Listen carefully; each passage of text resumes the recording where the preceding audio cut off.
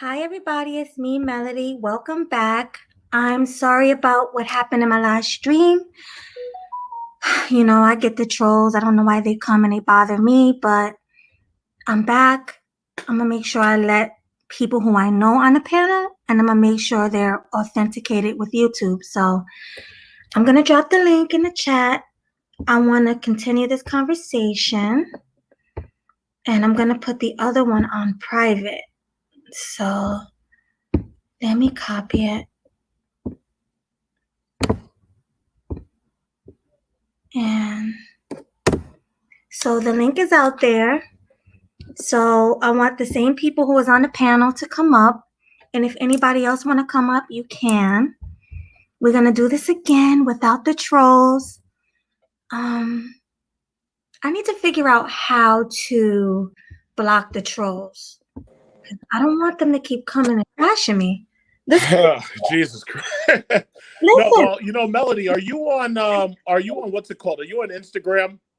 I am. Okay, some of us are on Instagram, and I think maybe that's the best way to share the links, because if you share it if you're on Instagram and you have people who you personally know and you talk to on Instagram, if you share links, that's the easiest way to do it. But the thing about it is some of these people purposely do that and they try to screw up your streams and whatnot. But again, if you work that editor, it makes it so you never have to worry about something like that going down. Like you never have to worry about being limited or whatever. Right. I'm going to still edit that. But in the meantime. Okay. I would just because you got to remember, Melody, even if you block it, YouTube still has it in their record. You can't, even if you say delete, right? It's still in their hard drive. So they could always look back at it if they really, really wanted to.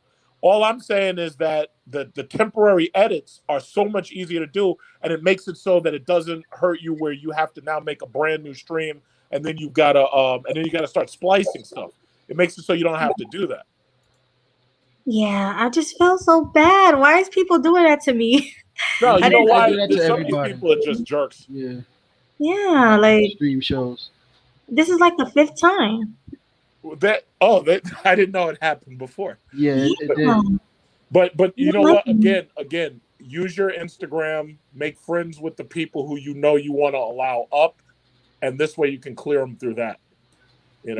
Instead of emailing, because some people don't want to do email. I mean, granted, you could do email if you want to, but most of the time I do private. I send out the private links through Instagram. Yeah. Wait, hold on. Who is Washida Original?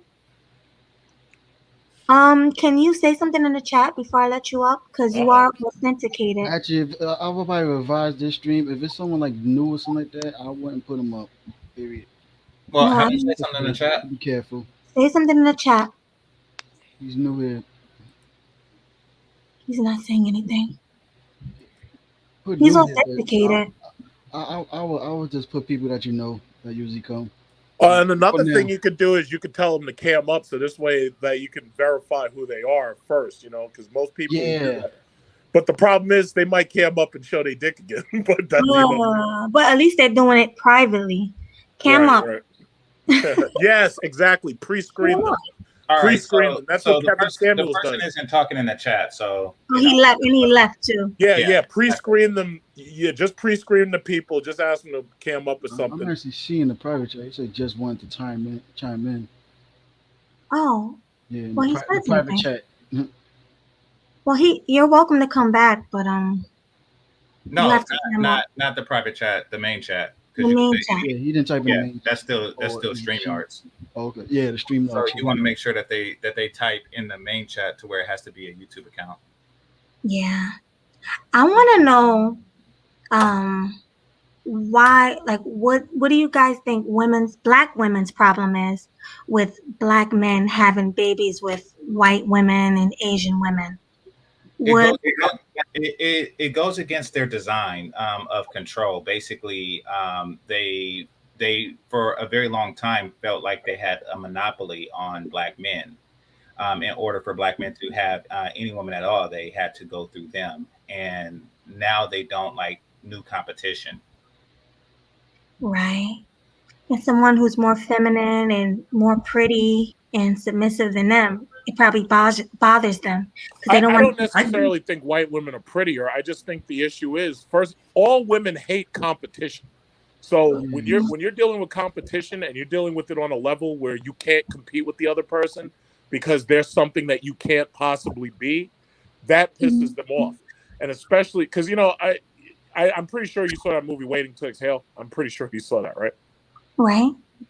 Well, if you're a black woman and you're married to a high value man and he decides that he's cheating on you and leaving you for a woman that's nothing like you, it's like, that's like a personal attack. That's an attack on yourself, pretty much. That's like saying, oh, not only is he going for another chick that may be younger or whatever, he's doing it with a woman I can't even compete with because I'm nothing like this other woman. There's a lot of women are basically in sexual competition for men because there's only so many men that have what they want to get. And if they see that the table is tilted, they're going to be angry about it. And Melanie, and also, if I may come in here, let's also put this in perspective. Black women feel as if they can do whatever black men can do, and that is not true. Take, for example, okay, black men are highly sought after by white women, by Latina women, and so forth. Black women, on the other hand, let's be honest, are not necessarily sought after by Asian men, by white men, by Hispanic men. And if you need further evidence to confirm that, what I'm about to say, again, it's going to be controversial, but the white woman is the beauty standard. According to the British Broadcasting Corporation, the BBC, 78% of the world's richest models are white. Okay? And so if you take that into account, then you'll understand, according to men, dating a white woman is considered dating up, while dating a black woman is considered dating down. Those are just facts. And it depends on what type of black woman, because my mom is Dominican and I have curly hair, and it's pretty long. And a lot of black women, regular black women, they don't like it. They don't like my hair. Like when they see me with a darker man and they see my hair and stuff, it's like, oh, who is that? I'm black like you, but you don't like Melody, me. Melody, you're not. That's the difference. They don't consider you full FBA. You're not what they are because you don't understand their struggle. Wink, wink. Like there's even one. What really it is that they don't want to compete. They don't want to put the work in, to get up to that level. You got to realize most black women, they chase shortcuts. The fake hair, the over tightness of the waist bandage and everything, the clumped up makeup on their faces that tend to look like they drags and everything. All these shortcuts. Most percentage of women of other ethnicities, they actually put in the work to make their bodies right. Actually mean naturally, not just taking BBLs and then injections and all that crap and everything. Yeah, Mel. And the crazy part is that sisters don't even got to do that. All they got to do is lose weight, be feminine, just wear their hair natural, and brothers be cool with it. Exactly, and that's even killing them worse because there's this funny thing about it. Sinbad said it himself. Why am I seeing a black woman getting a fake butt? She was born with a big butt, and she getting a fake butt. Like, it's crazy. Like, other ethnicities paying to have your butt that you was born with, and you going to get a extreme fake butt. Like, right? Black women are beautiful, and we need to realize that. Like, that's a lot of black women don't realize we're really the beauty standard. We have the thick lips, the nice bodies, even the tans. Like, you see a lot of white women, they stay on the beach for tans to make themselves darker. Yeah, but now I think black women were the beauty standards like in the 90s and in the 80s. Now it's like we're all obese, overweight, everything fake. So, yeah. Well, yeah, that's what it really comes down to, Melody, is that they don't really want to compete with other groups of women because looks aside, a woman really needs only to be reasonably decent looking in order to secure a relationship with a functioning man. Now, what's happening is once men start considering other women and, they put that a little bit aside, then they start looking at personality and disposition. And that really sucks right now. compared to, and that's why, you know, men kind of seek Asian women because reputedly they have the best, they're the most submissive, you know, et cetera, et cetera, et cetera. They're the best at child rearing. They have the greatest feminine value. So they know that if they were to, you know, maintain this current sisterhood, they wouldn't be able to do it if the floodgates were open to competition. They just won't. And Melody also look at it this way: Jeff Bezos, the richest man in America, the richest white man in America, he's with a white woman. Robert Smith, the richest black man in America, he's with a white woman. So, Jeff Bezos with Maria now, bro. Yep. That woman's Latina. Maria. Yeah, he traded her in, bro. He with Maria now. Well, he was with a white woman. Yep. But you get what I'm saying, though. I mean, the rich and wealthy men, they typically go for white women. Well, There's okay. another go for They go for the best woman, you know, for the job, you know. Yeah. Just that, and that's why you know, Zuckerberg was with an Asian woman and stuff like that. They pretty much just go to whomever is most qualified, and as any man should. The thing is, and the reason why a lot of black women fear, you know, black men interracially dating is because if you do that, they will know that collectively they are the least qualified, and they would have to actually become qualified, and they don't want to do that. They like the sister girl thing. It's kind of like if you're in a classroom that grades on a curve, and you have like and everybody in the class don't really study. It's okay because it's on a curve, and you know, and 30% is an A in this class. But what happens when the class expands and they start letting in, you know, honor students or well-disciplined students? Then the curve change. Hold on. Can y'all hear me? Yeah. Yes. Then, okay. Damn. Then the curve changes, and they would actually have to do work. They would actually have to do their homework. They would actually have to study for midterms and exams and things like that. They don't.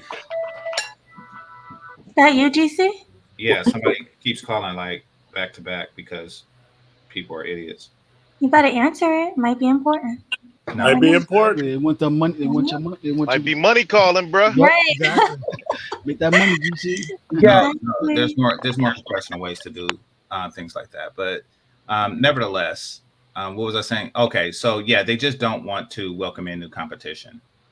Right. You got a couple of other aspects also. One of the things that's going on, if you pay attention, a lot of these relationships that the sisters are having with the Caucasian guys are blowing up. They actually are blowing up. And one of the reasons why is, take, for instance, you take Meghan Markle.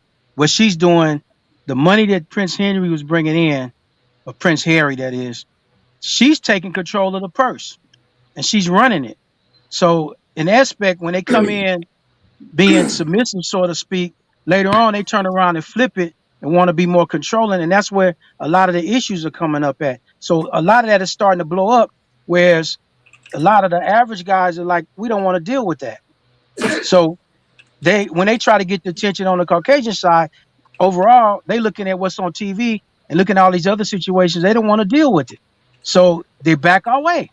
And no matter how they put themselves out there, and they've been putting them out there if you really watch it. Just like the way it's not in the big numbers that you think it is. No, I know it's in the small numbers. But yeah, the but just deal with the that numbers is, it is. I got a lot of homegirls, man, that are, you know, sisters that are with the white boys. And they cool. I mean, the white boys are cool, but here's the deal. These women are, you know, feminine women. And the thing they tell me all the time, you know, I just be jokingly ask them, you know, why are they with a brother? And they said straight up, you know, brothers, you know, they try to get in their area, couldn't handle their femininity. They wanted them to be in charge, but they wanted a man to take charge. And that's the aspect, you know, that's the type of black women you ain't seeing out there. You ain't seeing them. They just flying under the radar. And let's get one thing about Prince Harry and Meghan Markle. Prince Harry went from being a prince, a wealthy prince, living in a castle, to dating a black woman, downgrading, and now look at him. He's a tech consultant. I mean, Prince Harry, he was always like, you know, I hate to say it, the beta type, the little mama's boy. and stuff. He was the one that's real close But to he his mother. was a wealthy prince. He leveled up, man. He Remember- leveled up. Yeah, but remember his No, he brother. His leveled brother was down. more his brother was more masculine. He's a than he tech was. consultant now. He's not a wealthy prince anymore. And that's the the family sad thing cut him about it. off. And that's the sad thing about it. And stuff. His brother was the more masculine one and everything. Yeah, that's what I say. He's still in the family. So They he control his leveled household. down. Yeah, his brother. Maybe he wanted to work a 9 to 5, bring home the bacon. Yeah, exactly. Yeah. No, his brother. I'm But talking she controls every aspect of their spending. about- He has to bring receipts to her. That's how bad. And it's the money he got That is. from the family. Mind you, they're making another 45 million just in stuff together. And then there was another 200 million that they got in together. But then it was like 400 just from the family itself. Mhm. So she's running it all. I mean, he's technically making celebrity money, and he was in the royal family. He was making way more money than that. It's sad. Right. And you know what else? When Meghan Markle and Prince Harry came to the U.S. and needed a place to stay, who helped them out?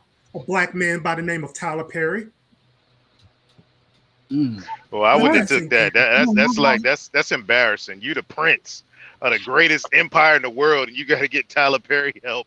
That's just straight cuck shit Yeah. right there. That is funny. yes. You was an Apache Was that- pilot was that fighting the from them not- Taliban, and now was the that from Taliban's them? clowning him. Yeah. Hey, was that from them trying to get a place and nobody will help them? Or just they didn't know what they were doing, where they were going? No, it was him listening to her versus being a man just coming, you know what? I want this crib. I'm buying it. This is where we living at, Megan. That's all he had to do. She's got the twat waffle wrapped all around her. So Mhm. he's following behind her. Exactly. That's it. It's not him controlling anything, it's her. No, exactly. Tell me that stands for him being the ultra mama's boy. No disrespect, yeah. You know. Because she probably told him, well, this is what we're gonna do. We're gonna do this, this, and this. And some kind of way Tyler Perry reached out and he said, yeah, we're gonna go with this. And he just went along with it. Instead of getting somebody that he could have got, we can get the property here, or do this or do that. And she's probably taking control. She knew what she had. When he was getting ready to get away, she went right back and got on her knees basically and did everything she needed to do to get that ring. She did it. And over a period of time, and they got the second child now. Mm. You know, she's running it. Oh damn. She's running. They got their second You think child that's now. the So white in her? I mean, the black in her that's running it. What do you think? Hell yeah, but that's what that's his impression of what Black America was. So when he got with that, he figures, okay, it's a matriarchy, so mama rules in the black community, so I got to listen to her. Also remember he's with a mixed black Right. woman. Also. Right, she's mixed, but still. But her mom is black, you can't blackity even. black. But you can't even say nothing because look at her dad. The way her dad was. Mhm. He was basically Yeah. a bum. Even though he was Yeah, making her- money in the movie industry, he was basically a bum. She was raised by her blackity black strag mom. Mhm. She got them ways about her. And lived in South Central. Mm. Wow. She probably was the pretty girl in the hood. And Yep. D boys wanted. I don't know, but I told you I like to sneak around those channels with the women, and I heard one of the women say white men treat black women way better than black men. Well, Yeah. you know what? If white men treat them so good, then go get yourself a white man. Exactly. Boom. Be happy. That's it. all. We All right. cool. That's all. Go get a white man. But the reality is, most of that don't work because chances are their family ain't gonna treat you right. And then on top of that, most of them won't want to be seen in broad daylight with you. Like, you know, Nah, big truck, it ain't like that, Bro, man. Go yeah, to it is Seattle, like bro. that. Excuse It me, a ain't lot like of go these to high Seattle, value- man. You know what? Some of these That's high all you value see in white men. Seattle. If you think about Some it of this these- way, some of also these white too. men, some of these white men, depending upon where they are and what the circumstances are, some of them will date you. They'll even have sex with you, but they will not want to be seen in public with Bro, you. that's how we are, man. You know what I'm saying? Some dudes smash fat chicks, but don't want to be seen That's the in same. public Yeah, with them. exactly. It's the same dynamic. That's right. It's that look. But If you if you heard him say that way, that talking about white men treat me better, then how did they gravitate towards their own woman? Like we did. I don't Like, believe Well, is that- no. They Well, lie. once- I think they're lying. once again, Melody, that's just an attempt to create competition. What they're doing is they're trying to eliminate competition for black men and create competition for black women. You know, they're basically trying. That's their way of saying step your game up or step your standards down. Yeah. You know, it's like, oh, you gotta work harder for less in order to compete with the white man. Yeah, I definitely don't believe when they say that. No, you just tell them be happy, and all you gotta say is be happy, do you. You don't care Exactly. what the hell's going on with them and Zaddy. You don't care. You let them do them, because the minute you show any kind of concern, like, or you say, oh, it's not gonna work out, they parents won't. No, you're showing concern, and they've won. Now they think, okay, now we got the brothers on our minds because they're talking about us. Nope, ignore them. Let them go off and do what they do. We do what we do. It is what it is. Exactly. Yeah, I can't even stay on those channels. I just go to hear the gossip. I can't even stay because it's ridiculous. They never come with facts. Never. Like, you know how you guys pull up facts about black women being obese and all this stuff? I never seen them pull up facts. Nope. You ever It's seen like that, they like to lie on black men. You ever seen them shows that Jessica Asked be having? There's this black girl who over pedestal her white boyfriend, but she's always covering her face. Like, you know, I can't be see my identity and stuff like that. Because people know me. And she talk mad shit about black men. I've never seen that. No. Yeah, if you see that show, yeah, you see one of them shows. That show she had, yeah, it's a girl that covers her face and so try to hide herself. Anytime I hear us talk, I was like, you know what? Why y'all keep arguing with this girl? Like, yo, just like Trey said, yo, what's so happy? Yo, if you that happy like that, then why are you busy coming to black men's or black women's and that's because it's not happiness, it's begrudging. Exactly. They're doing it because they ain't got no damn choice. Exactly. They still want our Just attention. laugh at them. Yeah, they still want Hey, our laugh at attention. them and post up with the baddie on your arm and be like, hey, do you, sis? I'll tell you, listening to Cynthia G is like a mind fuck. I don't even listen. It's horrible. I'm like, I oh, was like, man. what And are you you know, talking about? what I find funny is women like Cynthia G and all her followers are basically upset that they, as women, don't qualify for high caliber, high quality, top notch men. So therefore, they only qualify for men who are bums. Let's be face it, there are women that are bums, there are men that are bums. But those women only qualify for men that are bums. They get so upset that they themselves, as women, are bums. They want to project that anger onto all black men and therefore assume that all black men are bums because that's what they only attract and qualify for as women. Mhm. Wow. Yeah, I heard her tell black women, what did she say today when I was listening? I think she told black women to start treating black men the same way black men treat them. And then they were like, well, what about our fathers and our sons? And she said, oh, well, they're not your fathers and sons.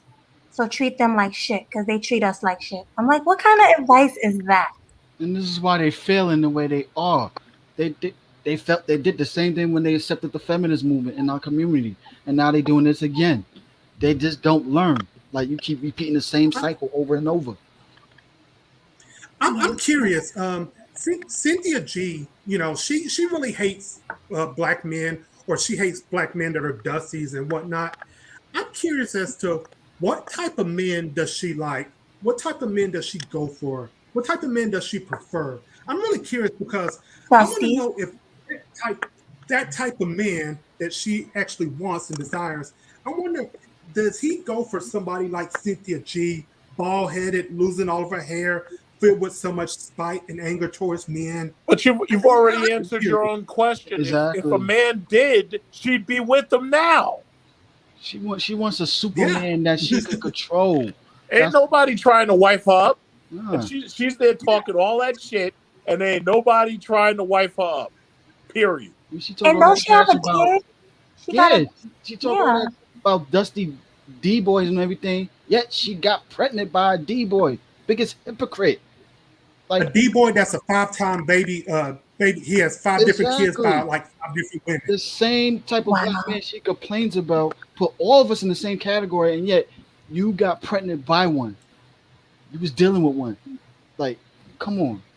It don't add up. Like look, I think what SMD would say, they don't see negative numbers. With she see the negative numbers with She that. doesn't see negative numbers. Exactly. yeah, but that and was you know really what else? extreme. Oh, go ahead. Cynthia G wonder- doesn't I see wonder negative numbers. Exactly. Since Cynthia G has so much anger, and talks down about black men so much, I wonder if Thanos were to say, you know what, Cynthia G, I agree with you. Black men need to be built more. Black men are dusty. Black men need to get their act together. I wonder if Thanos were to snap his finger and say, I'm gonna help you out, Cynthia G. Snap his finger, and all of a sudden, black men are the greatest builders in the United States, have all the power, the status, the clout, the whatever. I wonder if all of us black men would be okay with black women as they are now, like Cynthia G. Would we just say, hey, come into my arms. I want to build for you, black woman. I want to create for you as you are. Sean, if Thanos snapped God. his fingers and he tried to create nothing but tens out of black women and they were all virgins, that fucking gauntlet would burn his motherfucking arm off. Mhm. Well, can I hear from 1Gs? Because I didn't hear anything from him. Hi, 1Gs. Thanks for coming. You there? What's going on with y'all? Hey, what's going on? Ain't nothing, chilling. And what I see it, man, a lot of sisters out here act like they don't want to date no black men at all. They just want the white men and all this other shit. But as soon as you get a white woman, they're gonna look at you crazy. They're gonna call you, oh, you a traitor and all this other stuff. So Hello. that's just You running? weird too. Yeah. Yeah, they think you guys are running away. They think you guys are punks and you guys can't handle building a culture. What do you think about that? Well, I don't know why they saying that, because even if we try to get with you, or we try to even talk to, even if we try to really talk to you, y'all really don't want us for real. You know what I mean? That's why most of the brothers be leaving, because y'all act like y'all don't want us for real. So it is what it is. The funny thing about that is some of us still deal with black women just from other countries, from the Caribbean, from the other descendants, African, all that, European, Yeah, but they still, even if they're black, you're still running. Even if you go to Dominican Republic and get a woman from that culture, you're still running to other people's culture, no? One thing that Cynthia G has said that applies to this conversation here, that, believe it or not, I actually agree with her. One thing that she always says, and I agree with her, we live in a black male worshiping culture. That is so true. And that right there tells you how much power, how much status us as black men actually have. I agree. Yeah, because I see a lot of women, especially here where I'm at. I'm in Jersey and in New York. A lot of like Hispanic, white women. Everybody worship the black man. I even asked a couple of my friends. They're like, "Oh, black men. I only like black men only. Black men are strong. Black men are powerful." When you see the I hear a lot of media, people say that. when you see the media and the sports, entertainment, that's what pushes out there, and this is where other women desire the brothers. Because there's a brother I know that was playing professionally over in Russia, and when he had his wife with him, and while he was there, these women were pushing the numbers in his hand, and he was like, he was trying to play it off, and she's right there with him. So they had no shame in that game. They approached the brother, and his wife was with him, which is a sister. And she just stepped Somebody back and talk just to me. watched it. She didn't say anything. She just stepped back and watched it. She kept her mouth shut. I'm But sorry. they're Dom. they're that bold, though. They're that bold. Oh, I got it. Yeah, just like you said, sports is big here in the U.S. Who controls sports? Black men. Rap music is big here in the U.S. Who controls rap music? Black men. So that tells you there. Actually, Jewish men control rap music. Well, they control it, but who is at the forefront of it? That's what I meant. Who's at the forefront of it? Who's the face of it?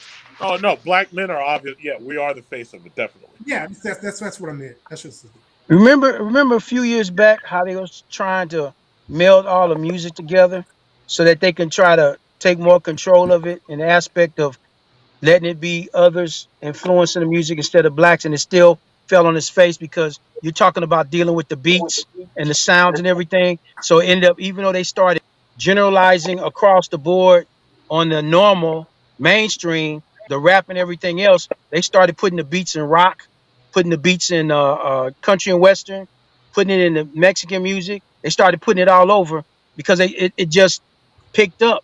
It just picked up to the point where it influences all the way across, and people see this. That's why you could see stuff over in England or France, the culture, the hip hop culture, and how they dress, how it influences, and they want to talk and act like the brothers here, there. Very, very big, even in Africa. Even in Africa. What you niggas think that image of black men is positive?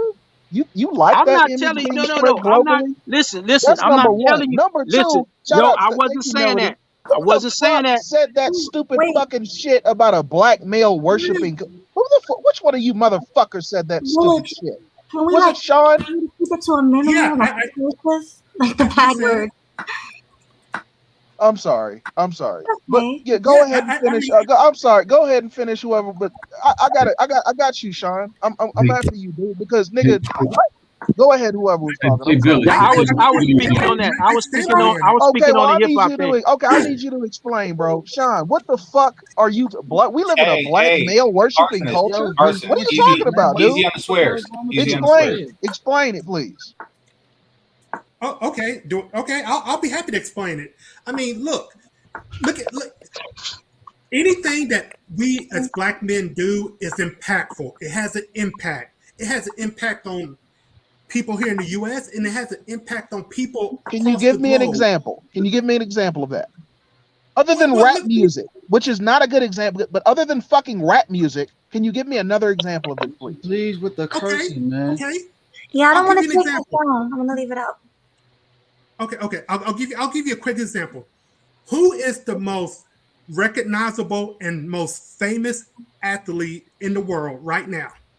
It depends on where you are. That's a stupid question. Michael Jordan. Because in certain parts, in certain parts, it's soccer players. It depends on where you are. So that's it. So next, Michael fail F. You get an F. Yes, Next, it give me depends on another where you example. are, What but is your Michael Jordan's point? no What more is your around point? than soccer players. My point is, Michael not Jordan that has been Sean. retired. He's been retired from basketball for about 30 years now, and he is still just as recognizable and famous anywhere across the globe, even though he's been retired from the game for 30 years. You said That right there impact. tells You me- said impact. What impact is Michael Jordan having globally? Look at basketball. Kids in Lithuania wanted to grow up playing. White kids wanted to Dude, grow up okay. playing. like him. Okay, you're failing, bro. You're not giving me Billy examples Ocean, of how what is black your- men Yeah, are I got having you. this What is your point? huge Billy? impact on society right now. Because Okay, look, what let is me your tell you point? why what you're saying is dangerous. Because white supremacists, certain groups, they try to blame black men. They're trying to blame us for the. Don't you guys understand that? You got certain people that want to blame rap music, for instance, for America and its current state right now, in that we have messed up relationships and a messed up culture and broken families. So they're trying to blame stuff like rap music for the downfall of American culture. When that's BS. Because the same people will talk about how young ladies these days are smutting themselves out, not being ladylike. But who owns OnlyFans? Black men don't control OnlyFans. Black men don't control Pornhub. Black men don't control any of that bullshit. We don't control. We're not the ones out here having women selling their virginity to pay their tuition and all that kind of. We don't have. We're not making these multi-billion-dollar flicks that impact American culture. Like for instance, the Marvel films. All these films that actually impact American culture. These are these Hollywood studios. We don't control that. So I'm trying to understand how you are because that's what you're doing. You're feeding into this narrative that black people are somehow to blame for what's going on in this society. That's what you're. That's why what you're saying is dangerous. But I need you to explain. You're not giving me anything. Please help me understand how we live in a black male worshiping culture. And you're saying this because apparently black men have this superpower, this super influence over society. So give me an example. No, Sean, Let let me say this. this. Hold on. Let me say this to Sean. Sean, I need you to understand, bro. I don't know where you get that from, bro. You know that the black community is ruled by matriarchy, not patriarchy, right? I need you to understand that. So you listening to Sinji? Yes, it is true. What are you talking about? Bro, if you're understanding the whole entire thing about how the black community rolls, it's ruled by moms and grandmothers. You understand that, right? It's never ruled by fathers unless it's in other traditions like Africa and South America and maybe the Caribbean, bro. You know this. Why do you think it's strongly ruled by single mothers instead of fathers? And you think this, anyway, hold on. And you think that fathers have a tough time sitting up there being in a household. Bro, do you not understand what happened since the 1960s? Like it's really plain to see what happened, that the man who was taken out of the home for a reason. It was ruled by women, not men. But he's talking. I don't know if he's talking about the praise that, you know, like sports figures. It's like our talents, not our culture, like our talents. Because you think about it. Yes, it depends on where you're at in the world as far as soccer players and all. It depends. But we know when it comes to American culture, it doesn't depend. They know more about us than we know about them. Black women's achievements aren't uplifted 10 times more in this country, bro. Really? But we don't know nothing about people. Our culture right now. Michael Jordan is. They know who LeBron James is. But for the talent, I'm not talking about anything outside of that and praising. I get the fact that, you know what I'm saying, we are set up for a lot of shit. You even hear black women talk about men of this, men of that. You know, we're not going to be responsible for nuclear wars and all this bullshit and the violence that they put on TV when it comes to cloning people and the end of the world. Yeah, but we look at Boys in the Hood as the most violent versus zombie apocalypse and all that shit. Like that shit is ridiculous. So I get you on that. It's these white boys putting out John Wick movies, but people want to say it's rap music to blame for the violent culture in America. It's these crackers making John Wick movies and all these violent ass movies. These violent video games, Grand Theft Auto. Black men didn't make that shit. So I'm trying to understand, where's his influence? All right, can we let El Nixon talk? El Nixon haven't spoke yet. Hi, El Nixon.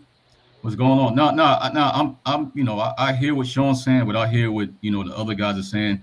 And, you know, sometimes we just, the way we communicate it, you know what I'm saying? We got to give each other a chance to like come bring full circle with it, you know what I'm saying? So we can talk, but we don't have to really, you know what I'm saying? Like Game Changer was saying, like let's watch the language. I know we passionate about it, but let's help Melanie out and keep it clean, you know? Yes, I totally understand. Let me just say this, if I may. Okay, the number one thing that the U.S., one of the top exports of the U.S. to other parts of the world is our culture. That's a fact. That's one of our top exports to other countries and other places in the world. What do we mean by when we say culture? Our culture, the way we live, our television, our movies, our sports, our music. That's one of the top exports to other countries across the world, okay? Sports. When people in England, people in Great Britain, people in, Spain or wherever, when they think about sports, they think about basketball, they think about football, because those are the top two sports in America. Who's at the face of those top two sports? Black men.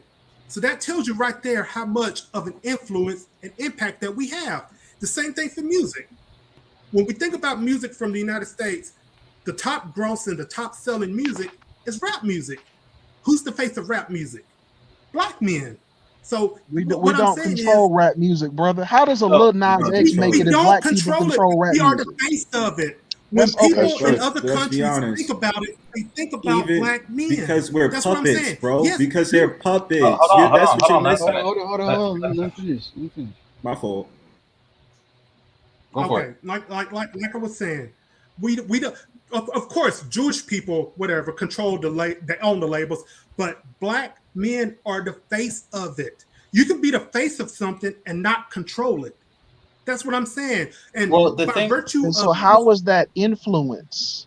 That's not influence if you don't control it. That's not. How are you influencing anything?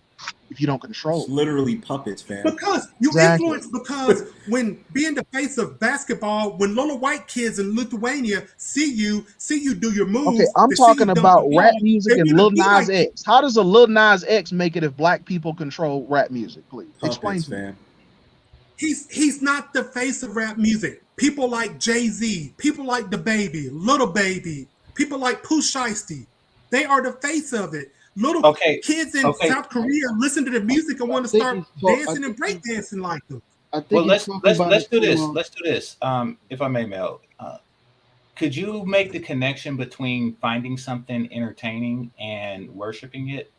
Because that's a big stretch. I mean, you can actually not respect something that you find entertaining, or not respect the face of the people who you find entertaining. You know, I find clowns entertaining. I don't necessarily respect them, and I damn sure don't worship them.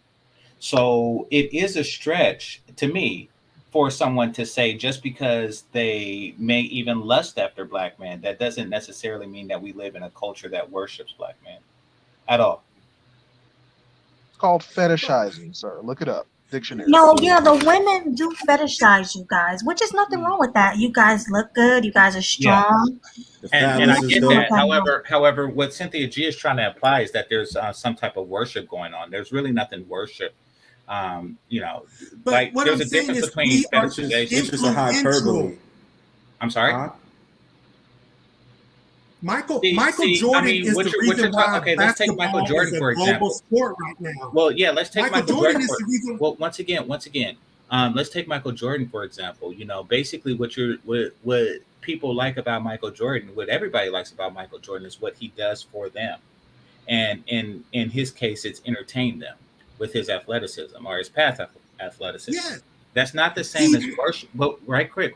Appreciating what someone does for you, generally for free, is not the same as worshiping them. It's not. Okay, Yeah, but it's not a but connection. how many? I can guarantee you there were millions of white kids in Europe and Asia or whatever that had Michael Jordan poster in their bedroom. Like there were millions of black boys here in the United States that had Michael Okay, Jordan sir, posters we'll in give their you this bedroom. one guy. We'll give you Okay. Michael Jordan. Okay, TVA, basketball. What wait, else you got? TVA. What else Let you me got? say one thing to Sean. But bro, the connection you're making still does not apply. Sinji is letting you go into a whole entire illusion based off of what you're saying. That doesn't mean anything you're saying right now. Anybody can have a Michael Jordan poster in their house and be like, I love Michael Jordan.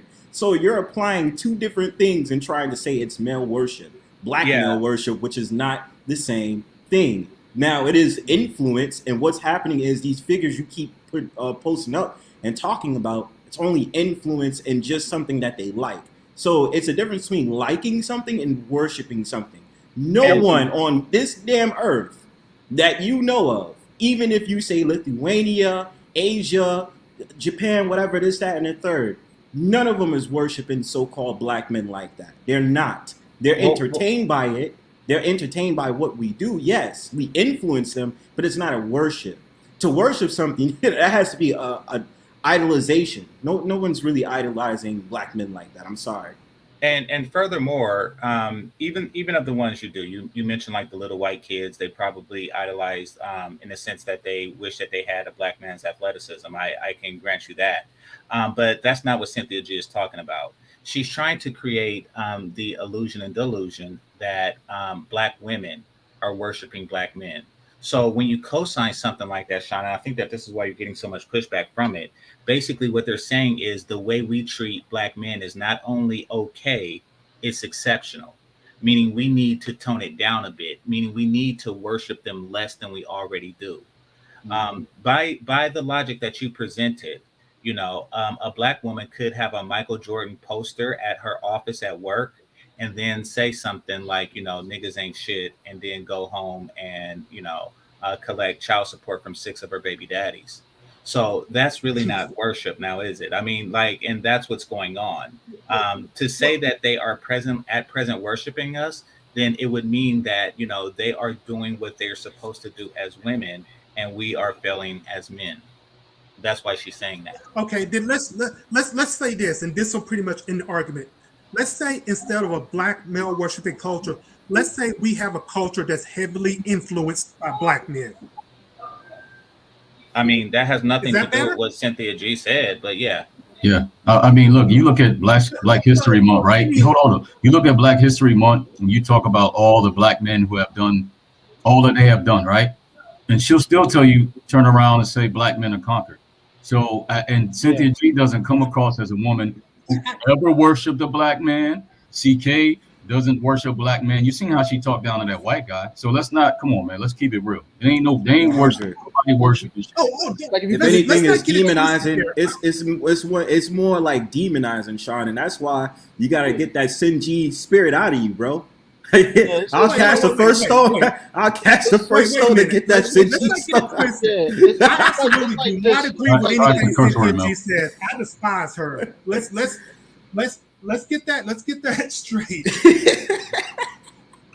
I do not. I despise Cynthia G. For the She record. worshipped that bang on her forehead. That's about it. Don't do that. My bad. No, you can't.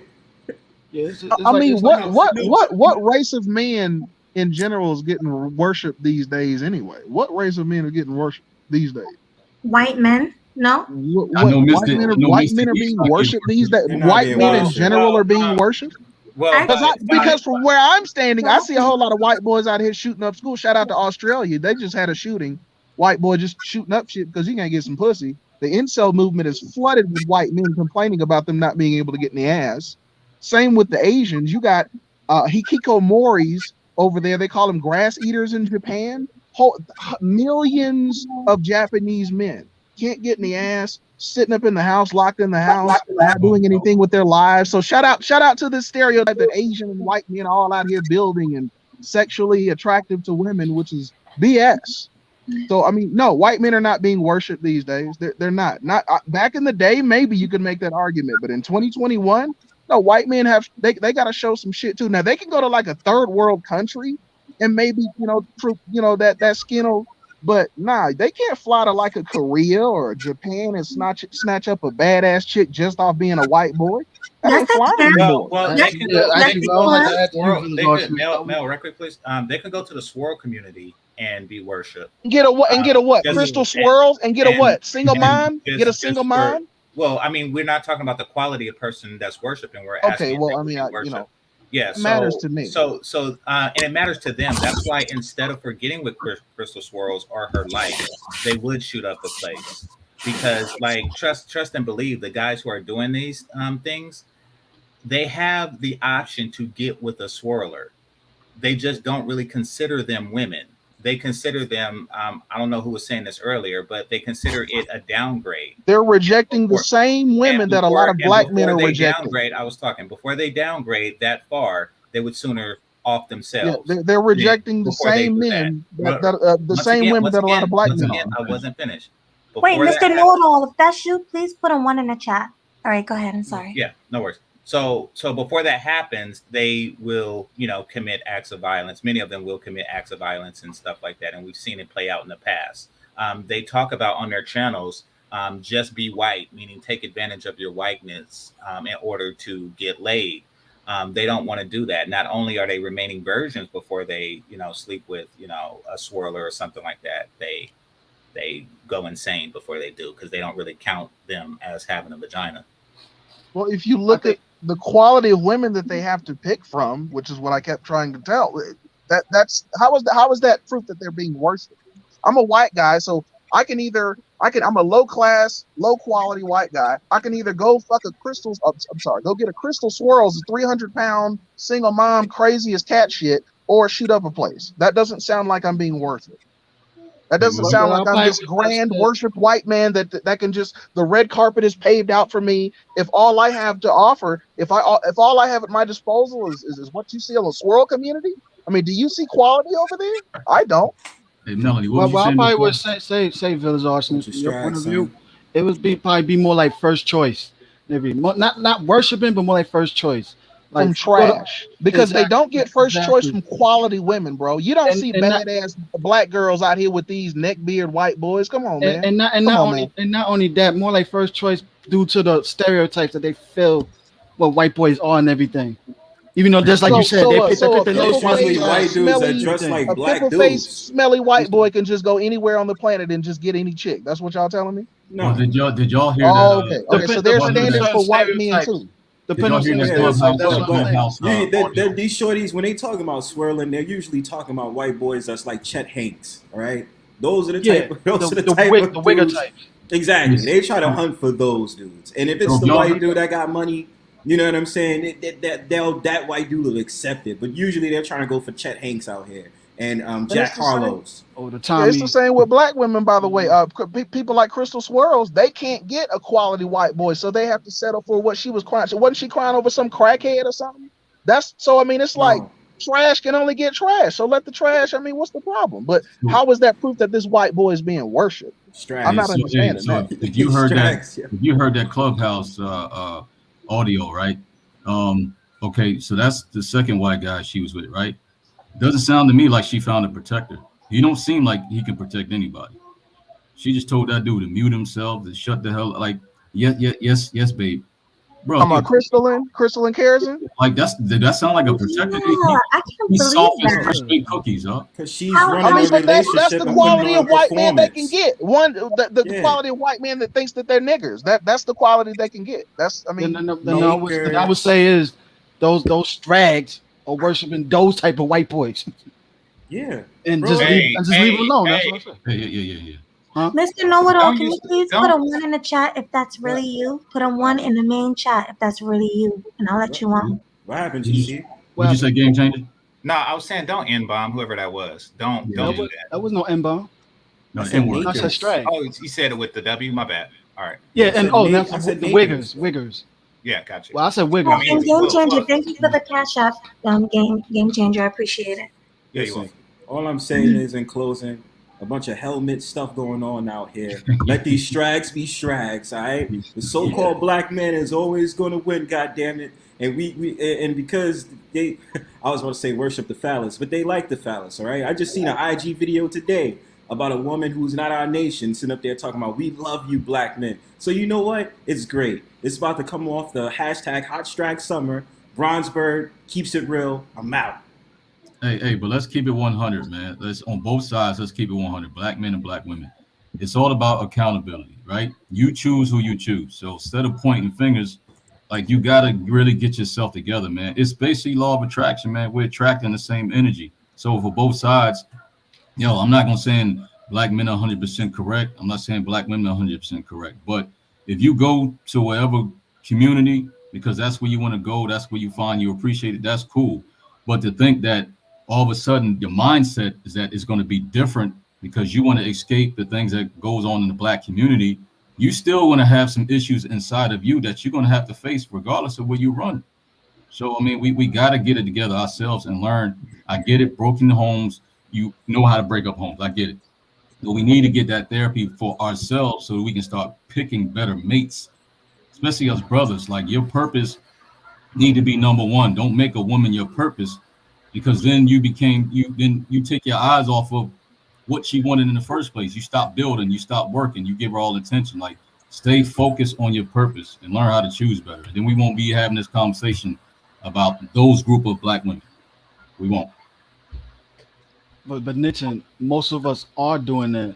Yeah. I get it. I wouldn't say it's an even number, 50-50. No, it's like I said, a small percentage of men have access to a large percentage of women. That's in our community. That large percentage, those women try to use them as the cleanup guys. Those cleanup guys are saying no more. I'm tired of it. Yeah. I'm not being your cleanup guy no more. So that's why they actually building themselves and going elsewhere now. And stuff. Yeah, but you know that it's the women, the large percentage of women, they're the ones that's complaining about saying more, because like you said, self-accountability. Well, most percentage of men take self-accountability at a faster rate than a woman is and stuff. You ever hear the conversation when men talk about their faults in the past, they take 100%, but when a woman says it, she always got to say, but yes, I did this, but always got to be a but in it. Yeah, not taking 100% accountability. I'm cool with us men getting it together. It's just the guys who complain about the women. In the meantime, they're not doing anything. Like brothers, in the meantime, if you spend too much time complaining about black women and you don't have your stuff together, come on, man. Like get your stuff together I first. agree with you on that. But those are the guys they're getting pregnant by, though. That's the problem. They're sending cash apps to prisoners and getting knocked up by felons. So that's who they're getting knocked up by. Yeah. Let I me, mean, we let get to me a point say when this. El Nixon, I'm curious, like why couldn't a person who's not together complain? right. No. You can complain, but after, like, think about it. A lot of these people been here. And I'm not talking about content creators. Been here for 4 years, man. Still talking about the same stuff. You mean you don't have it within you, within your power, to start making change for yourself? You're gonna keep blaming the other person, like the victim mentality. Come on, man. We know there's obstacles, but the victim mentality gets you nowhere. Step over the obstacle. Don't stand in front of it the whole time. Can you be more specific? Because I still don't get it. Like, because the two things don't really relate. Say you're dealing with a guy that's poor, right? Mm-hmm. And he's talking about the social conditioning of modern relationships. One thing really has very little to do with the other, because one is an individual problem and the other is a social problem. It's a societal problem. But are you trying to do something individually, or you just want to complain about it? Like think about it. Young kids today can say, I don't have a father, so I don't know how to tie a tie. But yet you can get on YouTube. What am I supposed to do about, for instance, the single mother problem? I'm not contributing. You're not responsible for everybody else. No, because I mean, El Nixon. Here's what it sounds like. Stop complaining and do something. Now, right. Typically, that is an argument used by the other side, and they use that in everything. Stop complaining and conquer white supremacy. Stop complaining and build. Stop complaining and do this. You see, they don't want to highlight their negatives, and that's one of those things. It's a very arbitrary thing to say, stop complaining and get on your purpose. When really, right quick, Archer. In addition to knowing that a person has the ability to do both, the things are unrelated.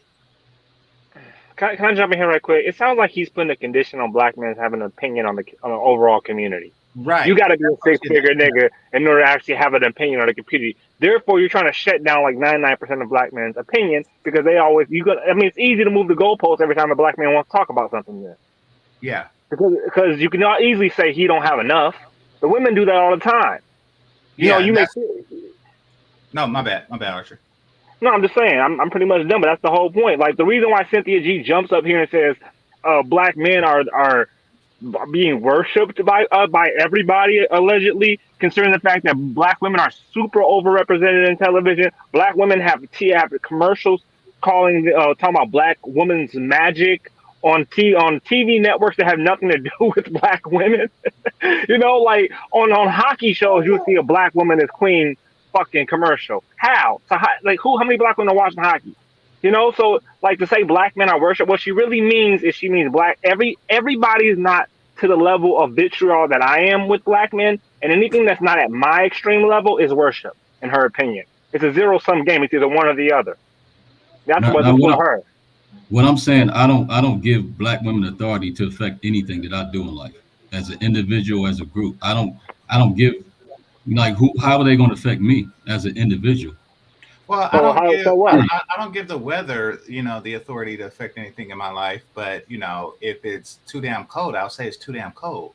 But yeah, but the weather's going to have more effect on you than weather's going to do what the weather's going to do. Like, what I'm saying, stay inside. But I'm saying a black woman complaining or doing whatever, that got no power over me, though. It really don't. Well, neither does black men. Okay, right quick, Dixon. Neither does black men. Yet you're more concerned about our complaints than theirs. No. First of all, here's the thing. Now, if anybody know me, here's the thing. My whole concept is iron sharpens iron, right? So my thing is, as a man, it's easier for me to get with men, you know what I'm saying, and work on us building our standards. I can't control women. But if we step it up, we wouldn't have to. If men talk to other men, as in young men and stuff like that, instead of, you know what I'm saying, like, we are men talking to men. I call it complaining. We should. And that's exactly what I'm saying. Men mentoring other men. Nixon, listen. Bro, you're soft. You're saying, hold on, Archer. You're saying that men should talk to men, about these things. We are men talking to men about these things. But prior to this, you were saying that men should stop, and you call it complaining, which is belittling what's going on here. But you say they should stop doing that and they should start building. I'm not trying to give women power. I'm not trying to cape for them. I'm not trying to talk cape for the women. I'm not trying to put it on black men as in we're failed or anything like that. I'm just saying we should focus on our purpose and move forward, and everything else will catch up if they don't. We only deal with it's not really. I see what you're saying. You're trying to say you don't want to admit that what they're doing affects you because you feel that empowers them and maybe even encourages them to do it more. Kind of like if a person who is very weak were to hit you, you're like, listen, I don't even want to say that hurt because it actually didn't hurt. However, it is very important to speak to the mentality of what just happened.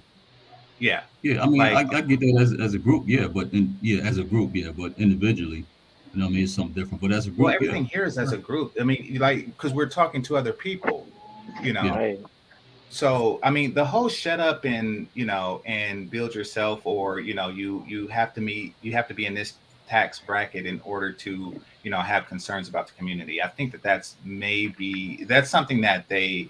I mean, I don't think you're doing it deliberately, but I'm not mentioning tax bracket. I don't care about tax bracket. I'm just saying men in general, the authority that we have. I'm basically saying, like, I get what we're saying here, but I'm saying that focusing on the authority that men have. You know what I'm saying? Like Mel said, we do. Men should have no. You just said men shouldn't have any authority. No, who says black men shouldn't have authority? No. I mean, well, why shift the focus of a group of people who are focused on a particular thing? I don't see that. I don't see the point in that. Like, because that's what you're saying. You're saying, the focus should be on self-improvement. First of all, that's a thing without a cap. There's always going to be room for self-improvement, which means that there will never be an opportunity to focus on this particular problem. The social conditionings and our inability to form black families with black women. So, you can always say, don't focus on that and self-improve. It's kind of like that's something that you can always do and never get done. And that's just. I'm sorry. No, I was just saying that was a good point. Yeah. No, that's something that men are always told to do that never gets done. That's like, hey, don't focus on me, focus on this. And black women have really gotten off on that. They have, that's how they were able to get a beachhead into what they're doing now, because we was focused on civil rights, actual white supremacy and stuff like that. We were focused on that. And even when the civil rights era ended, they still demonized them. And, all of our focus was shifted on the people who just gave us civil rights. We still hated them and didn't know why. So it is very important to, stay focused on the task at hand and on the subject matter at hand, and not say, oh, something, I gotta self-improve. I mean, like, yes, each one of us right now could be doing push-ups, I guess, or we could have this discussion and we choose the latter. Well, Melody, let me ask you a question real quick. The bashing black male option is clearly more lucrative, right? So I'm trying to understand, and I salute you for it, but what made you choose this path instead of, say, a Cynthia G or just shitting on black man path, pink pill, black men ain't shit? Like, did you just have a strong relationship with your dad, or like what? I just love black men. I think black men are like, I don't want to sound like I'm sucking up or anything, but I just think black men are amazing. Like, I don't know. Have you known some amazing black men personally? Like, my dad, my grandfather, my brother, my exes that I've been with. Yeah. My friends. So you had black men, strong black men in your family. Okay. Yeah. Yeah, black men. Oh, go ahead. Can I ask this dude a question right quick? Because he said something that I want to jump on. Everybody got him talking. He said men should be checking other men. He's been on up here saying a lot of women's stuff, and I don't think he knows he's been saying it. So I want to. Do you feel it's not masculine for men to check women's behavior? Do you think men should only focus on each other? Bro, I'm not saying that men can't do that. I'm just saying let's put it like this. For me personally, like, there's men who do that. That's cool. You know what I'm saying? That's what they do. I'm not gonna waste my time trying to focus on women that ain't want to listen. You know what I'm saying? Like, I'll move forward without them women.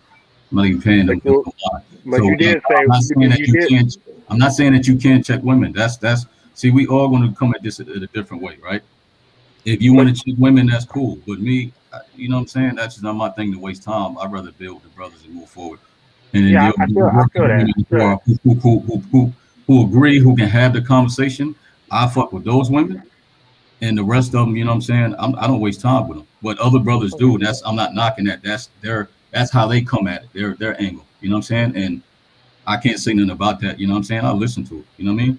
That's just what they do. Now, I can't do it. I let them do it. You know what I mean? Like in Nixon's defense, Tony, what he's saying is focus on each other and stop worrying about the woman that's not gonna follow us. Point blank and simple. Now, We build ourselves. My bad. I mean, When you start learning not to care and build yourself up, everything else, starts coming to a different side of light and then become more better that way. And the women that want to follow us, you worry about them. You got to teach the teachable. If those women are teachable, you take those along. Those that's not want to be teachable, you leave them alone. Facts. In that, I agree with you in that. Let's the black community goes through and runs through black men. This notion that we live in a matriarchy is complete and utter bullshit. It's false. It's not true. Black women don't build anything in the black community. Black women haven't built anything in the black community. All the wealth in the black community is with us black men. So therefore, black men control the black community. Not really. And so you're right. That point of view, not really. You're wrong. I mean, you're right about black men having resources. But you're right about black men having economic advantage in the black community. But the way the black community is structured, and the way we think politically, the way we act, is a extreme mindset of a woman's zeitgeist. Our community is what? Let me use the black church as an example. Let me use the black church as an example. You forgot the black church. They always talk. Man was head of the household. God first. Man head of the household. Woman followed the man. It's not like that no more. Now the black church is changed. Now they cater to the women consistently and make it seem like they run the household or they supposed to be running the household. And that's the problem. So you mean to tell me black men have all the power, all the wealth, all the status in the black community, but some way, somehow, under some umbrella, black women control the black community? Yes. Yes. Oh. Yes. All right. So see, like in this conversation, right? Like Mel know me by now, right? And that's why I said a lot of times we got to finish the conversation because, sometimes, we may say stuff that may not be clear or whatever, but anybody that know me know that, what I mean? Like, I seldom get into beefs. Like, I wish Village Arts was up there because we bumped heads before, but, saying it's all love. I understand that he's a passionate dude, and I respect that. But people that know me know, like, I'm really for the brothers. I try not to get no beef because I know, like, we really trying to tackle some issues. But I really mess with the brothers, I really want us to all do good, and get what we want out of life, focus on our purpose and all that. So sometimes, like when Game Changer was talking, sometimes it's good to really, if you have a misunderstanding, talk it out, because sometimes we might misinterpret this stuff, but I'm really for the brothers, man. And I'm full of sisters that's full of brothers. Anything outside of that, man, is what it is. Let me just say this. If for some reason all of the black women were completely exiled from the black community and us black men were free to date any woman in the world we want, Brazilian, Portuguese, white, Russian, or whatever, the black community would still continue to flourish because us black men would still be able to build and create. And so how can you sit here and tell me black women control the black community when if they were to be completely exiled, us black men would still be okay, still be able to function, and still be able to build? Because let me answer that. Okay, let's go. Because the black community is not flourishing. Now the black women were gone, and black men were to go somewhere else and lead and with another group, then yes, that community would flourish. But since black men are not, the women don't believe in black male leadership, and they buck back at that. Now, yes, we might have the money, we might have the resources, but as far as the way when you get in a relationship with black women, as far as the way the society and black families expect that relationship to operate, black men are not at the head of those households. Even though they're making the most money, even though they may have the most resources. The way the black family, the black relationships operate is matriarchal. The way our families operate is matriarchal. Let's use the Cosby Show as an example with the Huxtables. Who actually ran that household? Was it Heathcliff or was it Claire? I don't think that. Okay. Heathcliff, I would Rat row. Nope. it was Claire. It was always Claire. The No, women. it was Cliff. Exactly. It was Bill Cosby. Bill Cosby ran that household. No, he didn't run the household. It was How you Claire. run the household when you always at work? Claire ran that household because when you know she put her foot down, he backed away.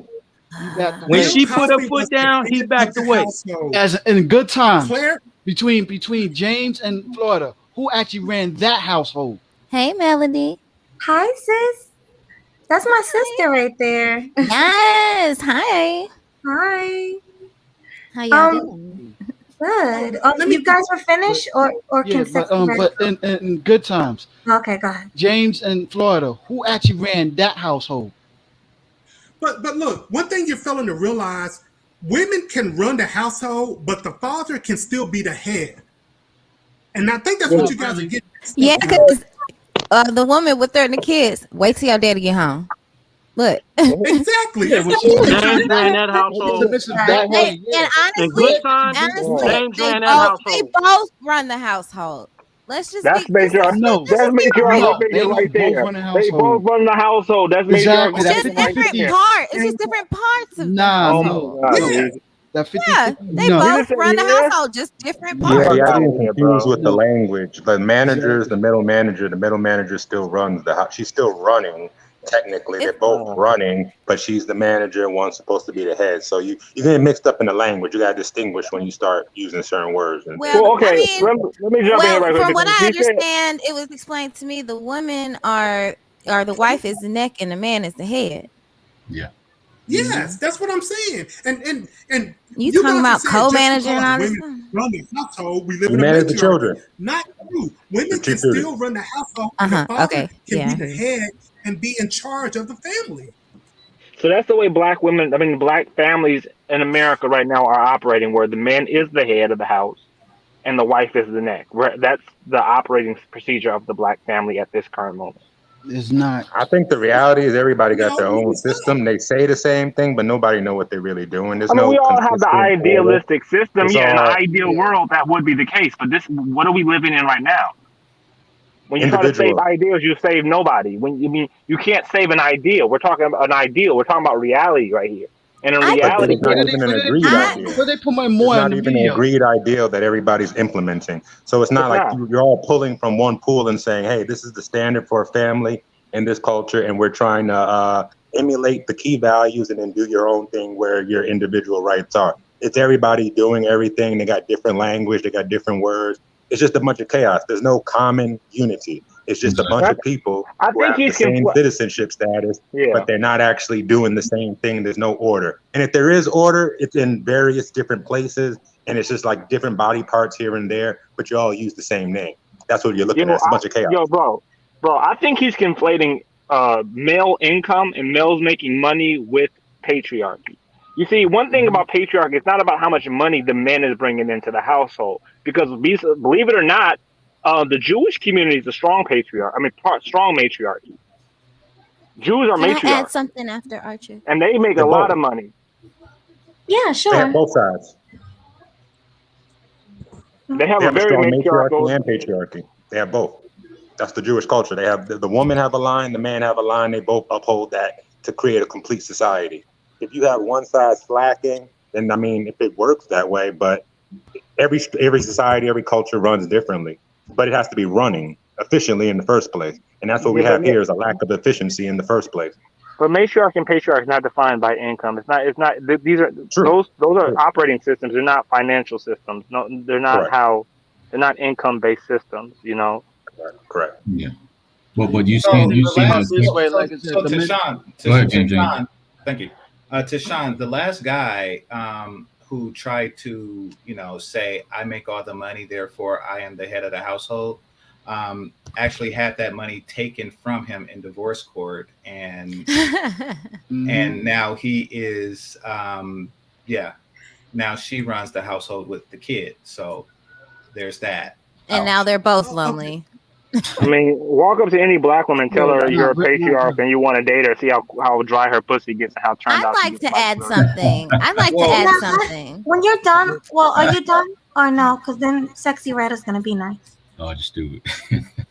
Go ahead, I Red. didn't mean to cut you off if you were talking. Are you done? I guess so. Oh, okay, go ahead. I'd like to add, when I look at other cultures, if there's anything that I do notice is different than ours, is that they have a respect for each other. They respect, there's a mutual respect for male and feminine roles. And we don't really do that. We just complain. We always complain it. But we never see what we actually appreciate about each other's. So, Ray, can I ask you a question? In the black community, well, I just want to answer this quick question right quick. In the black community, where do you think the lack of respect lies? I mean, do black men not have respect for the women? Everyone's responsible. There is no one gender. There's no all female, all male. We're all responsible for decline. How was that? So do you think there are clearly defined roles in this culture?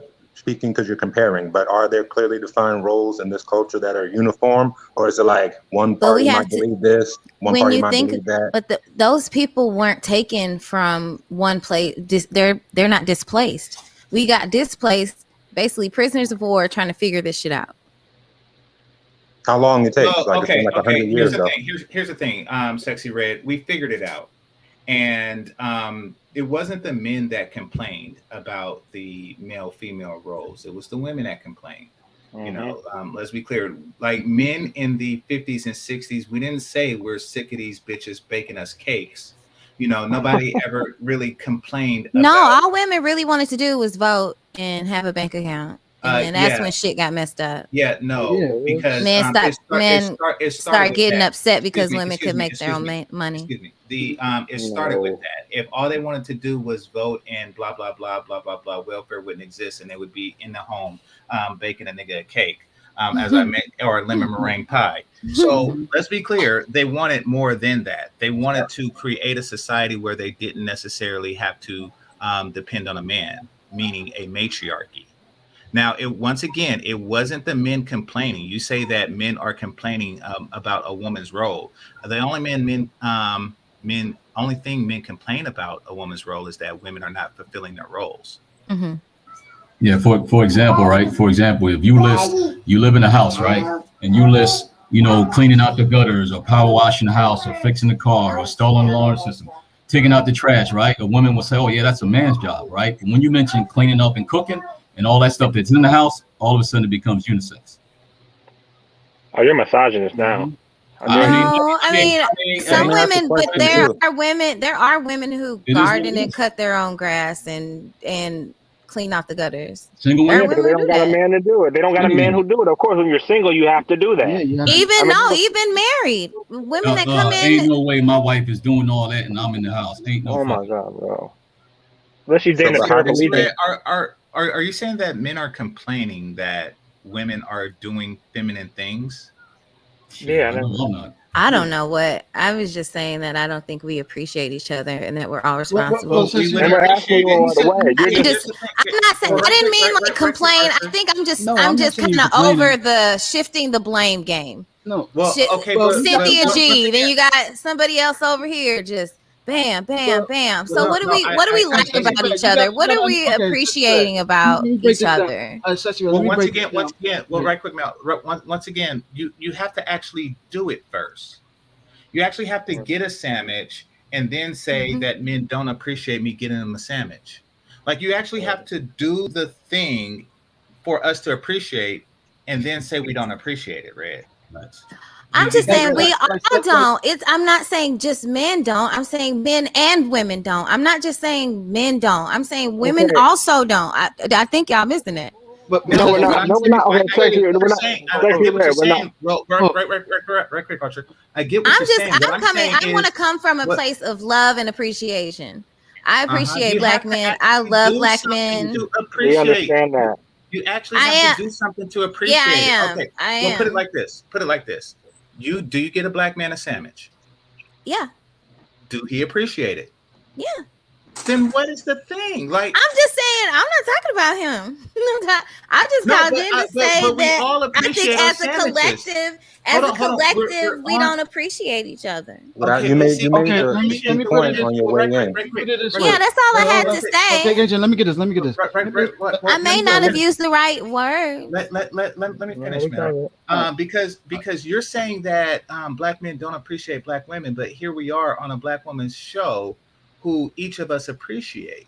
So I think that I get what you're saying. You want to be balanced. You want to say, I get it.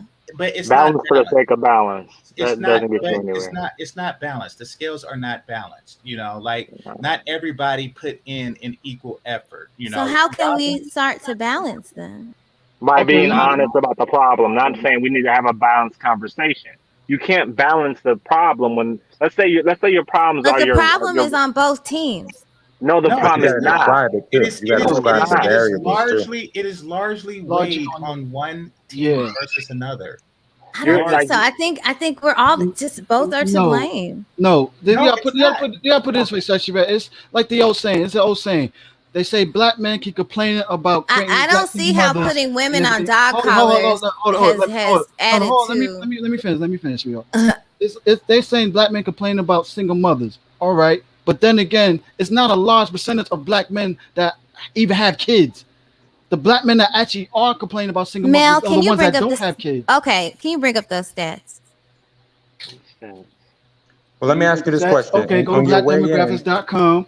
There's not a large percentage. There's not a large percentage of us that have kids like that. No, bring it up, baby. Okay. I mean, even if every black and I already said about the 70-30% those too, but I'll bring it up. That's such a false argument. Because I've never seen these stats, so I'm not trying to be an asshole or I'm not being an asshole or anything. I just want to see the stats. I know, but that's not the problem though. But even when we do show them the stats, they don't want to still accept it. That's another thing. This is where you're missing. If I see the stats, I've never seen these stats. I don't know where they are. And I hear it a lot in this space, but I've never seen somebody bring up this graph saying 51% of black men are single and child. I'm telling bring it up, because I've been on there. Maybe I'm stupid and can't read anymore. All right, post the link for her. Maybe I just missed it. And maybe that's another problem also too. Most percentage of women don't want to put in the work. We tell them to do something, they want to put in the research work. But you know what? One thing that we do. I'm not the one who just brought up the stat. It's in the private. If I would have came in and brought the stats, Sassy Red, sweetheart. It's in the private chat. I got the link in there. Thank you. So what other cultures did you have in mind when you were comparing? I will say that we have to acknowledge as black people that there's a gender war going on, and it's not only prevalent in the black community, but it's also going on in the white community, the Asian community. It's going on everywhere. And so therefore, if we're going to fix this, we not only have to address the gender dynamics between men and women, black men and black women that are out of place, we also have to address the cultural dynamics between black men and black women that are also out of whack. What is the American culture though? What is the culture though? That's what I'm saying. Bronsberg brought up earlier that some people used to own slaves. So you have a bunch of people who used to live different ways of life in America. So you have to remember, America was an experimental place where a bunch of people came because they didn't fit in their culture and they came here to do their own thing. So that's the beginning of the society. So they say it's a melting pot. So how are you supposed to make something uniform when this is the place where everybody can kind of do their own thing? It's like people have to understand the parts that they're trying to put together. many. Like you have some women who are matriarchal on here. Which one? Where they're like Amazons, like they don't like men. So why are you trying to force women who don't like men to like men? That's silly. That's completely silly. Like you should maybe do business with them on a business line, but like beyond that, like why are you trying to negotiate with somebody who sees you as an inferior? Like that's low self-esteem right there. It's like whose fault is that? Like why are you still trying to like be family with somebody who doesn't see you as family? It should have been clear like earlier to move on and get with people who fit with your system. That should be the only like real conversation. I mean, as far as, you could talk about the problems. There's no problem with that. That's good news. You need to highlight the issues. But as far as being emotionally invested, that's crazy. It's crazy. I don't see where it says 51% of I men see it. The first are chart. single and childless. The I first don't know what chart. that stat proves. What does that 51% stat prove? No, it just says 50. Hold on. I'm It says talking to Mel. 52% of No, black men have never been married. It doesn't most of say us- not have kids. She believed most of us have kids. I Period. never It does said not- that. No. I just said you brought up the stat. I told you to provide the stat. You did. However, this stat only says never married. I It was doesn't telling you the say example without stat. children. So I'm just But that's another fact, right? Also, too. There's not a lot of black men don't have kids like that either. where is the stat? Okay. Tell me, you don't really need a stat for that. Let me ask you this: in your personal life right now, if you count how many men that you turned down in your lifetime versus the one that you actually had sex with, it's going to be a large percentage of men that you turned down over the men that you actually had sex with. You don't even need a chart for that. That's actually proven countless of times. Y'all turned down more men than y'all had sex with. And we know now that most, these days with the internet and everything, most percentage of even men younger is not having sex like that either too. They cash out of the dating market. So if you think there's like a large percentage of men having babies like that, just pumping and dumping, you're wrong. Period. Most percentage of men won't even be able to pass down their DNA. They have to wind up choosing to be stepfathers. I don't think she said that. I think her point was the problems on both sides, and I don't know how. But the men that's the having point I'm babies making relate to also that. too. But just like Game Changer said, it's going to be more on one side than the other. And it is. Well, The problem yeah, is that's definitely the point that I women. was trying to make also too. That's why I Yeah, used that example. I think that the whole problems on both sides thing is both an attempt to balance and also a deflection. Yeah. Right. Like okay, so we all made mistakes. It's like, yeah, but you made a lot more than I did. I mean, it's kind of like you have two people. One of them actually, blew up, robbed the liquor store and then blew it up, and the other person, was the lookout. It's like, so we both messed up. It's like, yeah, but one person messed up significantly more than the other. The problem is on both sides argument. This associates the fact that black men have been being shamed for this alleged problem that they've been having. Like since the 1980s, we've been seeing the black side of the problem, black male side of the problem put on television, talked about on the news, talked about everywhere what black men aren't doing. Exactly. And for the most part, black men, especially the younger ones, we're not talking about the older generation, not talking about the men that were in the 80s, but the younger generation of black men, millennials, and even the Gen Z, they've done a lot to counteract those old negative stereotypes of black men, or those old problems black men used to have when it came to dealing with relationships. But since that time, the problems the women have been having that nobody talked about has been exacerbated. They've gotten worse. Sure. So to say it's a balance based off something that we heard, it's not balanced anymore. Because a lot more men are doing the right thing than women. So it's not balanced at all. It's not we need to talk about both sides. It was we need just to a focus thought. on the I one don't know. side. I know that, but I understand you. I understand you meant no harm, but at the same time, this is a man's space, and we care more about accuracy than feelings. Mhm. I mean, even this melody space, but you're gonna be around, man. We care more about accuracy than feelings, so we're gonna get accurate here. Facts over feelings type, with backup. The accurate thing here is that it's not balanced. It's not problems on both sides. The problem is the women are getting worse, and the men since the 1980s have been consistently getting better. Sounds like you're growing apart. Can you guys hear me? Yeah. Yeah, it's a little bad, my service. I didn't hear anything from adult supervision, and then I'm gonna rotate one person out and bring in Edward. So I'll drop down. From what it sounds like you're growing no, apart. you can come back up when when I have space. Thank You can come up, Ed. Individuals grow apart, groups grow apart. That's normal. You need to be thinking about what the next step is, because it's like, sounds like you gave the coroner's report already. It doesn't seem like, it's like two different, more than two, but let's just say two for argument's sake, two different ideologies trying to live under the same house. That's not going to work. A house can't be divided against itself and stand. So, I mean, you had a good run or whatever. Like, just be thinking about the next move. Like what's the solution? We're talking about both sides of the what, but there's both sides of what. There's no actual agreement. There's no set in stone as to what you're supposed to be doing. And this, like, it's just an idea. It's just like, well, I don't like the way you act. All right, then go your separate ways. That's like a child on the playground. You don't get along with each other. Either you come up with an actual agreement you can abide by and hold each other to, or you go your separate ways. No big deal. But it's kind of weird if you're both using the same name and going your separate ways. That's going to be confusing for people because like you got a matriarchal side, a patriarchal side, a kind of egalitarian side, and you're all like talking the same words, but you have different meanings to them. So that's just something to consider. Yeah. Good point. You can go ahead, Edward.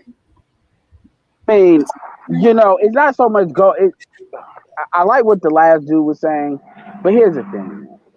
We've been talking, Game Changer's been here for a while. I've been here for a while. I mean, I'm at the point where if we're gonna start relitigating stuff that's already been settled, like stuff like, black men ain't only like 18% really of black men are really the ones really having all these kids, then my main default is just gonna be, well, what he just said. You do you, I do me. There's no need to have a community. It's just a whole bunch of people grouped together. And this is why generally I do talk at the individual level, because the truth is what you have people trying to relitigate stuff constantly because they want to believe that, well, it's 50-50. If it was 50-50, then it would have been figured out by now. The thing that's really holding stuff up is, and I'm going to jump on black men for a second. Black men, honestly, black men will not, they completely categorically refuse to actually deal with their women.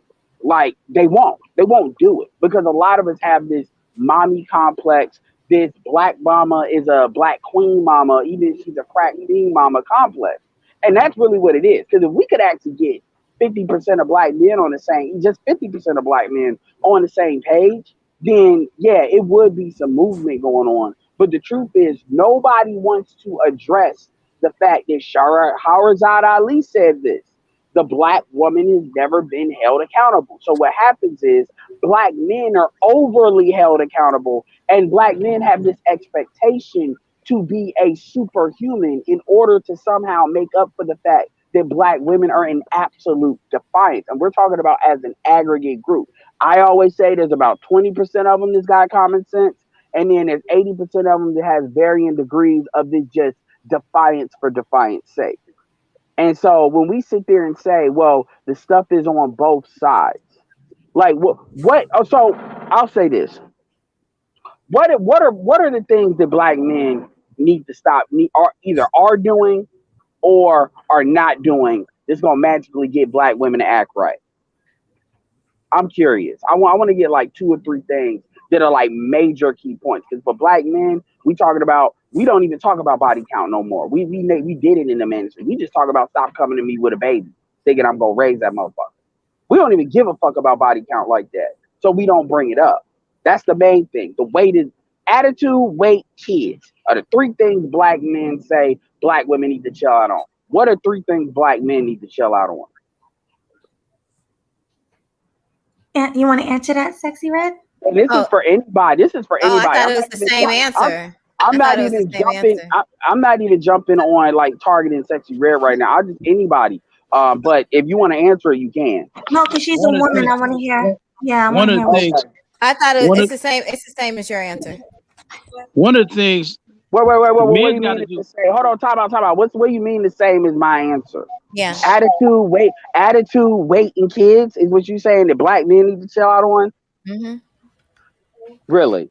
So what attitude is black men exhibiting that black women don't like? Because that's not even a complaint. You even hear Cynthia G and some of the ones that talk nothing but shit say. What attitude? Black men are not known for having a bad attitude. Yeah, sometimes some of you do. Sometimes, but we're not known. We're sometimes black men are everybody, sometimes everything. But black men are not known. So I got a question. Last few days we've had a few examples of how men. So let me ask this: are black men known for being the most patriarchal in the United States of America? Are black men known for hurting other black men? Every race hurts every race. So Like that. that is the attitude we're talking about. But that has black women don't act. So hold on. Black women don't act like they act because black men are shooting up other black men. Let's stop that. Are you serious? You got to do better than that with the bullshit. Come on, do You better. said attitude. Y'all get attitudes with each other. So you are really telling me that You black, did a content creator not just buy a firearm because he you challenged are, another those are content non-ADOS. That creator? don't matter. They're not ADOS. Fuck them. They're not ADOS. That don't count. We're talking about the ADOS black community. Well, We're aren't they talking about considered the black community? No, They're in the black because- manosphere. because the title of They're this in video, the black the manosphere. title of this video that a black woman made was "Are black men running away from the community?" That is not just race. That is interculturally as well. So by definition, they don't count because they are interculturally. So we're talking about ADOS problems here. So that's the title Melody made, and I assume that's what she was talking about because anybody could have put interracial dating. So basically what you see, this is that disingenuousness I'm talking about. You literally just said, "Oh, same as me." So I It could is have the said same. Candy You Cane- I could have weight, said Candy kids, Cane and to Rainbow. attitude. This is the attitude that you're displaying to me right now. No, you're disrespecting. Yes. Half the There's time, no these attitude. men on these panels don't even respect the women that be on the panels. The Can I- attitude, the weight, So the weight issue. A lot of men out here looking 22 months pregnant. So you A lot really, of so men you out are here really, looking 22 so months you pregnant. are really going to disrespect me right now for talking to me like I'm a fucking moron. That's what you're gonna do. Because that's Can I- what you are Can doing. I say something? A man coming to a relationship with kids is not the same thing as a woman coming to a relationship with kids, and to me, this is the biggest flaw in black women. They think that they're the same as black men when that's not the case. Men and women are different. A man coming into a relationship with kids is totally different from a woman coming into a relationship But I will with kids. give you, but I will give you one. I will even give you one even before you even jump on that. The reality is, black women have no problem man sharing. They do it. So when they try to equal, this is where that false equalization comes from. You do not have black men sitting there saying, "Okay, this chick's got 2 or 3 kids." I'm talking about dudes with options, because women got options, right? As far as sexual access. So you don't got dudes sitting there saying, "Okay, she got a kid and she got 2 kids. Yeah, I'm cool," and then complain about it after the fact. The dudes that are cool with that, they're already cool with that. But you do have a whole bunch of women that talk about, "I don't want to get married. I want the baby." And they have no problem sampling sperm from a dude. So then you have women that may be childless. And here's the thing, you all may be childless, but it is absolutely disingenuous when women try to present, "Well, I'm tired of black men with kids." The reality is, black women as a group has already demonstrated they have no problem man sharing.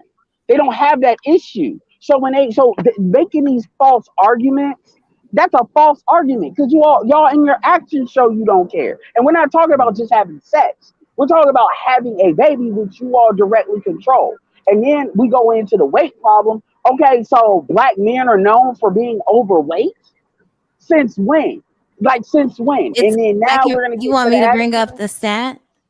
Yeah, please. Oh yeah, but those stats are in line with Americans in general. Black men Let her are do not it. Let her do known. it. So we're just gonna bullshit. That's what we're doing. And I Okay. appreciate everybody being respectful towards each other. Please Yeah. don't curse each other out. I appreciate this. Thank you. All right, she's gonna pull up the And spell. this is what I'm talking about when I refer to the gender dynamics that are totally out of whack with black men and black women, because an overweight black man is not the same thing as an overweight black woman, because an overweight black man can have a $50 million bank account, be well known and well connected in his city, and have clout. He's certainly attractive to a lot of women out there, whereas an overweight black woman with a $50 million bank account, she's not attractive to most men. But and But that's not even why it's not the same, bro. That's not even why it's not the same. The numbers are not even the same. If it's Yeah. compared, if I'm comparing to other if I'm comparing to other groups of men, like we're comparing black women to other groups of women, African American adults, including 37.1% of men and 32.6% of white men. Yeah. Oh no, 32.4%. So yes, you all are way more than other men. Wait, Other wait, races. I wasn't comparing men to women. Hold on. But we're not in the 80% bracket. Edward, please. Oh, shit. Read Oh this my again, God, please. bro. Please read that again. Oh shit. We're not in the 80% bracket though. Wait, hold on. But then go ahead. You want to share the screen?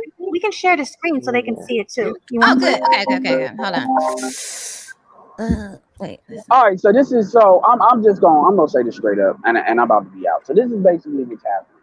I want y'all to really recognize I get a lot of fucking flack for defending women being in this space. And I just want to really make it very clear that what's going on right here is the shit that makes me look fucking stupid. It really is.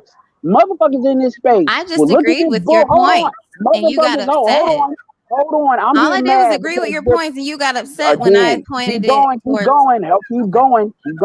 When I held up the mirror, that is when you got upset. Keep going because I get a lot of heat, and it's like hold up the mirror. So black women on the weight issue way more than the goddamn men. So it doesn't matter what the stats are. The reality is that is a fact. I'm sorry, but somebody earlier just said to me that facts over feelings. I was just told that. Okay, I think These you're are misreading this. stats, not. I think you're misreading this because what's going on here is they're saying like the number of obese people that it's 48%. Well, and once 40 again, that is and 37%. Please do not interrupt. What they're saying is that relative the ratio between men and women that are overweight or obese. Right. I'm sorry. Say it again. I blanked out. Sorry. Okay, so to the people that's paying attention, for one, let's not do that because really when you do BMI and men have muscles and shit, really don't matter. Like they could have like a bunch of they could have a bunch of bodybuilders in there, but my thing is, clearly we're not interested in solving.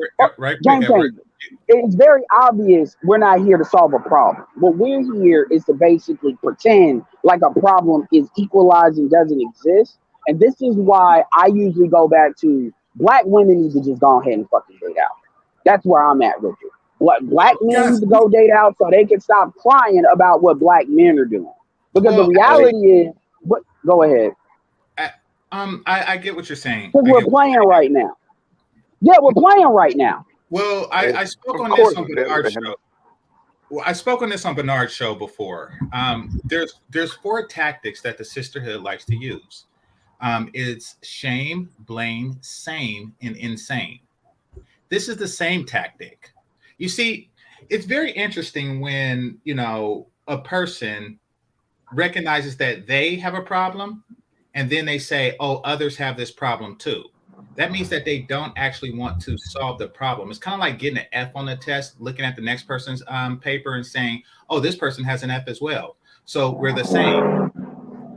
It's instead of studying harder and doing better. Not really much you can do with that particular mindset. That person never intends to be better as a person. And another thing, it's like saying, this person is fat too, which means that, and it's unfortunate, it means that if you're not fat right now, Sexy Red, you will do. No, I am fat. I am okay. fat. So black men are not going to argue the weight issue. Black men don't argue that issue. Like if you say, as a black man, if we had a conversation that you're fat and you need to get in shape, now whether they do it or not is up to them. But most black men are going to do one of the, especially if we're talking about sexual actions of women. They're going to do one of two things. Either they're going to get in shape or they're going to just go deal with uglier women that's going to reflect where they are. Hey guys, And that's what you see with black men. But with the women try to get you to accept where they are, which is, so black men hold each other accountable. This idea, and so when we try to create these false equivalencies, that's what gets on my nerves. I'm more cool with people saying a crazy position and standing on it than the play that, because I went off on Ulysses, on Art Nostal stuff for the same shit. When people play this dance where we're going to pretend that something's not an issue, when it's an issue, it's manipulative, and quite frank, it's very manipulative. It really is. I don't think Sexy Red was. I don't think Sexy Red was actually coming. I think this is the problem with the matriarchy so entrenched the Well, I'm mindset. saying that's what it is. No, it's that you wouldn't accept my answer. You don't accept my that's what I'm saying. perspective. You don't even you all don't even try to understand a woman's So, Sexy perspective. Red, how long have you been fat? All my life. You can go on my page and see how fat I am. Let me say this. Even though, how tall are you and how much you weigh? I'm 5'1" and I weigh 185 pounds. 185, but you don't look it. You don't look that. Like he said, I'm fat, man. I am fat. I am obese. You said you were. No, you asked me if I was. I said, yeah. According to that chart, according to that chart, I am fat. Okay, so that being the case, Are we talking about aesthetically? But she was it would be let me say this. Aesthetically, I mean, that would be I guess you would have it's personal. I guess you do personal. No, but would you say, Sexy Red, that weight was muscle? Maybe that's not, maybe that's not fat. No. Is it possible that it's more top heavy? Because some women are top heavy, and that's where they get their weight from. And a Don't matter. Yeah, she has big Okay, here's the thing. Look, man, I don't care about the weight. Hold on. What I care about the fact that motherfuckers weigh more than goddamn women weigh more than men. That's what I care. I care about that the average fucking black woman damn near weighs more than the average black man. Fuck the BMI. How much do you weigh? How much do you weigh? How much do I weigh? I weigh 150, and I'm 5'5". Some women You're can carry 5'5"? weight very well. Yeah. Some women And I can carry their weight very well, though. That is Guys, let's look at it. And bigger, but let's look at it this It don't way, matter if they guys. carry their weight well, they're still fat. Because Okay. Well, if you go on my page, you can see how fat I am. I don't want to see. She looks thick. She doesn't. You know me. First of all, I don't care what Sexy Red looks like. This is not personal. I never got. We're talking about the group. We just have a little debate. That's all. It's not nothing. I asked the question. Let me I never got to. Let me make this quick point. Can I? Let me finish my point, my quick point, and then we make another quick point, and then after that one is finished, then a quick point, and so on and so forth. All right, you got the floor. Sexy Red, knowing that you admitted yourself that you're fat, what are you making any effort to no longer be fat? Yes, I'm becoming a yoga instructor. So okay. Yeah. Okay, that's great. That's great. So you do recognize it as a problem. Does knowing that there exists? I don't see it as a problem because I don't have any issue. Lose the weight. I'm not trying to lose the weight. I said, what are you doing to not? Why wouldn't I do? Why wouldn't I want to? Why wouldn't I want to do something that is low impact, is mind, body, and soul inspiring? That's why I'm doing it. So I asked you, what are you doing to no longer be fat? And you said becoming a yoga instructor. And then you later said, y'all got this. Well, please, Edward. And then you later said, well, I mean, it is what it is. I mean, I don't know. I'm just confused because what do you? I mean, all you want me to say is yes, I'm fat. So what's the issue? You already said that. Okay, so what's your point? And okay, I'm getting to my point. So I asked you, what are you doing to no longer be fat? And you say become a yoga instructor. And then I'm becoming a yoga instructor. Okay. So you see, so you're doing that to no longer be fat, correct? Not really. No, I just really enjoy doing yoga. So that's not. So you answered the question wrong. Okay. So are you doing anything to no longer be fat? I know. I guess not. Okay, so But you see, she said she don't consider herself fat. I'm fat, but I mean, you're I over, do you're yoga. I overweight. mean, You're No, overweight, but no, you're no, not. but when I But you asked don't. if You you were look fat, you said yes, and then now you're saying you're not fat. I mean, look. According to the charts, I am fat. no, according to But accuracy, according to you're fat. me, No I offense. am not. But I mean, Okay, you know what? at 5'1", damn near 200 pounds, that's I'm fat. I don't obese. care how. Yeah, I don't care I'm how obese. it lays, and I don't care how much muscle she has. If she has muscle, she's a strong motherfucker, and that brings a whole different definition of black women being strong. If all that weight they have is muscle, Yeah. but I don't think they're that strong. How As far much as do you actually weigh? being How much strong. do you weigh, Archer? I'm 6'1". I weigh 180 pounds. Cool. I weigh more than you. Exactly. Here's an example. Here's an I'm a example. whole An foot taller overweight, than you. an overweight man and overweight woman, two different things. And I'll give you guys an example. Let's take Lizzo and Rick Ross. Both of them are successful musicians, successful entertainers. Both of them are overweight. Now, Lizzo being overweight, I don't know. One guy has said, damn, Lizzo is attractive. She's sexy. She's pretty. I want to get with her. Said, no man ever. Now, Rick Ross, on the other hand, there are plenty of bad, sexy women that he's been able to get He is fat. with. Why? Because He of is his fat. status. Oh, he lost weight. My bad. He's fat. Yeah, he's fat. You're right. But like I said, it's not the same thing because he's got status, he's got clout, he's got money, he's got notoriety, and those four qualities in itself makes him very. So you're sexy saying to a because woman. I'm fat that I cannot get a man? No, you can't. Definitely in What I'm Black saying America. is- But What- Black What about men, the sleep apnea? What about the hip problems? It is the What same about the in fact- terms of health. I mean, what about the fact that 1 out of every 4, which is the highest percentage amongst the women, amongst any demographic, Black women, Asian women, any group in America, 1 out of 4 Black women has some form of diabetes that's directly related to their weight. That means 25% of you, by the time you hit 30, will have some form of diabetes.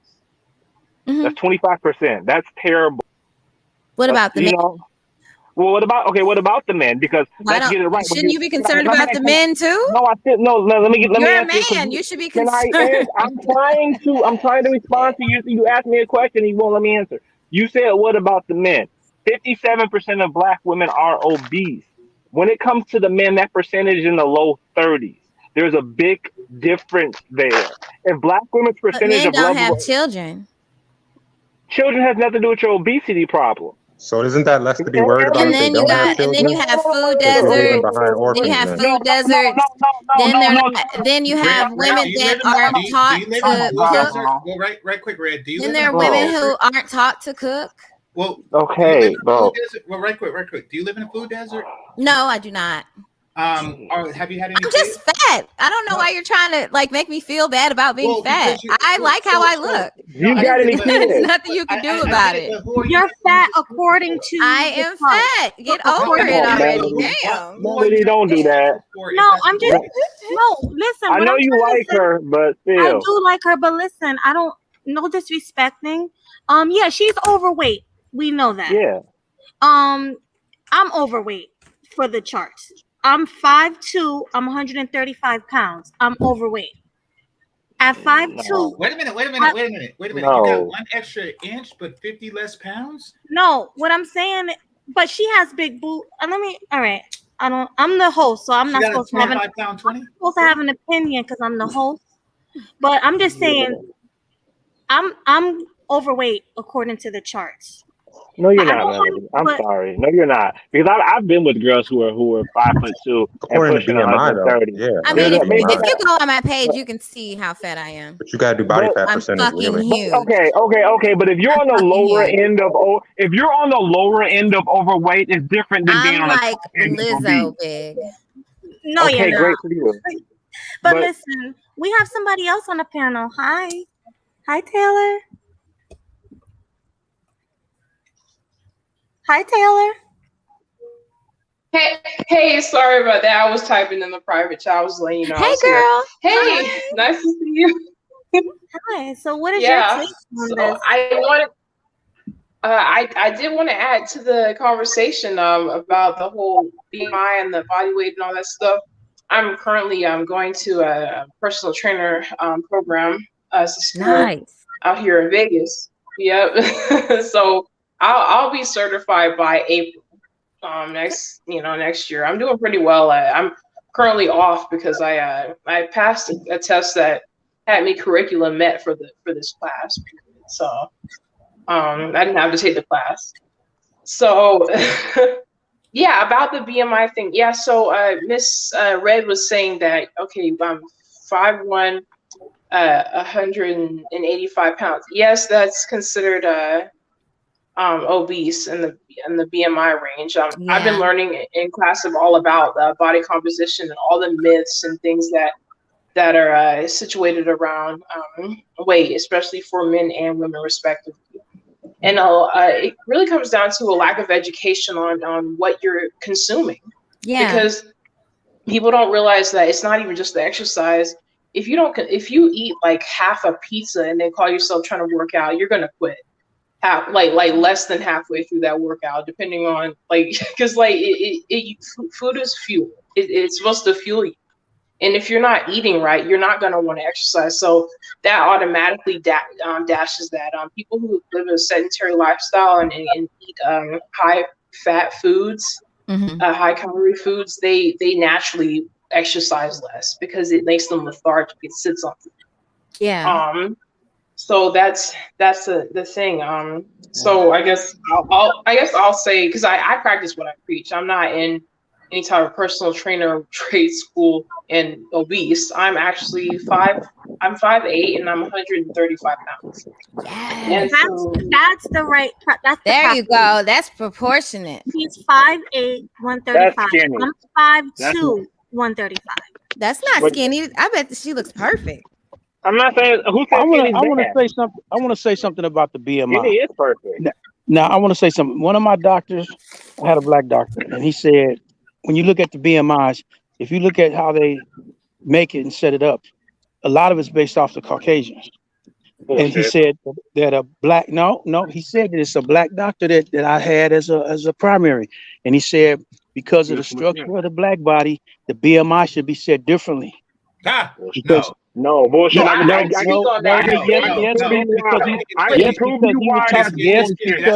like saying because of the black brain, the test should be because of the let's stop trying to measure. Let's stop trying to measure each other. By no. I'm making a statement here. That's what you're doing. I'm making a statement here. If you go to a black store, she would be a medium. Instead of a large. Let's not do that. We know. No, I'm saying listen. You let me finish. Now he was making the statement because the body structures are different in the aspect. It's like, say for instance, he gave me a example. Like as far as the females concerned, a lot of the Caucasian females, the behind areas are flat, whereas the sisters, they have more of a round return, basically shape.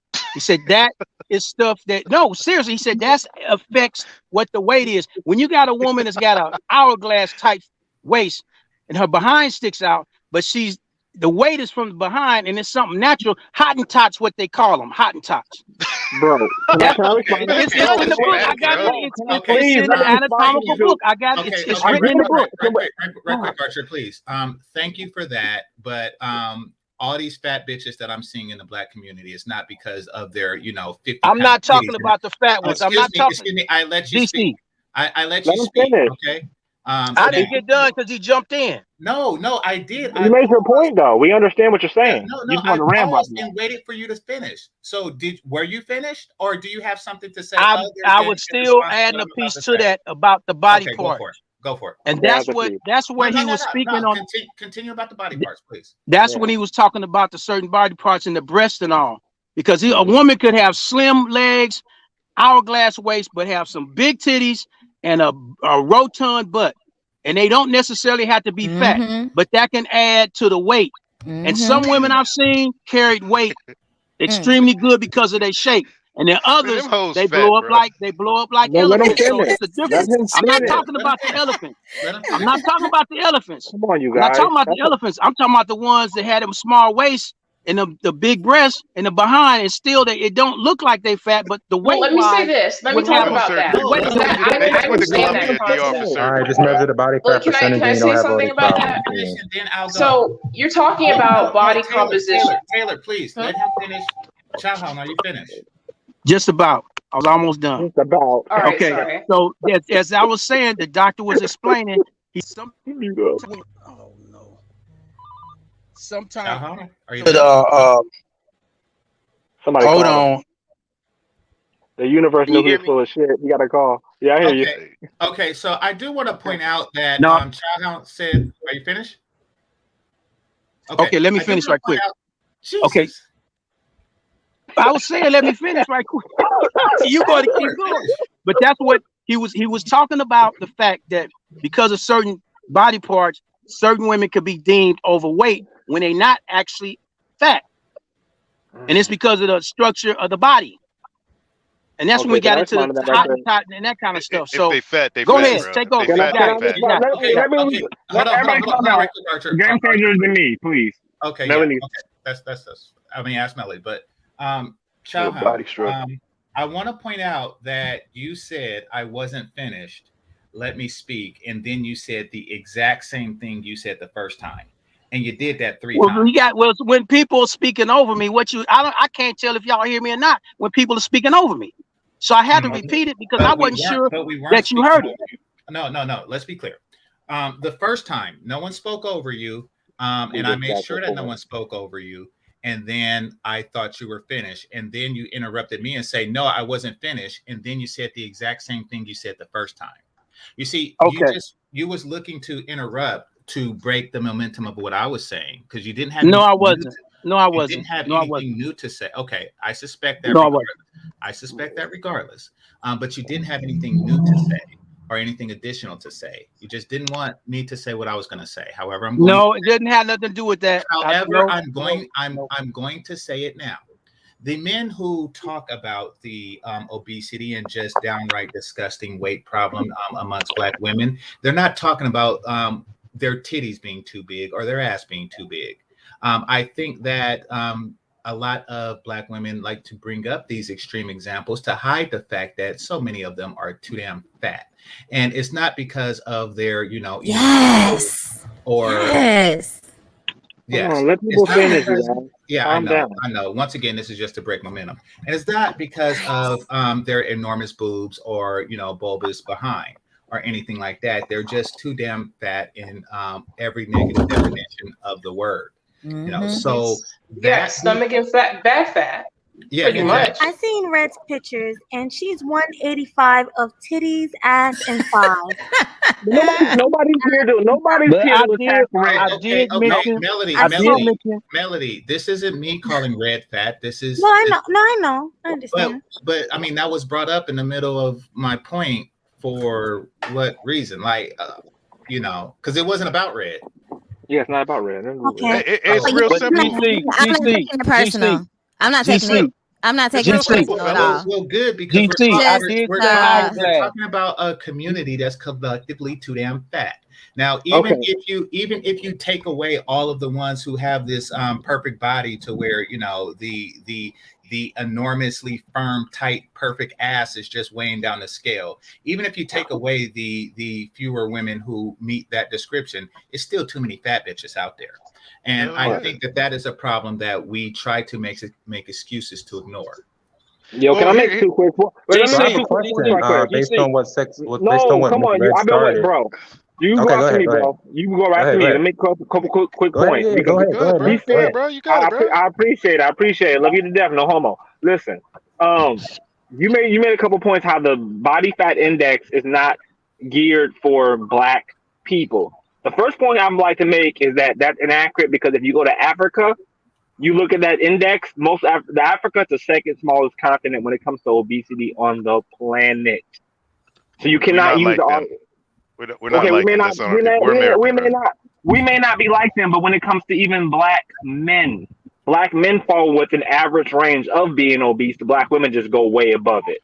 So hey, bro, watch Soul Train. Go back and watch Soul Train on YouTube, bro. It's not Black people. It's the food. You're bro, I know, man. I'm just saying it's the food, bro.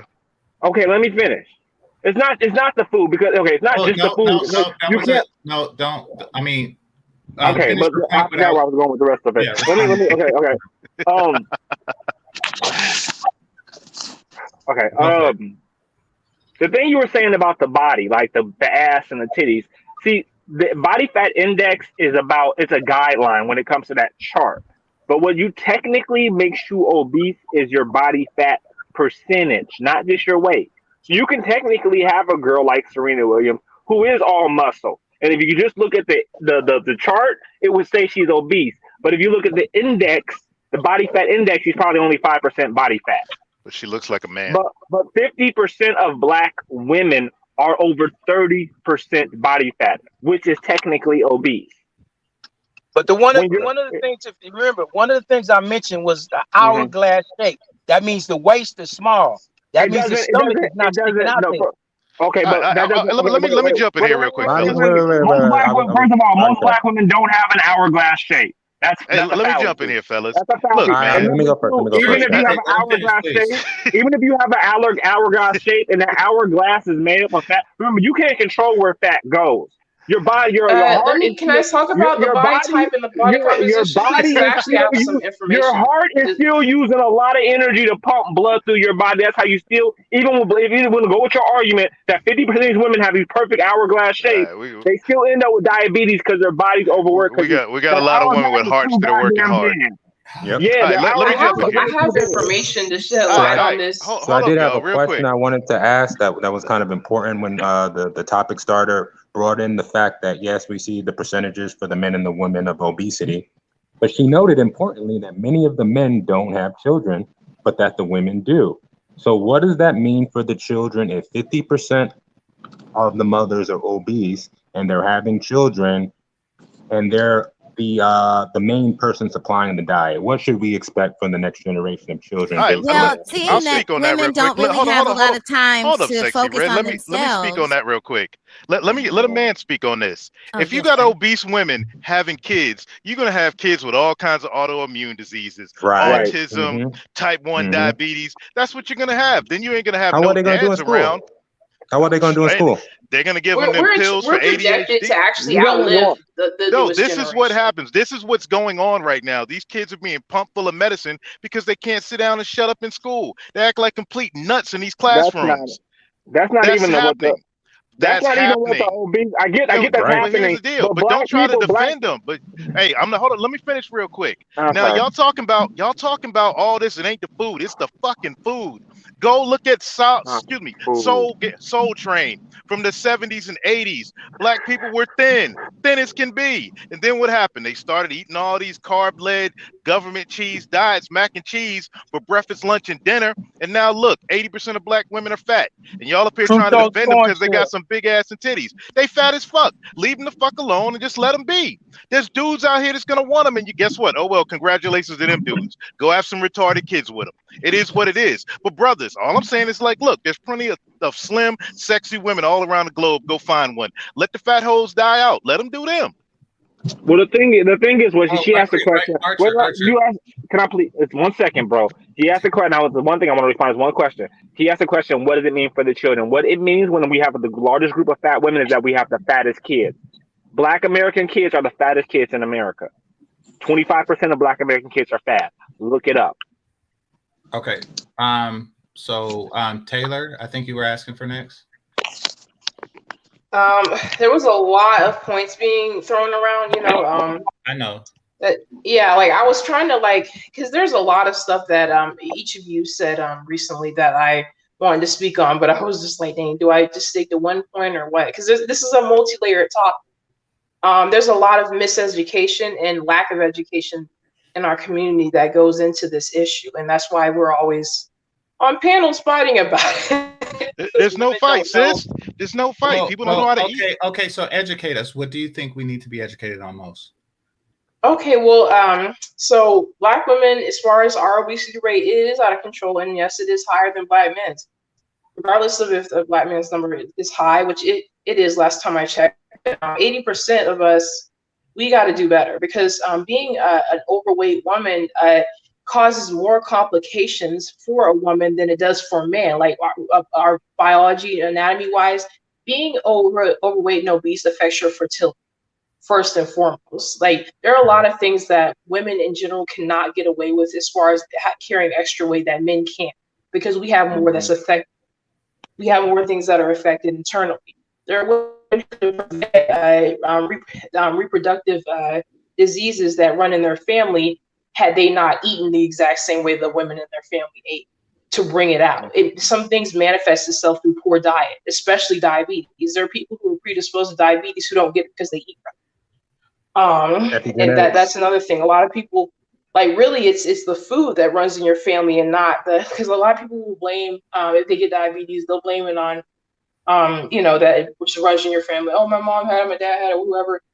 But you eat like them. You could have prevented it. Like there are people who, like my mom is a managed diabetic. She's not obese. She's not overweight and obese for her height and age, but she still deals with that.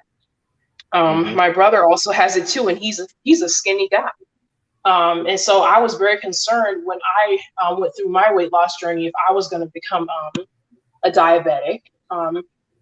When I went to the doctor, they said my blood sugar levels were entering that danger zone, and I proceeded to lose 40 pounds. I still need to get another test to make sure, but my mom's 145 pounds, and she's still considered a managed diabetic, which is not like the worst of, because at first she was like a pre-diabetic, and then she went into managed diabetes, which is barely diabetes. It's not like you're going to be hospitalized. You just have to monitor your sugar intake. And so yeah, like family ties and all that stuff, really it's just you're watching the people in your family eat like crap and you're following suit, and women really cannot afford to be carrying extra weight. We think it looks good because it looks womanly and in the womanly shape and stuff. Not really. It actually affects more things because women have more things to screw up in our system. Especially our reproductive. So Taylor, can it just be get the heck away from family? Just get the heck away from family and don't eat like your family does. You know, it's that simple. If you're predisposed to it genetically, you gotta. It's personal choice. She did. Yeah. Personal choice. Go ahead and finish. Okay, so what I was saying is yes. Although like my mom actually was the one who was saying, she actually brought us a diabetic specialist out to our house years back, because she said that she felt like she was going to enter the diabetic zone when she was pre-diabetic. So she wanted us all. My mom actually is the one who's been trying to teach us to eat like we're diabetic, so we can prevent that. And I eat well. I'm not out here eating all this like freaking McDonald's and stuff. Like I cook most of my meals. Okay. Pretty much all of my meals in the last few months. Like I just cooked all of it. I made all of it. Excuse me, ma'am. Can I ask you a question? Because you said something earlier about how being overweight affects Black women's fertility. Do you know which group of women have the highest stillborn rate in America? Black women. Do you know who gets mistreated the most at hospitals? Yes, I know. No, it is. It's statistics. There are always got excuses. No, that's not an excuse. Can I speak, please? Can I speak? I know where y'all are. There are studies done on this. Man, y'all need an excuse for everything, man. That have done y'all studies gotta have on an it. excuse for everything. It's an excuse if it's a fact. The medical Let me just ask you a medical question. field is known for mistreating Black people. Which abuse do you think It is has worse? okay, so it has nothing to do. No, literally, being obese as a woman affects your fertility rates. So you being having stillborns. Archer, please. My Archer, bad. please. Let me answer Sexy Red's question. Who is mistreated the most in hospitals? Unborn Black babies. Okay, go for it. Taylor. Okay, so yes, I'm very aware of what Ms. Red is speaking to. Like that is an issue because historically, medical apartheid and all those books they tell you what the history is between Black women and they actually got a lot of their information off of our backs, and they tortured a lot of us over that. I get that history. No I get anesthesia. The history is racist. Any anesthesia, anything. A lot of gynecological. I'm aware of that. Yeah. But I'm they aware of they that. are And not. what, Y'all and living so in the honestly, past what to I make suggest excuses They for are the not. present. They are not aware of that. Y'all living in the what past to I make would excuses suggest for the honestly, present. because when I'm headed towards that, situation of having my first child, I am looking. I think I'm going to look into other options besides going to the hospital. Maybe get a midwife or something. Yeah. That's actually a growing industry right Yes. now. I mean, do you think that has And something to do I with black agree. women's lack of health insurance? Because this is a capitalist society, and you do get better care when you do have good health insurance. Yeah, good point. Mhm. So I mean, But yeah, anybody in so okay, America so about who the has fertility, yes, being obese in that category, that reduces it messes up your fertility, but it also gives you all types of reproductive diseases, fibroids, PCOS, like people who get PCOS make it worse when they add weight. That it's like, and people love to blame PCOS on them gaining weight. No, it's you actually made it worse. You made it more aggressive when you gained that weight.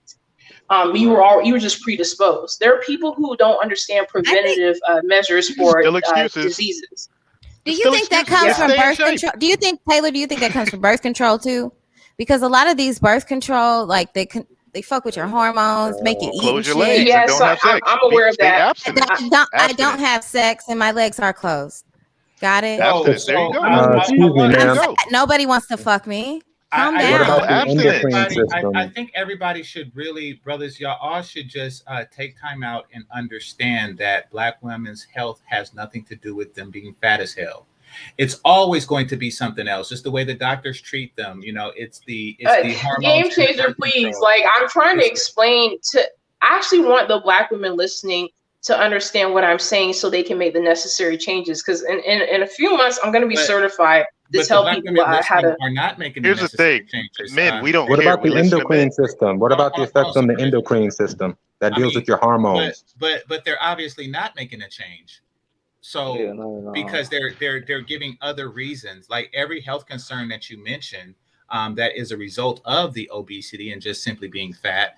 There's always another reason to justify. That's because I haven't been able to actually speak the way I want to. I keep getting interrupted, not Well, just yes, you by were. misread, but everybody else on the panel. I'm trying to talk about how I haven't gotten to the benefits. Go yet. ahead. Yeah, thank you. I was trying to get to the benefits of this because I think that's more of an incentive for some of these women who are still not, resistant but because they don't understand the go for it. benefits Okay. and how your quality of life gets better and changes when please tell us the you benefits. actually lose. I'm sorry, what? No, tell them We the don't benefits. care. You know, we're going to go to slim, Trey, sexy let women her- regardless. Let her say the benefits, please. Okay. In 2 minutes. Tell us the benefits. I mean, what are we on this panel for if y'all think Black women are lost? Like, I mean, why are y'all on the panel? No, That's all I'm please asking. tell us the benefits. Tell them the benefits. Okay, so back in 2019, I got on the scale at the doctor's office and I was 175 pounds. Still 5'8", still the height I am now. And I was like, dang. I know they say the average Black woman is like 189 pounds or something like that. So I was like, no, I'm not trying to get fat. I mean, I already felt that. So I got on the scale and I was embarrassed. And I was like, you know what? I got to make a change. There's a lot of stuff that went into why I gained 40 pounds over the last four years because I was not overweight growing up. I didn't gain significant weight until I was 19. I was very athletic and, I ate right. But it came naturally to me just because my parents, well, my mom specifically, cooked healthy meals too. She threw that stuff in the mix. Yes. And yeah, and plus I grew up in the suburbs. So exercising was naturally a kind of a part of that lifestyle. There will always be some kind of function hosted we had to run or do a little athletic activity. So I just got into that naturally. I played soccer and stuff. So but at the end of my high school, I gained weight because I was on antidepressants, honestly. And before anybody makes an excuse and say that's going to make you not want to exercise, I understand, but you can't rely on antidepressants for years like I did. And so you have to actually, there are foods that you can eat that reduce stress and anxiety and depression naturally. There's a lot of berries, a lot of stuff with the antioxidants, the omega-3, all that stuff that goes into your system helps you maintain that homeostasis from head to toe. Wow. Like just like literally putting your legs up at a 90-degree angle against the wall for 20 minutes a day. Yeah, it gives you like so many health benefits. Like I've started doing that. Like it improves circulation all over to your brain. Your heart is pumping out. Being in that position helps Yeah. you sleep better. Like there's a lot of things that you have to do, like that you can do respectively. You have a for channel? yourself Are too. you gonna start a channel? Oh yeah, I have a channel and I have made videos, but I'm so busy trying to get my career started that I have not thought to make any Yeah, content okay. lately. Because you sound like you have a lot of good information. I'd like to, hear a Yeah, lot no, more of. Yeah. Can I no troll for problem. a second? Please, can I troll you? I mean, you set it up so well. I mean, you can put your feet up for 20 seconds a day, for 20 minutes a day to improve circulation. And there's food you can eat to reduce stress. But there's also other things you can do, like getting a man that will do the feet up thing for you for that 20 minutes. And that that Can will we stay reduce a on lot of topic? I'm sorry. I have a minute, by the way. I'm sorry. I'm not talking You about see your how easy it is, y'all. All you gotta say is put your legs up and they just boom. Okay. So I mean, yeah, no, I get it, but could you go to the point where the benefits of losing weight and Okay, so yeah, I'll start with the benefits that I encountered losing weight. The first 15 pounds. Well, first of all, people were looking at me like they didn't recognize me. That's the first benefit. They were like, "Hold up, is that Taylor?" So yeah, like I went from looking kind of frumpy and chubby to being able to wear nicer clothes. So the main benefit when you start losing weight, you'll notice that you can shop in the cuter sections of the store. You can wear the crop tops. You can wear the stuff that's priced lower and cuter because there's less fabric. That tax that they put on the same model dress is because they had to use more fabric. And it's when it was bigger. So when you get a dress that's smaller, that's the same model. Literally, it could be the same Calvin Klein dress, but it's a 6 instead of a 10. It's you pay less. You pay less to look good. First of all, that's the first benefit. Yeah, People treat you. I'm sorry, I was gonna say you can wear the real short shorts and the crop tops and yeah. Okay. Yeah, I mean, I don't wear. Even though I lost weight, I'm not out here dressing like super promiscuous. Like I'm not wearing booty shorts or anything. I've never been comfortable in like that kind of attire. But there's social and economic benefits. I understand. Please. But yeah, and so on top of that, you're being treated better.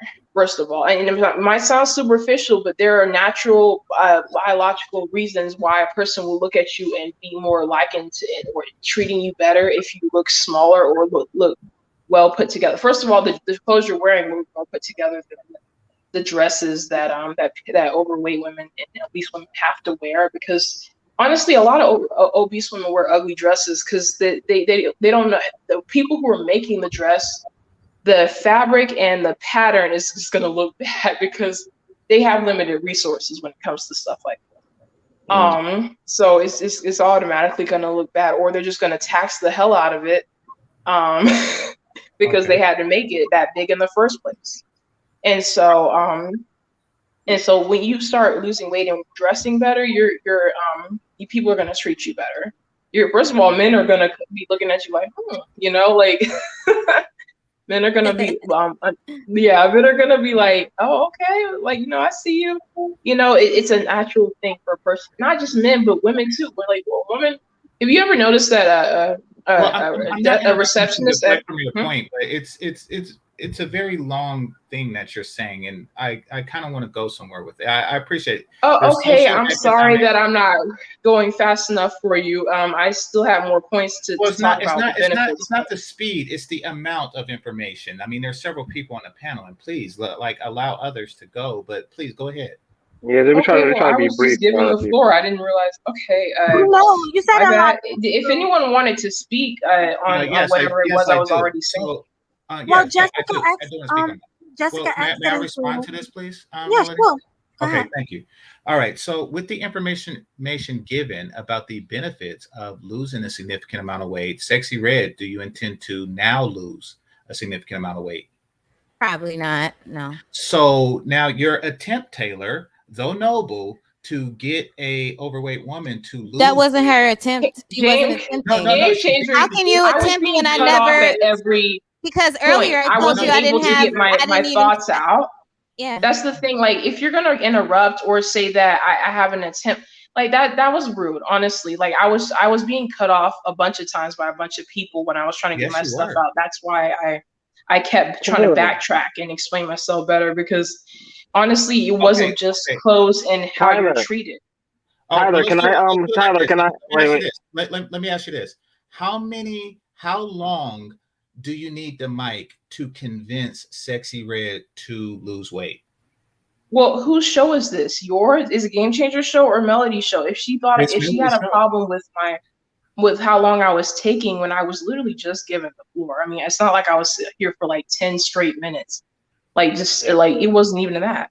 No, I couldn't just say what I needed to say. It was like even if she doesn't, though, at the end of the day, even if my speech doesn't reach Red, she's only one person. You act like it's not going to reach someone, because actually my voice has reached people. Some of my good friends have lost weight through my advice, and they were like, "Okay, Tyler, can I make a suggestion?" Go for it, Archer. Yo, Tyler, I just want to make when you make these points, a lot of times it's good to do just bullet points. This point, that point, that point. You don't gotta actually. Black people are not as stupid as a lot of people. We act like we're stupid sometimes. And when you're explaining something, you just gotta make the point. You look better. You feel better. Your blood pressure goes down. Point to point to point. You know, like example after every point.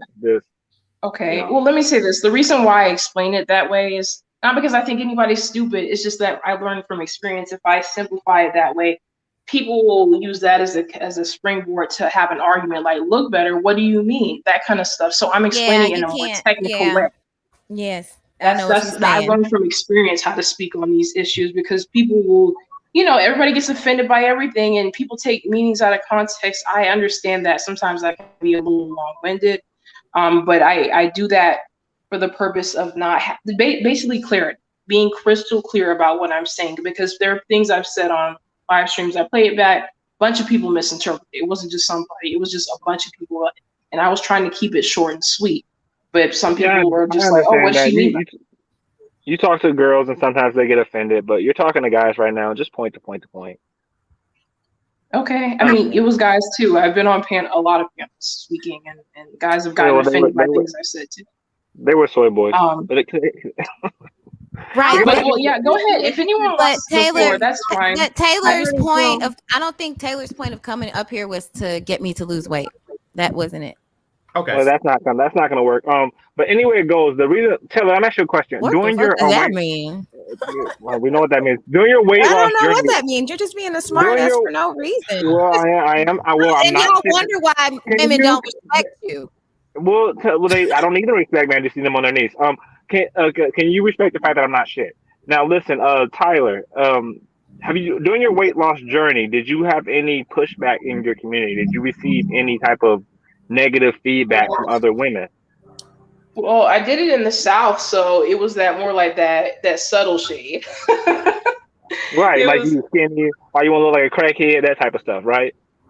Well, people are like, growing up in the South, I noticed people are a little more blatant with that kind of thing with men, because my dad's gone on a weight loss journey himself, and he was compared to a crackhead by women in his military squad. When he went to practice or whatever military, the women were literally straight up calling him a crackhead, and he said he felt bad. So yeah, well, I've been skinny shamed or thin shamed or whatever you want to call it. Yeah, of course. I had that. Every skinny black woman has. I mean, we skinny shame more than we fat shame in the black community. I know, that's what I wanted to talk about. It's almost incentivized to be bigger, and then when black women take in that message, they go about it the wrong way, because then they become fat because they didn't know how to go about it. They're like, oh, I'm skinny. Okay, well, let me gain some weight. They just eat stuff and don't exercise like, you know, Well, that's chisel where that down, get the flat stomach. They don't know how, because we don't have that education in mass. We're really not that educated about our health and nutrition. it's a Um, cultural. The It's a point I was cultural trying thing. to the point It's a cultural. Taylor, what I wanted to do is the point I was trying to make, you know, with you was that I don't think it's lack of education. I think with full education and understanding, which is what you just gave, they will still choose to be fat. Yeah. I think that simply put, it's laziness. I think that they know all of the stuff that is associated with being fat as hell, and they take that information and say, you know something, reduce fertility, you know, cheaper clothes, et cetera, et cetera, et cetera, et cetera, et cetera. But I still gonna be fat. I think that I that is, honestly don't think this stuff is common knowledge. Every woman I tell this information to is very surprised. yeah. So However, even with the education, I still believe that they will choose to be fat. I think the desire to be fat is so strong in our community that education would not fix it. That's Well, what I'm it's a well, cultural I'll say thing. Where this: like, community. I've actually helped Black women in that situation. There are Black women that have gotten offended. Like, all you got to do is offend them, and I'm pretty sure that you're going to be really good at that, Game Changer. I'll be good. No. But yeah, like, I've one day offended I'm some going to be really good at offending fat Black women. You're right. Yeah, and so I had a friend who got upset with me and went MIA for 2 weeks, and she lost weight during that time just to prove something to me. She got upset with me because I told her that she gained some weight. You're also very short. You're about as short as my mom, and you can't be 153 pounds. If you were 40 and you're 13 pounds overweight, really, because like somebody who's between 5'1" and 5'4", 120 pounds to 140 pounds is ideal. Between those heights, you know, and my mother is 145 pounds and she's 5'4". She's shorter than me. And does she carry the weight well? Or my mom is big up top. She got that breast, like she's got that rawness up top, just like myself. And because I'm taller, I actually carry it better because I am slimmer than her by 10 pounds. Yo, Melody, but yeah, Melody, like, you know, some of the women in my family were chesty, you know, so that's another issue. Body That's composition, something how I you wanted to shift speak your on weight though. around. Come on, you guys. Yeah. Jessica, Melody. and then I'm gonna come back to you guys, okay? Because Jessica been waiting. D cups weigh 1 pound for each boob, for D cups. So, and that's for D cup boobs. So when women are saying I have big boobs, it's adding to my weight. Boobs aren't really adding that much to your weight. How much do double D's weigh? It's not going to be much probably 2 more, pounds. Red. Yeah, probably like 2 pounds each, so 4 pounds Well, overall there of it your is. body weight. There it is, y'all. So when people use it as an Jessica excuse X for why said they it. weigh more, I'm fat.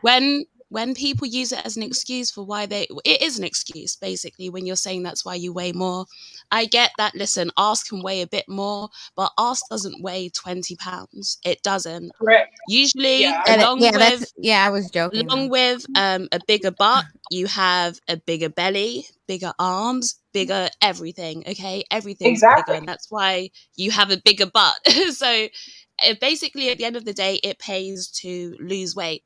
Now, when Chowhound was talking about Black women having different body types to other women, there actually is truth in that. I researched it. And so they did a study over here and they basically looked at body composition and the way people carry their weight instead of looking purely at BMI. And the overweight rates over here, at least, so this is in the UK, the overweight rates for Asian women of both kinds, so East Asian and South Asian women, shot up because they had a lot of fat that was stored around their midsection, but because their body tends to be smaller in general, their BMI was still lower, so their obesity rate wasn't as high. Black women's came down a bit, but even overall, Black women were still the second highest group of being obese, even with the body type taken into account. So there are differences in body type that mean that Black women can weigh a bit more, but that doesn't explain the obesity rate. That means that you're going to be maybe Like just 5 teetering pounds more. on overweight. So for my height, if I weigh anything more than 140 pounds, I'm overweight. That's like my limit, my threshold. So if you're a woman that naturally has like a whole lot of ass for my height, you're going to be hovering maybe around 140. So I get that, but it's not an excuse to say we have different body types. Yes, Right. true, but that doesn't explain the obesity rate. So Jessica, like me, you know what I look like. You saw me before. So I'm 5'2" and I'm 135 pounds. But I don't have big boobies. Where do you think my weight is coming from? Probably your thighs, butt, and stomach. Okay. So how tall are you supposed to be? Pretty much What at do my you mean height. supposed to be? If you look at the scale, how tall is someone 5'2" supposed to be? Like around You what mean weight? how I mean, what weight? I'm sorry. What weight? I said how tall. I'm sorry. No, I'm you're confused probably myself. more on. I'm You're sorry. probably more on the like I said. So if you have like a certain body type, you're going to weigh a bit more. But you have a curvy body type where you've got more butt, more thighs. So you're at like the higher end of the normal range. So it makes sense that, again, different body types. I don't think you're overweight, or definitely not obese. I don't think you're overweight even for your height, but it makes sense that you're at that sort of range where you just have more arse and thighs, right? But Right. then women are like weighing probably like 50 pounds more than you and saying it's just arse and thighs. It's like, no, that's not true. Yeah. Yeah, A And good it's way not to an know that you're excuse. overweight. It's all fat, is- baby. Is So, No, food. but If you have a can I say serious something, fupa please? going on, Can I say something Oh, to the yeah. fellas, please? Fellas, are you all getting the impression that a lot of these chicks are saying, "How fat can I be and still get dick"? Basically, because I was listening to a show earlier and they were talking about weight, and it was like, we don't want the super big women, but we'll deal with the bit fat women, Yeah, the women honestly, that's I don't kind care of fat. about. Let me say this. So it is just quickly, it is like Game Changer said, women are kind of looking like, how big can I be and still get D? And they know that there are a lot of fat women in the environment, so they don't have to necessarily lose that weight, and they can Right. still get play because there are so many super fat women out yeah. there. Because black men are Let me just. tell But you something Jessica, my dad can I told ask you a told question my right quick, mom, and Jessica? he told After, the rest of my family this too. Oh, sorry. Can I go ahead? yeah, go ahead. But, Go ahead. I'll hold my question. So my dad is big on body type. He said from the beginning that him and his peers were crazy as hell, basically, to be more concerned with face overall than body. He said that he would rather take a woman who's cute in the face with a good body. No, that's not what it was. Okay, so it was that he said he would take the skinniest chick because he knows how women gain weight over a series of other factors, such as having children and other changes that a woman's body goes through once she gets past a certain age. He said he would rather take the thinnest woman at a young age and then watch her get thick as she gets older, like be a thick grandma, basically. Yeah. And so that's why I never thought about this whole skinny, slim thick body type. I'm like, no, I'd rather be as skinny as possible while I'm in my 20s, so I can just gain that weight. I take the same route. So you have wiggle room as you get older, as you do have kids, all that stuff. You can still be in relatively good shape. But if you're already big in your 20s before you've even had kids, you've got older, you're gonna put on weight and you're gonna be like big by the time you're older. It's unattractive to see a woman with no kids, and she looks like she's had kids because she's got the fupa. Everything looks sloppy. It's like, why? It's terrible. Well, Tyler, I don't. This is not related to my question, but the reason why you got that, because you heard that directly from your father. What's happening in most of these families is that the mother's telling the daughter what men like and what men do. I actually experienced that with my child's mother, and I was at a house party with them, and her cousin's mom told her that men don't like skinny. You ain't cute. You need to gain some weight. I damn near flipped out. Like, what the fuck are you talking about? I mean, sorry about that, Melody. But what are you talking about? So I hear black women telling younger black women all the time to gain weight. when it comes to this culture, black women encouraging each other to gain weight. I understand the food. I understand the food deserts. I understand all this other stuff. But there is a thing where skinny black women are shamed by other black women for being skinny. And I see it all the time. Also, What food happens deserts in- is largely a in myth. I African wanted to talk about culture- that. Yeah, in the food African deserts, I agree. culture and over here is the same thing. People I will be wanted to talk shamed about how for food being too deserts- slim. You're interrupting Jessica. Oh, sorry. Go ahead. Look, it's okay. Go. May I say something when she's done? Oh yeah. Are you sure? Go ahead, Jessica. I'm sorry about that. No, it's okay. Go. I'm done. Oh, okay. So the thing about food deserts, when people bring that up, food desert is actually like, it actually has to do with your actual geographical location. If you live in the middle of nowhere, those are the places that are food deserts. Kansas, like Middle America, places that are actual desert-like areas, because the amount of resources people have in those areas that are not densely populated5 are limited. Like rural areas are where you're not going to find quality food, and the farmer's market is going to be like 5-10 miles from your house, that kind of stuff. That's what they actually mean when they say a food desert. Not if you live in Atlanta or any densely populated city, you're going to find several grocery stores that have what you need. That whole food desert thing is a myth. Like, I think it's a really small percentage of America that actually qualifies as a food desert. The really I would have rural, thought if you Thank lived you, in like Taylor. the rural areas, it would have been easier for you to find fresh produce and things It like is. that. No. No. And the thing food is, desert those is food just- desert areas that they're talking about, mostly white people live in those areas. That's the crazy part. Like, it's actually hard to find that because cities have those grocery stores that people are looking for. Like places where there's so much empty space and land between each other is what I'm talking about. That's a food desert. The food desert is just another. Oh, thank you for clearing that up. So Okay, food I desert didn't is even just know what it was. Food desert is just And another you- excuse what? to be fat. Basically, Right. That's what I'm trying. Okay, Yeah. dude. Please. I'm trying to explain that. I Why got it's an it. I excuse. summed up what you explained. Okay. So, yes. But yeah. So honestly, the Why are you small doing this? percentage of America. The small percentage of America that makes up food deserts are actually populated mostly by white people. Isn't that ironic? Oh, The densely populated cities are where you're gonna find the most freaking vegan restaurants, places that have health friendly options, and grocery stores that are always in abundance of fresh produce. Okay. So those are not considered food deserts. I don't know what people are classifying as a food desert, but it's actually a place where there is literally dirt roads and stuff. Thank you, That's what a Taylor. food desert. Thank you for clearing that up for me. So nutrition deserts once again is another excuse to be fat. People have access to nutrition where it's desired. If there was a market for it in certain areas, then somebody would come and fill. Somebody's buzzing or something. I think that's you, Kashan.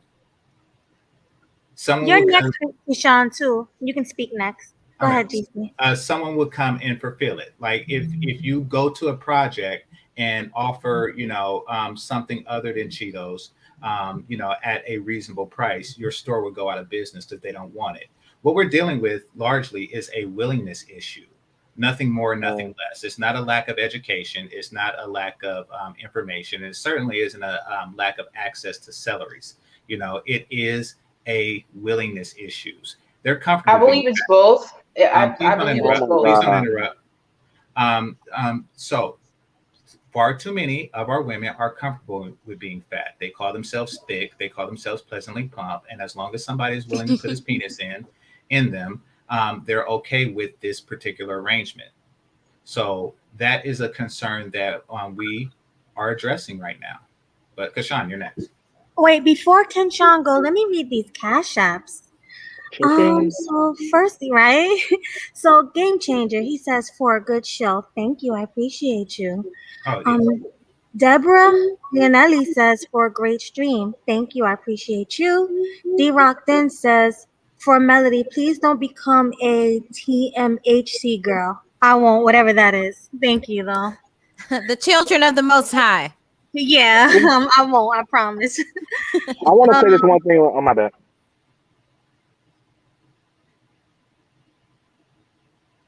Melody, you there? I think she cut out, but while she comes back, I was going to say on your point, Yeah, GC, really. it seems like Yeah, there's all. Oh, you're back. You're back. I hear Oh, you. did I go out? Just for a Yeah. second.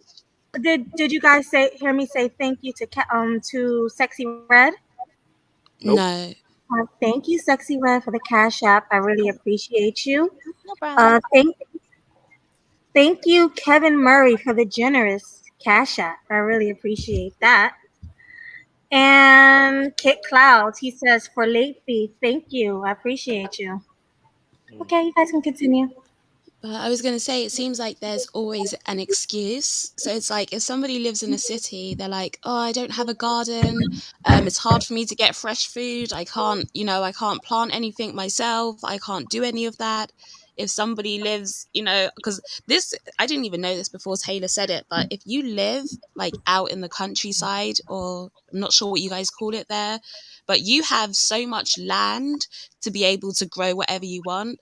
I don't know about the countryside over there, but the countryside over here, you have apple trees, you have cherry trees, you have blackberry bushes, you have all sorts where you can literally just colonialism go ruined out that for there us. and just Yeah, colonialism. pick That's your what it own was. food. Red, And I in the mean, States, it's rare for Black people are to you talk okay? It seems like you're Colonialism fucked it triggered. up. You're I mean, triggered y'all- by apples this off of his topic. Y'all interrupting Jessica, please. Yeah, leave her alone, bro. There are just like natural things that are out there and planted, and even if they aren't out there, right? So you want to say colonialism, grow your own. It doesn't take long to establish yourself a garden and start growing fresh vegetables, to start growing fruits. It doesn't take a lot.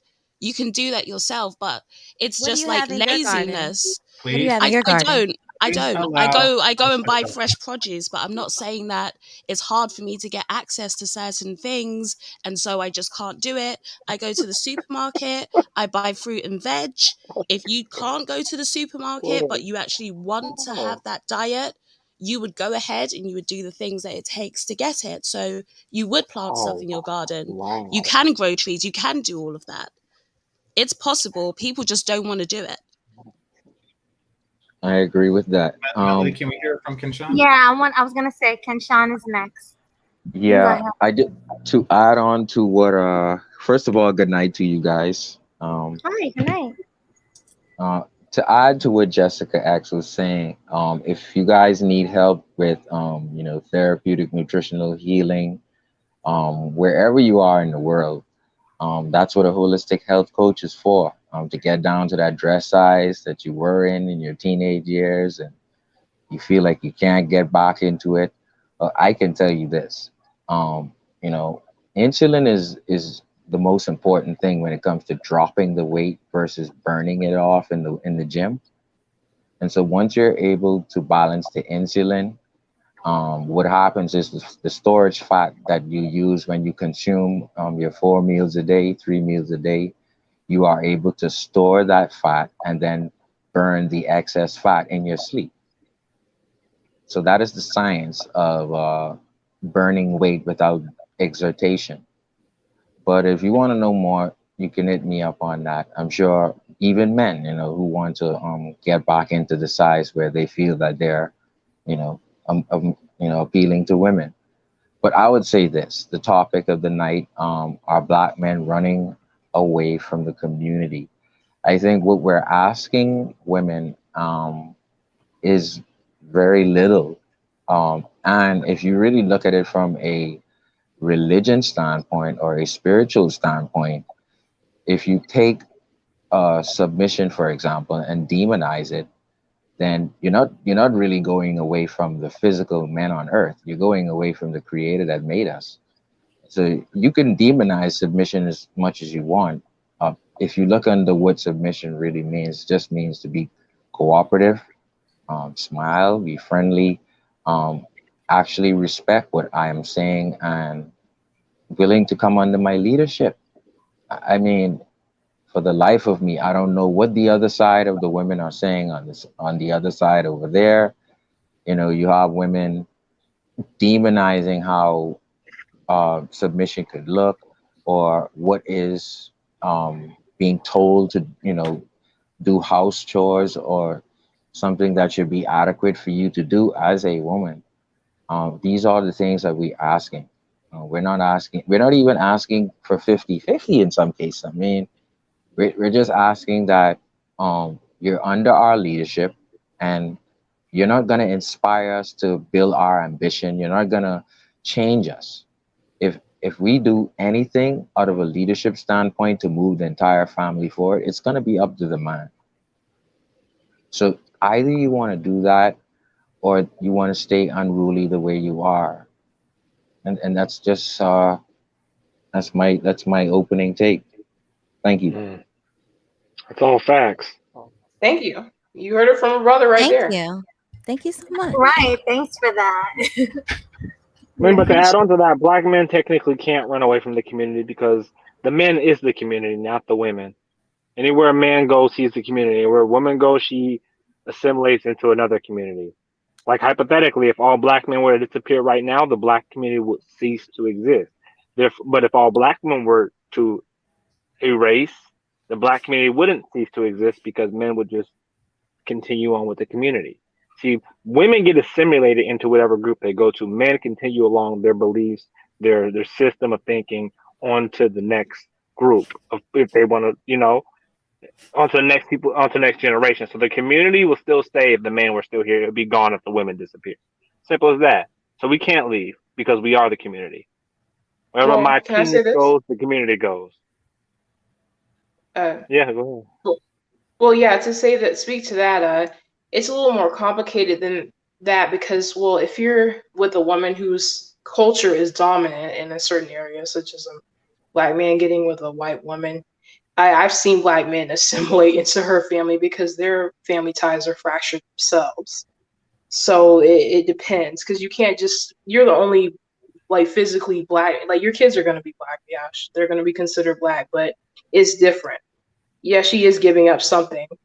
They all do when they go with a black man. They give up something. Some of them get disowned by their family. A lot of them do actually, but the culture is also important because if a man is coming from a place where he doesn't have the family mindset oriented or his half of the family he's not talking to, so his kids don't have that, because I've seen that happen a lot.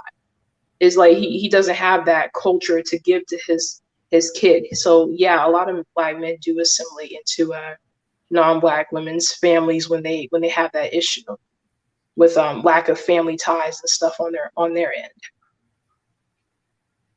Why is assimilation such a bad thing in the black community? Curious. Because it obviously undermines the culture of black people that, like I'm not talking about hood culture, but the stuff about us that is actually worth retaining. What is that? The music, the traditions and stuff. Okay, so back in, I mean, a lot of this stuff is kind of like spliced everywhere, but our music used to be so good, like the R&B and stuff. Back when Black love was at its best, the types of food, the camaraderie with get-togethers and stuff like that. Just certain things that Black people are known for, the dancing, all that stuff. That when we come together, we make magic. Going to other races of people, they have different. Not only do they have different cultural values, they have different problems and issues in their families, like with hygiene. We've been seeing that all over the media. Some people don't even know who they're sleeping with that aren't taking showers daily. Girl, these people don't even Go ahead. Okay, I'm sorry. So with that being said, you're talking about the golden era of Black culture, and we're talking about assimilation. Why is it that when other groups of people listen to our music from that golden era, no one says, oh, you're assimilating and you're taking away from your own culture? Because those people that listen to our music are still marrying and having, relationships and children and building with other non-Black people. I've run into a bunch of people who are non-Black who still appreciate the music, and they'll be vocal about it, but their families are still monoracial. Well, no. So if I'm not understanding, it's not really a matter of assimilation. It's a matter of interracial dating, mating, and relating. But you just said, why is assimilation issue? Are you talking Yeah, about I was asking assimilation? because like somebody, a person, a non-black person listening to black music would be considered assimilation. A black Why would it be man, considered assimilation? you said why would it? Yes, why would it be considered assimilation? All it is listening to music. It's not You're engaging in assimilating people. it to the culture of another. That's I get it. not assimilation. That you can have an appreciation for and partake in listening and viewing other things that another race has produced, because it's out there in the media. I mean, it's out there for everybody to share it. When I'm talking about assimilation, I mean being a part of their culture, like being a white person is not going to be a part of black culture because they listen to Usher. They're not. Just because they listen to Usher doesn't mean they're going to be a part of that situation, like what black people on his end do. You know. Well, okay. So there exists whites and other races of people who participate heavily in black culture, and know more. But that's rare. Culture, and know more that's about black scarce. culture and know more about black culture than their own. Yet no complaints about that exist. Because however, it's scarce. Jesus Christ. The only white rapper that the only two white rappers I've ever known to be like that are Eminem and MGK. It's very scarce. It's very scarce. But how many? It's very scarce. Okay. But how many rappers do we? How many black rappers and music artists do we know that are moving in and mixing and matching with white artists? Okay. Here's what I'm gonna do. I'm gonna have to keep this brief because I'm prone to interruption now. So I think that the reason why assimilation is such a taboo thing in the black community is because black women just don't want us fucking white women. I think that they're using assimilation as a reason to keep the black men whole. And by whole, I mean with black American women when they otherwise would not want to be. It's to obligate them to a group of women who collectively don't want to lose weight or get a sandwich. Or no, black women also assimilate too. And black Taylor, let him finish. Let him finish. Yeah, thank you. I'm sorry. Thank you.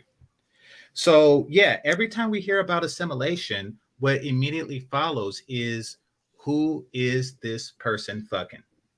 He is going over to Becky. That's assimilation. When really it depends on if you participate heavily in the culture, et cetera, et cetera, et cetera. So I, once again, strongly suspect that this is another way, another tactic that's used to monopolize black men's dating options. Therefore, black women do not have to compete with other races of women and be as fat as they wish. Go for it.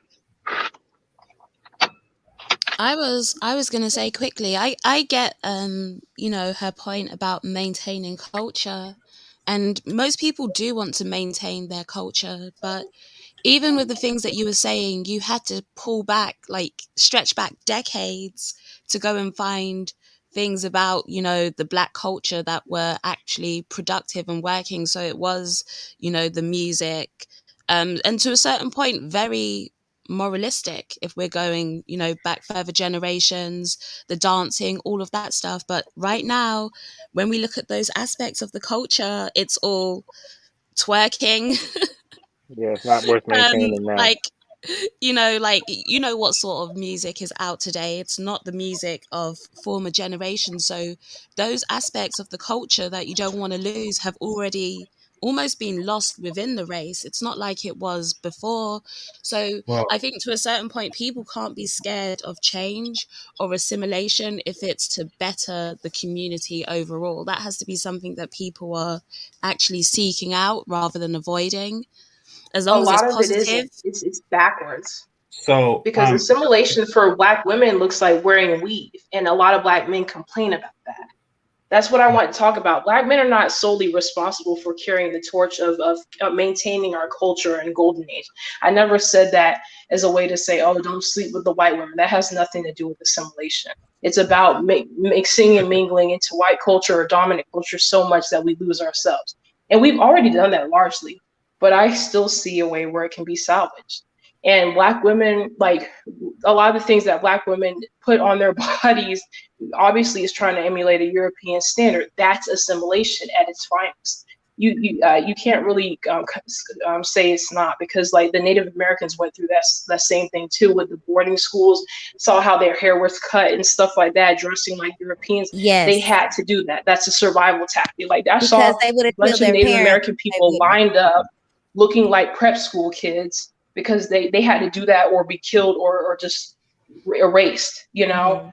And Do we live in that age yeah. today, though? Do we live in that age where you have to straighten your hair or you have to assimilate or be killed? You We're not do. living in that day and age.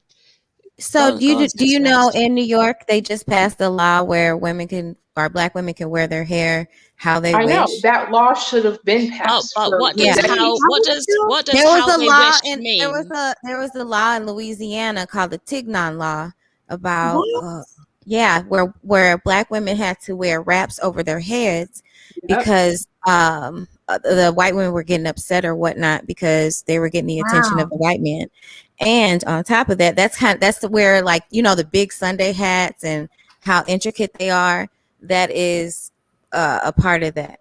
That's So where that's it came something from. that's So there something there based on slavery, are right? reasons why we have to assimilate when it comes to our hair. Up What I'm until saying is, 2019, in Or we it was modern day, won't be legally taken allowed. or in we modern won't be day taken serious. Louisiana, do you have to wrap your hair up as a Black woman? No. So we're stretching back again decades, if not centuries, to What I'm find talking things about to is current. excuse what's Well, going you're on. Didn't we do that interrupting. earlier? Yeah, Never yeah, mind. interrupt him, please. No, Wait, I I didn't hear what didn't Jessica. stretch back decades. Wait, I what didn't did you say, stretch back Jess? I'm sorry. centuries. Because But she the thing brought is up that the you Tignon law as you're to not why from women. here and you don't know Hang the on, laws or hang on, what's Sis gone Reds. on Hang on, in But this Sis she Reds. country. asked Melody for the asked laws. me. Why Please Black don't women are the way they asked, are, she ADOS Black asked, women. she asked you Melody for the asked me a laws. question, right? So they were saying that you have to assimilate by wearing weaves because if you didn't straighten your hair back in a day, you would get killed. And I'm I'm saying, talking okay, about but this I'm is talking about workplace this opportunities. is That was getting mixed in I with got what. you. I got you. So yeah, and then Sexy Red said there's a Tignon law that in Louisiana, Black women weren't allowed to wear their natural hair and they had to wear their hair wrapped. Otherwise, it was a law, right?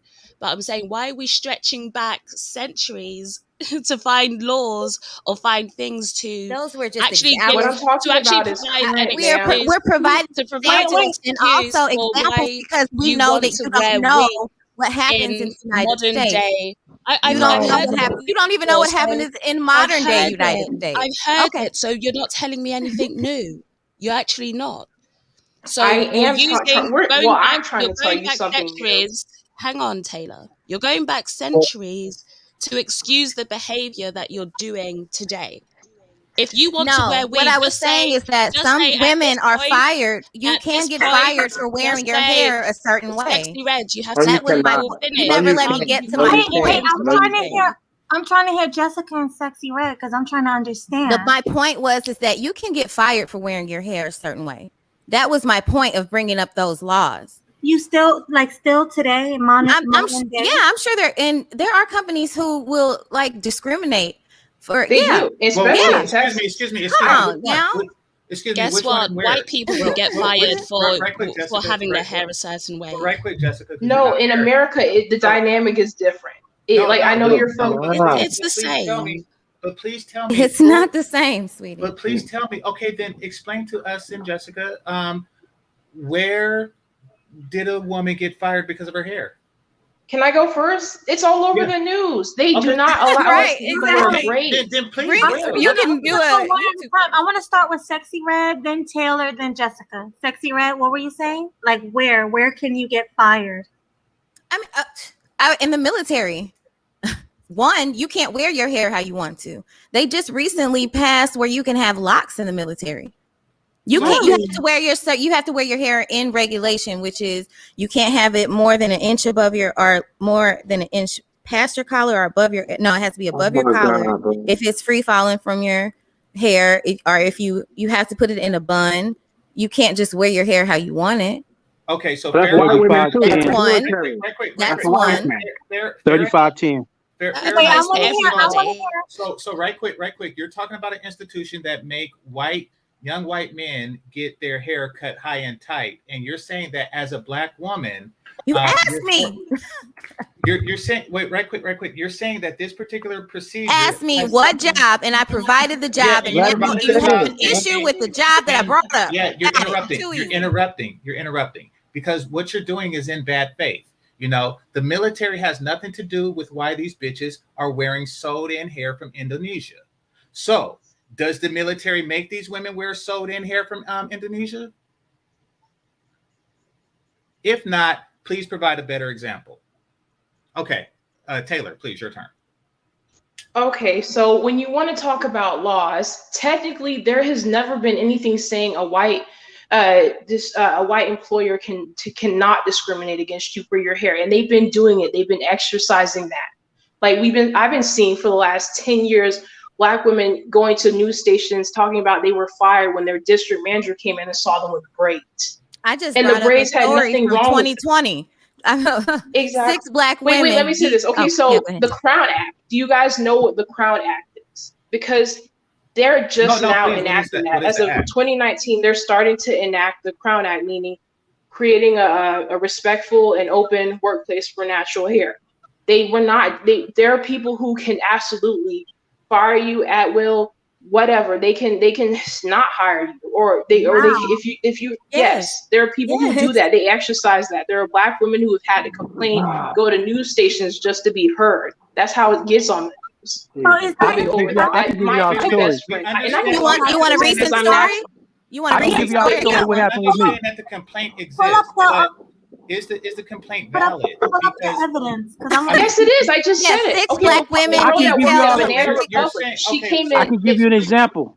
Please tell of myself. I'm trying to. Please. What's the news? I'm trying to. News media? If I can speak, please. There was a girl that worked at Banana Republic a few years back. What's her name? Just look up Black girl Karen with braids, Johnson, Banana Brittany Republic. Noble, Rachel Sakoba, Destiny Tompkins, and Kimberly and Gail Young. What year was this? She was fired by August 2020. the district manager because and she was hired. She had been there for a while, and everybody else thought her look was fine until somebody higher up came in and said, "No, we don't want that." She was already working there. There's no excuse for that. Yeah. Well, and a girl who was working in the service industry too. I have a story. She was fired for that too, and she was already working there. Somebody that saw her that wasn't there before didn't like it. She worked at a restaurant, a top-notch restaurant at that. Taylor, Because there's still stigma surrounding how a Black woman's hair looks. Can I ask you? It's considered as unprofessional to have an afro. What was her hairstyle? So the girl at Banana Republic, I said she had braids. She had braids. Yeah, braids. Just all right. Simple. I can give y'all a life experience of what happened with me with the family business. What we see, right, is people looking for victim status wherever they can find it. Because my God, it's not victim status. You were not from America. You don't understand how they subjugate us. Why are you both interrupting This is not me? victim. This is not victim status because this is an experience that I've had. How is it a victim status? Is people are getting fired. It's not. I had a conversation with my friend. With my own She's family. biracial. You Long curly hair. They said her hair was not acceptable. Taylor, they said her hair was not acceptable. Even pulled back. Taylor, this is a conversation, okay? Let So I Jessica let you finish, speak. and then Jessica, and then Archer, and then Chowhound. That's the Because order. people are too in their feelings right now. Okay, Nobody's in their they need feelings. to It's control Oh, it. They need to control it. So what you see is people looking for victim status. You're giving the example of the military where everybody has to follow those rules. This isn't just Black women who have to have their hair, above an inch over their collarbone. And it's not just women. It's men and women who have to follow certain codes of conduct when it comes to their appearance. But This is I first everybody. mentioned locks. So How many white people get locks? People That's are what I've looking. mentioned. People and talked are about. looking. That was my people are example. You're looking. skipping over my Sexy example. Red, stop I don't give a fuck. interrupting. Are you drunk? I think she's drunk. No, I'm But not. I just people are didn't want to looking interrupt you for at that point. Go ahead. people are looking for victim status wherever they can claim it, and it's anything to excuse their actions, anything so that they don't have to take accountability for what they're choosing to do. And these are free choices. You go into the military knowing that they don't allow dreadlocks. You know that going into there, but you want to go in and have them They just change the passed it rules where for you can you now have them. because people have claimed victim status. And I always say that there's a It's not a power victim status if today. my Being a job is and victim livelihood is today, affected. being a victim is power, because people know that if they claim victim status as women, as a minority, as an LGBT, whatever it is, they know if they claim victim status, they can get privileges amongst other people in society. So everybody else has to follow the rules apart from them. Everyone else has to keep their hair an inch above their collarbone apart from them. They get to flaunt in, dressing however they want and acting however they want. When it comes to the workplace discrimination, there are hairstyles, there are codes of conduct when it comes to appearance for everybody. Everybody. So everybody has to adhere to those rules. And now I know that there are some actually examples of women who have been discriminated against for their actual natural hair. And if people had come in and spoken about those instances, I would be more empathetic. But when we're talking about you want to be able to wear box braids or you want to be able to, do whatever, that's just you wanting to flout the No, rules. there is research That's right a now. natural hairstyle. There's That is research totally that says acceptable. Black women with natural hairstyles such as curly afros, braids, or twists are often perceived as less professional than Black women with straightened hair, Thank particularly you. in industries It's where norms standard. dictate a more conservative appearance. And this was posted August 12th, 2020. Because Like it is less professional Thank looking. you. It Thank It you, is is. not. please. Wearing my It hair is. how it grows out of my head is not, it should not be Braids considered isn't how your not hair grows Let me out professional. say of your this. Wearing head. I've wearing an been married afro, for 8 Braids years, is not wearing an how your and I afro hair live should in grows not be out of your America. head. considered Nobody knows about this unprofessional. situation more than I do. Your hair I've does I've not been grow natural out of for your head 8 years in straight, box no braids. extensions. Were you 8 Can I years please, straight, But a no were, can I please jump extensions. in? so, Because so excuse me, you were you gotta, That picture that you're looking at is my natural hair. I've been growing it. were you Okay, fired? 8 years natural, no Were, extensions, no braids, were, no nothing. were And you I fired? understand how it feels to be discriminated against for your hair texture. You So you come were in fired. asking for information to apply online, and they look at you crazy. So And you were that fired. hairstyle I'm rocking right there is very acceptable. Hi, John. Oh, yo, hello. can I jump in right quick about this topic? Because this is Culture is next. Well, but we're okay. Oh wait, actually, Well, go ahead, DC. Were you saying something? No, I yeah, was still we asking, gotta say was she DC, bro. fired for her hairdo, and Oh, there's no answer. did Okay, you well, get let me jump fired? in. Did you What? get fired for your hair? Did you get fired for your hair?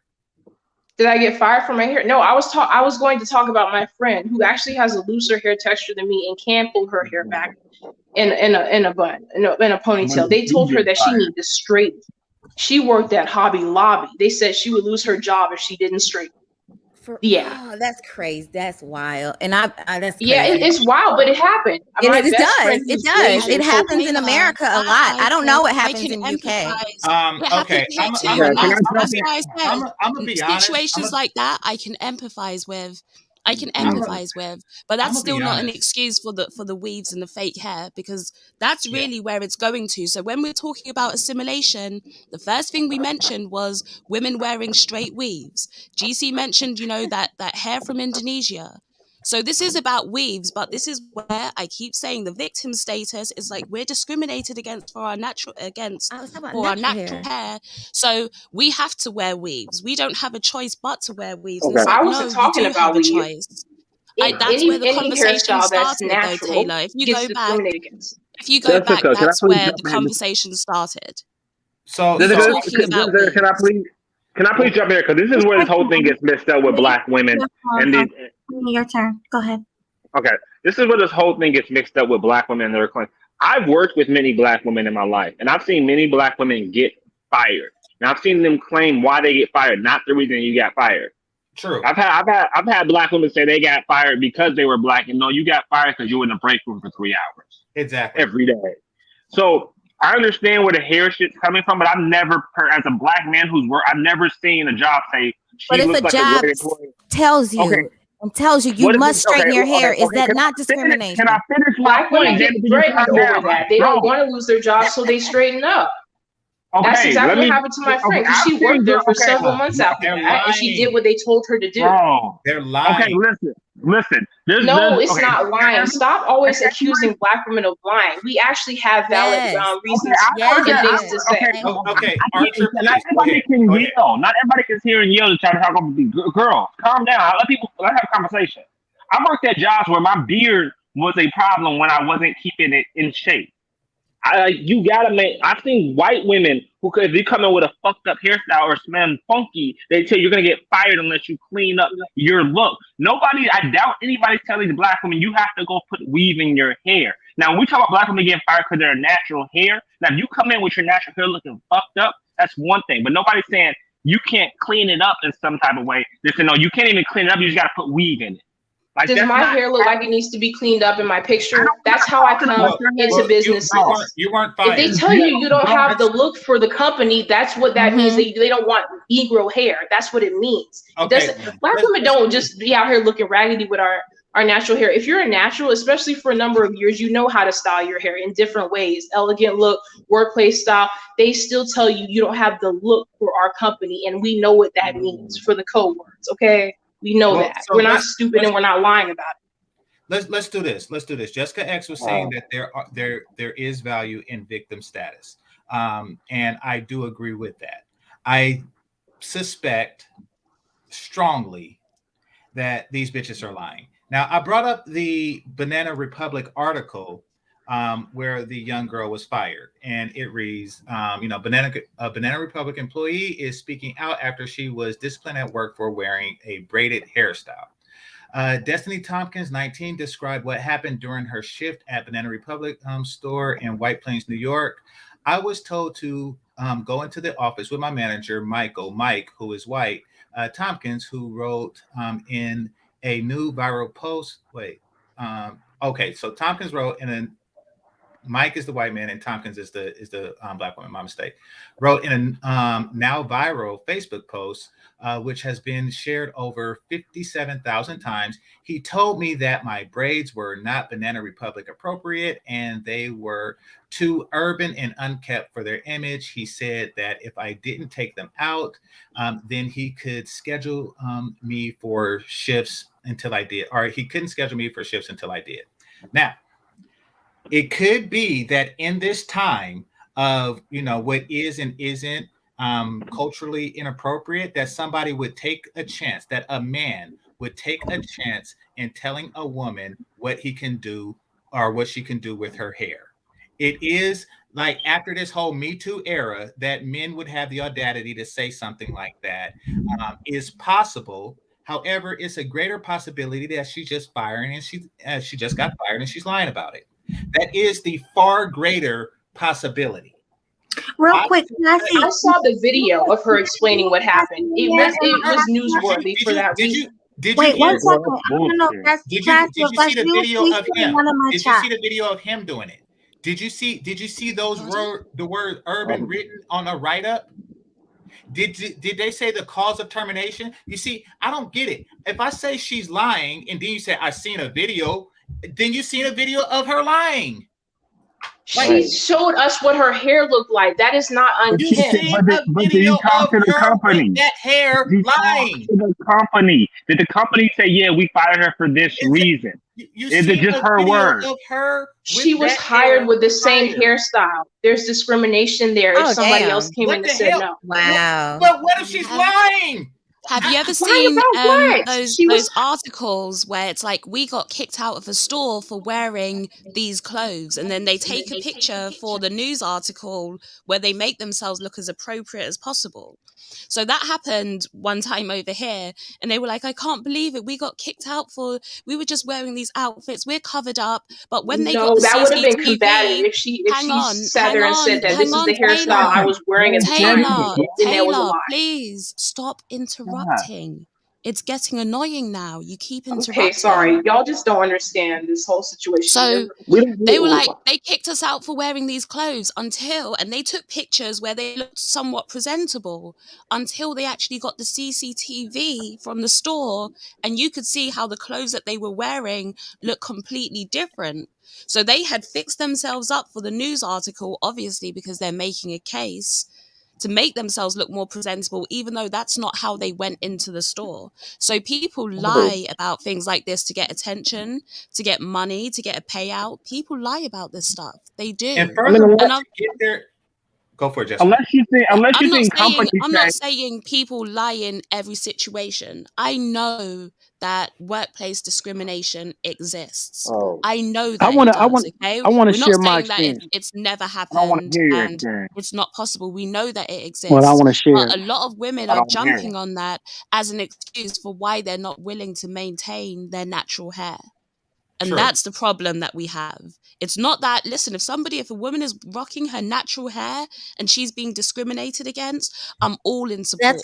That was my 8 argument. years. I'm all in That support. 8 years strong. But That was what my I don't original want argument. is people Yeah, capitalizing not on that as an happening. excuse to be able to wear weave. If you want to wear weave, say, I like wearing weave, I enjoy weave, and be real about it. Don't make all these Right. excuses about discrimination and all of that stuff as an excuse to wear weave, because that's what's going on most of the time. I agree. That's bullshit. I've had jobs where I worked at jobs. They told me my beard, like everybody, this protocols for everything. White people can't even work with the same type of mustache. White men have been turned down for jobs for having a full beard. Some jobs won't accept you. Our company wants you a clean look. They want you to look a certain way. This is not a black woman exclusive thing. Company has the right to say how their image wants them to be. And that's not exclusive to black women's hair. But we're Exclusive just to talking every about. hairstyle. But we're not. It's But now you're changing. We're talking about black I'm not women saying- though. But that's the whole point. Black women, you're not free to get over the rules. It's just a rule. Right. You're not free to get in tattoo. I don't want you having a face tattoo with 3 tears under your damn eye if you're gonna work for a Fortune 500. We're not talking company. about tattoos. Somebody Talking about said in hair. the comments that black women are fighting to be able to wear a natural hair in the workplace, and that couldn't be more true. That Yes. is the reason why we have these new laws. Why I you wanna think black speak up. women aren't vying for this, and that's why they're allowing it? We're I behind this project. know better than to wear an afro to a job interview. Can I speak? Wearing an afro behind to a that job project. interview, We're you might pushing as well. it forward. It hasn't fire even Can I been speak? to all over the state. I mean, all over the country yet. We're doing that. We're the front runners for the Crown Act. Y'all haven't been doing your research. Black women are trying to get this in motion. Can I And speak? the reason, please, Charles, real quick. The reason that they're doing that is so that they can have additional victim status. Is so that Right. so in addition to being a black woman, How do you get legislation passed for additional victim status if you're being accountable for it? Really? Huh? And black men don't even come together to get If we're laws changed for actually making it themselves. where we can be accountable for wearing our What natural laws hair in do the black workplace, men how need are we trying to changed? get victim status? That makes We're no not talking sense. about the law. Yeah, you Well, are. once Child again- support once laws, again, baby. yes, you do. Just like this young lady at Banana Republic, she used victim status to get her boss, the person who fired her, fired. That's There was not power. no dang victim status. That was a Christ. valid case. Jesus Like Christ. it was What evidence do they have? extensions, Okay, but it was let's put it still like a this. natural Let's put hairstyle it under like that this. that What law.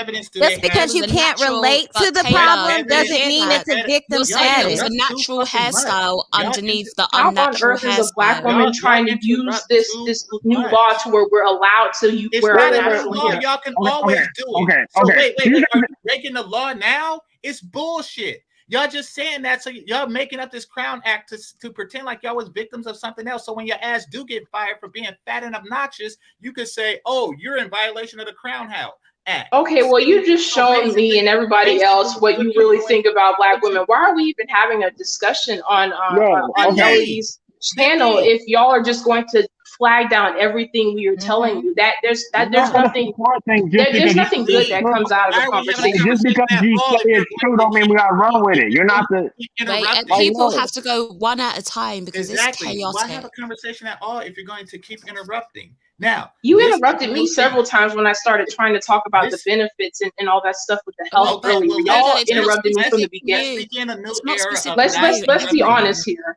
Everyone Let's be can. honest. I think the reason why black women with natural hair are getting fired is because they interrupt too fucking much. Anyway, now whatever. You have an issue with black women, and you're on here like just projecting all of it. Because when I first came on, I was speaking. Damn it. Okay, so this whole Crown Act thing is just a wooz. This is basically no, it is not. That is a movement. Taylor, are you kidding me? Taylor, you're interrupting. If I get fired, it is for this reason. You see, right now, black women are getting fired all the time just for being low performers or whatever reason. You know, however, companies can say we didn't fire her because they're black because we have a bunch of other black women here.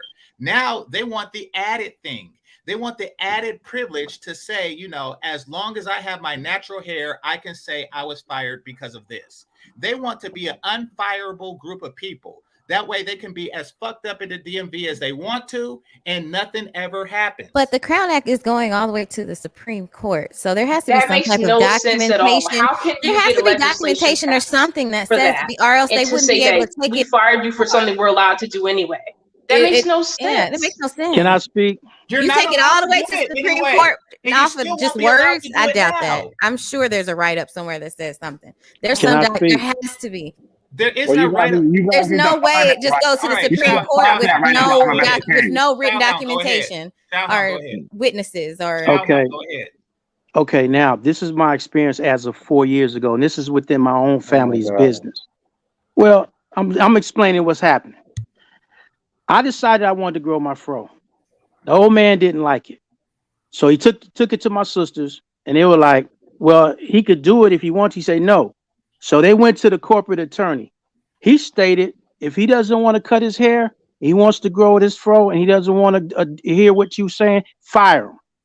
As of 4 years ago, you could get fired for wearing a fro. So I took the decision to get my hair braided, which would even make the situation even worse. But I wasn't going to cut my hair. So due to the fact that he was grooming me to be second in command and end up running the business, he couldn't fire me, which was a fortunate thing on my part. But the fact was, you had a Jewish attorney, an accountant, and the business people saying, fire him. So the thing about it was, I stood my ground, and my sisters backed me up, and so he didn't fire me. But it wasn't going to happen anyway. But that tells you, if you're working for somebody else and they don't want that fro, they will fire you. And that was as of 4 years ago.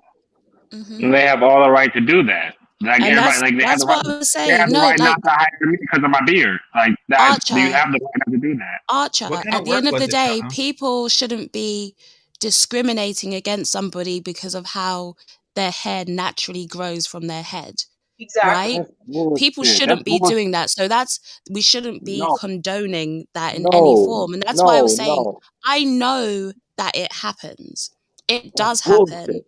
But what we find is that although it's happening, a lot of people will capitalize on the fact that it's happening and claim it's happening to them too.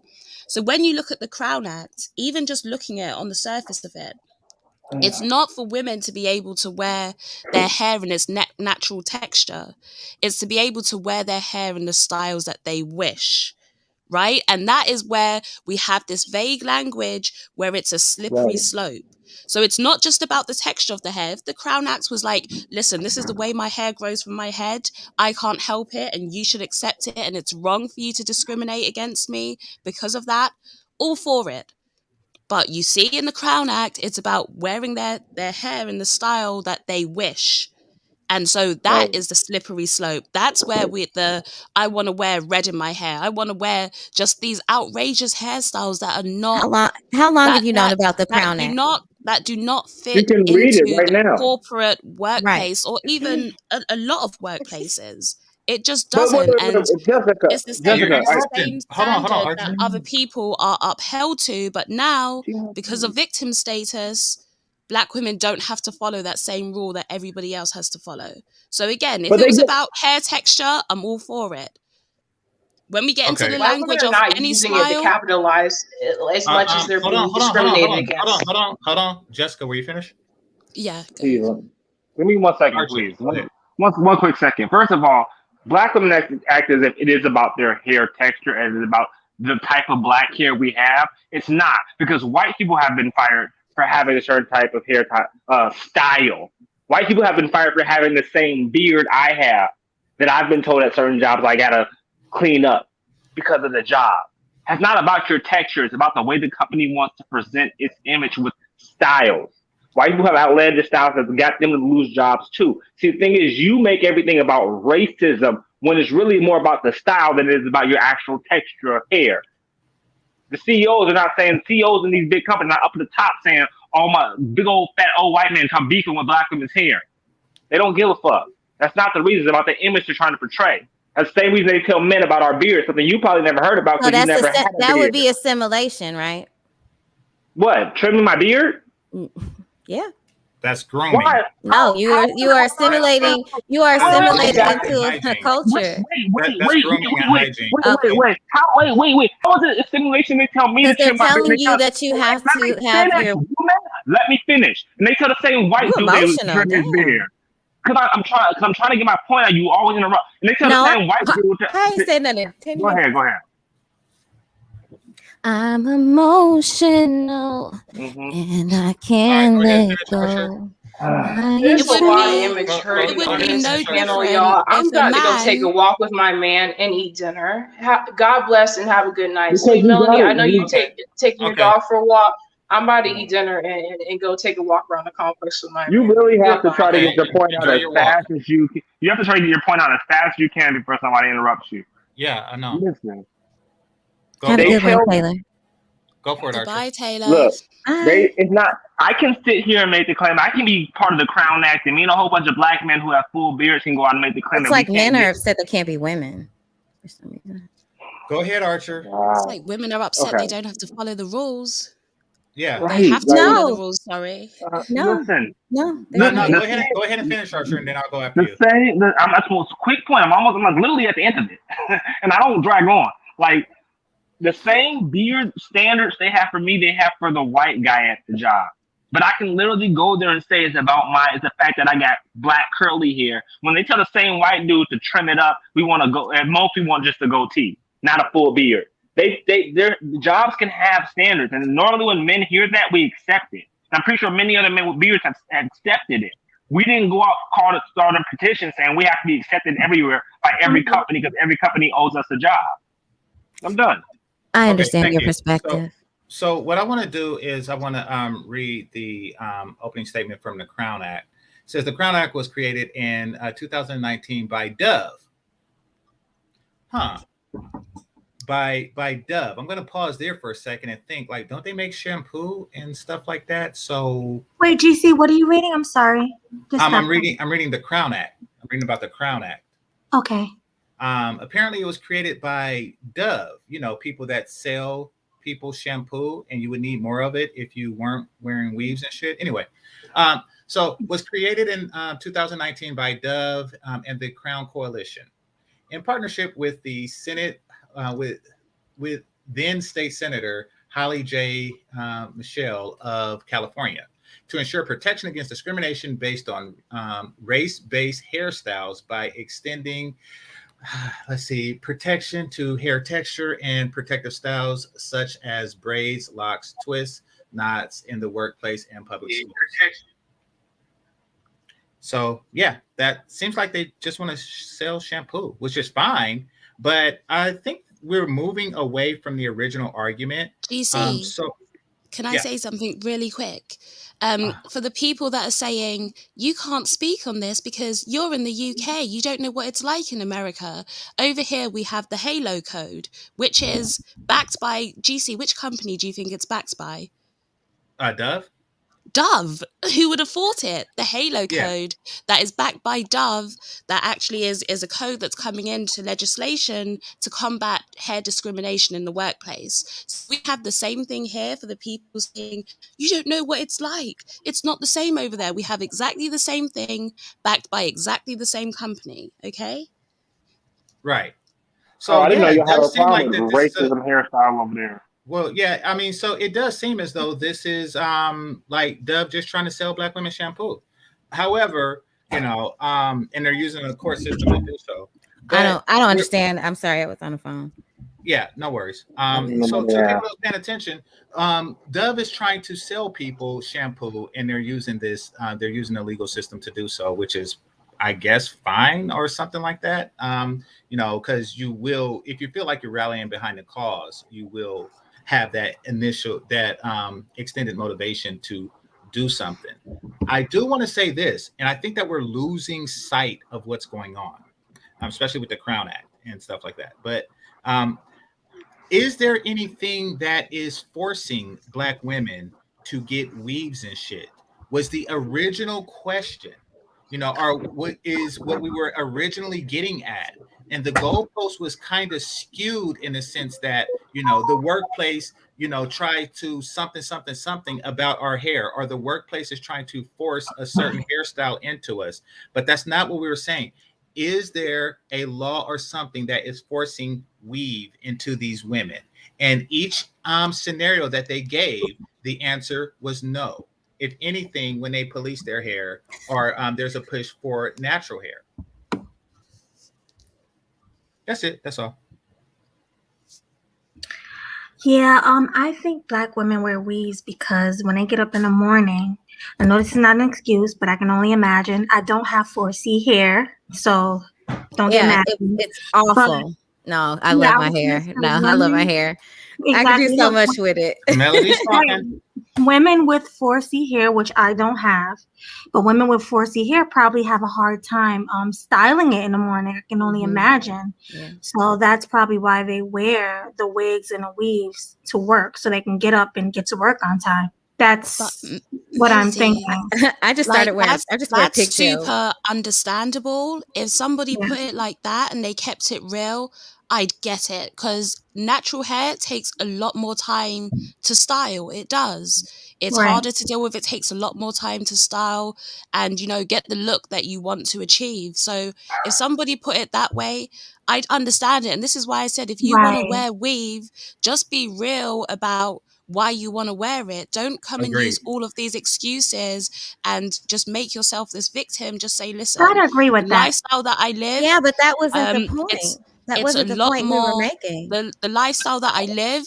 It's time management wise, it's a lot easier for me to have my hair like this. I don't have to do as much to it in the morning. I need to be in work by this time. I have to travel for that long. Like, I need to be able to cut time where I can, rather than wake up 2 hours earlier than everyone else just to do my hair. I'd get it. I'd be like, okay, I understand. But it's all of the excuses that it's like, yeah, that I can't take. Yeah. And Yeah, when I mean, I when understand the go back- excuses. I totally back you with that. Of course, I agree with you on that. Why when wouldn't the I? excuses go back to slavery, then yeah, you're doing too much at that point. Yeah, it shouldn't have anything to do with slavery. Just say, oh, it's hard to style my hair. Yeah, That's it. and I agree with that. Now, I want to say, as a man, and I can empathize with your plight, but as a man, everything that's harder for you is appreciated more by us. And that includes, gym efforts and things like that. We do appreciate the effort. When the things that we say pretty is just physically attractive, generally speaking, do take a lot of women effort to accomplish. So we do recognize that effort, and we behave accordingly. Jessica, I got a question to ask you. Mm-hmm. A buddy of mine was over in the UK, and he told me it's on discrimination, that the Queen didn't put up with that. Is that a true fact, or is it just something he assumed? The Queen didn't put up with discrimination? Yeah. I'm sorry, give me a bit more context so I can understand you better. As far as black-white discrimination, white to black. She said it wasn't allowed? It was. He mentioned the fact that as far as discriminating against blacks, that's something she didn't put up with or didn't condone. I can't say specifically, but it's illegal to discriminate against somebody on the basis of either religion, race, what do you call it? Like, this is dealing with race. orientation. Yeah, it's illegal overall. It's illegal. And every act that goes through Parliament, the Queen signs off on it. Okay. Yeah. Thank you. You're welcome. So, Jessica, you mentioned before about how we talk about the glory era of Black people versus now, where it's more twerking and weaves and stuff like that. Want to point out that the glory era that you speak of, men were more in charge of the culture than they are now. I think that once that changed, that's when twerking and things like that took over, and the culture became less palatable by not only the people inside the culture, but also those outside of it. Like it's not people prefer jazz, R&B, even hip hop more than they prefer twerking and things like that. So yeah, our culture has shifted, without outside influence. It's shifted from within, and here are the results. So you just time hop back to make that point? Well, I'm talking hopping Yeah. back in the conversation. So certain topics you can time hop back, but No, others I you think can't. what he's saying Well, is that well, the Taylor No, topic I is, get it. well, the topic is Taylor time. earlier on brought No, it I get up. it. No, I She brought it totally up. get it. Yeah, well, yeah, and also, yeah, the time hop is the topic in this particular instance. So, I mean, I'm not trying to make how something in the past is relevant today. I'm saying that, I mean, because your argument would be the equivalent to, the reason why I don't have a job is because Massa wouldn't let me 200 years ago. That would be the equivalent to your argument. What I'm saying is the cultural shift from a couple of generations ago and how it affects us today. It's still, you time hopped. You didn't need to time hop for that point that you were making. But go ahead. Oh, please make that point without time hopping. No, you go ahead. No, okay. It's not my point. I don't understand. Okay, well, fine. I will say this. You cannot make the point of comparing the culture at two different points in time without time hopping. I want you to remember that. If you attempt to do that, it will be wrong. Remember that. Yeah. Red, I why do. are you so fiery today? What's up? I know. I'm just fucking around. I got class in a few, so. What time is it there? What kind of class do you have? I've got my yoga teacher training class. It is probably about half hour because I got to take my dog out. Okay. What do you have? He's a min pin. His name's Major. Aw, Major, I like that. Yeah, he's a sweetheart. Yeah. So guys, okay, go ahead. No, you go. No, so what I was saying on Jessica's point is I think the reason why the culture of the past, Black culture of the past, is more appreciated than Black culture of today, is because Black culture of the past was more family oriented because the men had more control of their household, where Black culture of today, at least a more visible portion of it, is largely female oriented. Now, I want to point out that the Black culture as presented to the masses back in the day, it was actually like more paid. It was commercial. Like people paid to go to jazz clubs and bars and stuff like that, or they paid to listen to Ray Charles or Stevie Wonder or something on vinyl. They actually had to push and promote certain things.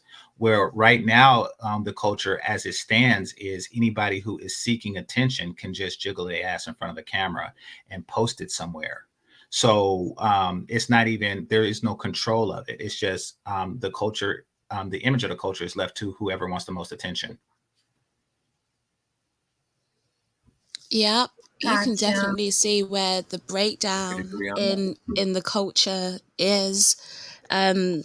And this will go back to the past, right? When feminism picked up within the Black community, when feminism picked up, and it's crazy because you see the polarity between today and how things were then. So I say polarity, but it depends. So basically what you saw in the 70s and the 80s is the push of Black feminism.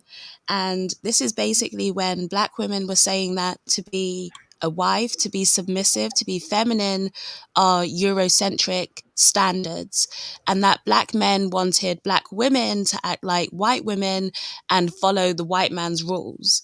And so you saw black women because the feminism movement and the movement for, how can I put it, black people to get their rights, right? They were going hand in hand Civil at the rights time. movement. Yeah, Yeah. civil rights movement. Thank you.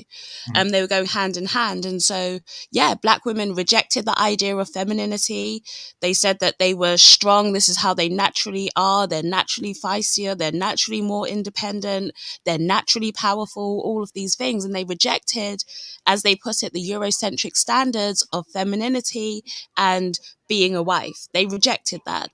And that's where we start to see the culture go downhill and things, just the culture completely separate. And all of these things, you can see it within UK society as well. And that's why I always say it's a parallel. These two places are mirroring each other. And then it's crazy because if we fast forward today, you see the opposite thing. So you see black women saying RBR, I think you have a playback. Is there feminism in the UK?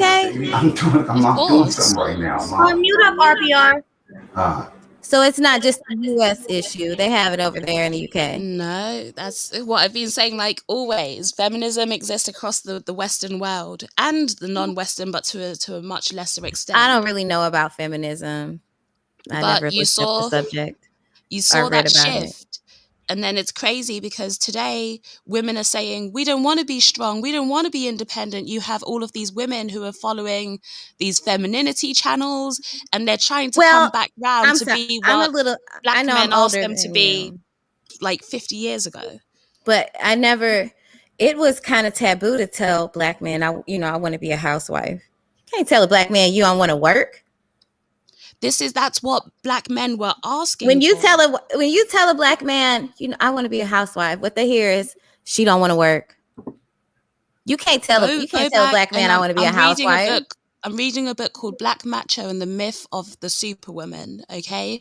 And what it does is it explains the whole start of feminism within the black community. It goes back to Gloria Steinem. She was a big feminist back in the day, and she was actually, it comes out that we find out she was paid by the CIA. She was working for the CIA. Yeah, I know. She was working for the CIA, and she brought that movement into the black community. And with that movement, marriage rates plummeted. But again, the families broke I'm apart. saying you can't tell a black man, I don't want to work. I want to be a housewife. That's what they were asking for. They expect you to contribute to the household. But it's always been like that. It's all documented. So you just didn't hear what I said? In speech. No, I get you, but I'm saying that we have documented evidence that is showing otherwise. But when black men said that they wanted women to play that role, they referred to it as Eurocentric standards, and the white man is trying to destroy what we have. So they capitalize on, again, the Civil Rights Act too. And this is almost where we see the beginning of intersectionality. I mean, it sounds good, but I don't. Damn. Sounds good. Please, Jessica. This is what happened.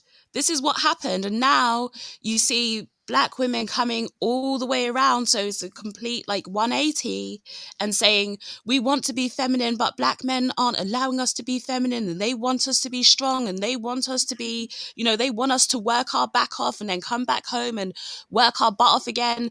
And it's like, no, men have been asking, we can see this documented. Men have been asking for the same thing since the 70s all the way up until now.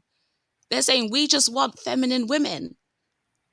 That's it, feminine women. It's not that much to ask for. And now women are trying to train themselves. How can you be feminine when you have to go out into the world, because this man expects you to go out into the world and work and come back home. And now she doesn't have time. She has to get ready for work for the next day to go to do what her manager is telling her to do. Red, do you know how if many she stayed guys are home, saying- if she stayed home and took care of kids, took care of the house and things like that, maybe she would have time to go to the gym and work out and focus on her aesthetic. Black men are saying, we don't even mind. We will pay the bills. We will. If you're just feminine, you can get that. You can be the housewife that you want to be. You can. That's not drop the kids off to necessarily school, true. Go and hit the gym. Go to Sexy Red's yoga class. Relax. Do your thing, and then come back and pick up the kids and do your housewife stuff. But women don't want that. Yeah, women do want. Some women do. Fellas, I want to point out that it seems to be impossible for some women to be both feminine and have a job. Yeah. Okay, that's all I wanted to really say on And that. when you look back then, nobody's saying that black women never worked. That wasn't the argument. It was that black men wanted black women to be feminine. They wanted them to play the feminine part. When was So that? it's not Oh, we're going about, back in time. We're going back it's in time not again. about, it's not about, okay, Sexy Red, to bring it back earlier on in the conversation, I don't know if you remember, Taylor brought up that when we were talking about cultural assimilation, Taylor brought up the point of, losing certain aspects of the culture. And I said, those aspects of the culture that she's referring to are, the heyday of Black America. And those days are gone. So we're discussing that point that she brought up earlier, because the conversation is, we moved off the weave thing. We're bringing up the point that she made earlier. So she actually brought it up. We're just discussing it. I'm discussing confused. it. Okay, go ahead. So that's why. But yeah, you see this movement, and it's not that black women never worked, but what you saw is they were taking positions, like nanny positions, cleaning positions, different positions, because they understood the importance of building up the family. They understood that. And we live in a world now where the vast majority of couples, regardless of race, are going to have two people working. That's just the normal dynamic within the UK, America, again, across the Western world. Most couples have both people working. But what we see is that other women can still maintain their femininity. So it goes, and all of this stuff ties into each other, because then we're going back to the victim status. You expect me to work and be feminine? You expect me to work and act like a woman? Why do I have to do that? Life is tougher for me. And so people are claiming victim status so that they No, don't have because to we're play not those super roles women. that everybody else is playing. So I want to point out something that Aaron Burt said. She says a lot want. Who's that? Is that you, RBR? Oh no, this. Okay, thank you. So Aaron says a lot want to rest in their femininity. The problem with that phrase is that femininity is not resting. You still have a job to do, work. I mean, I know that y'all see it as doing nothing, and you just kind of do the whole Peggy Bundy thing. That's not good for the men, women, and children either. The whole Peggy What's Bundy your definition of femininity? the whole Peggy Bundy dynamic is not what is going to benefit people. So yeah, being feminine doesn't mean resting. Now, my definition of femininity is expressed here in the image from 1954. We're going back in time again. Okay, see, here's the thing. When a conversation is about comparing two time periods against each other, then it's perfectly fine to go back in time, because that is the only way to do so. And Why not just now? Why not focus on now? Real quick, guys, hold up. Is that you, classy young man? Say something, or I'm gonna drop you down. Is that you?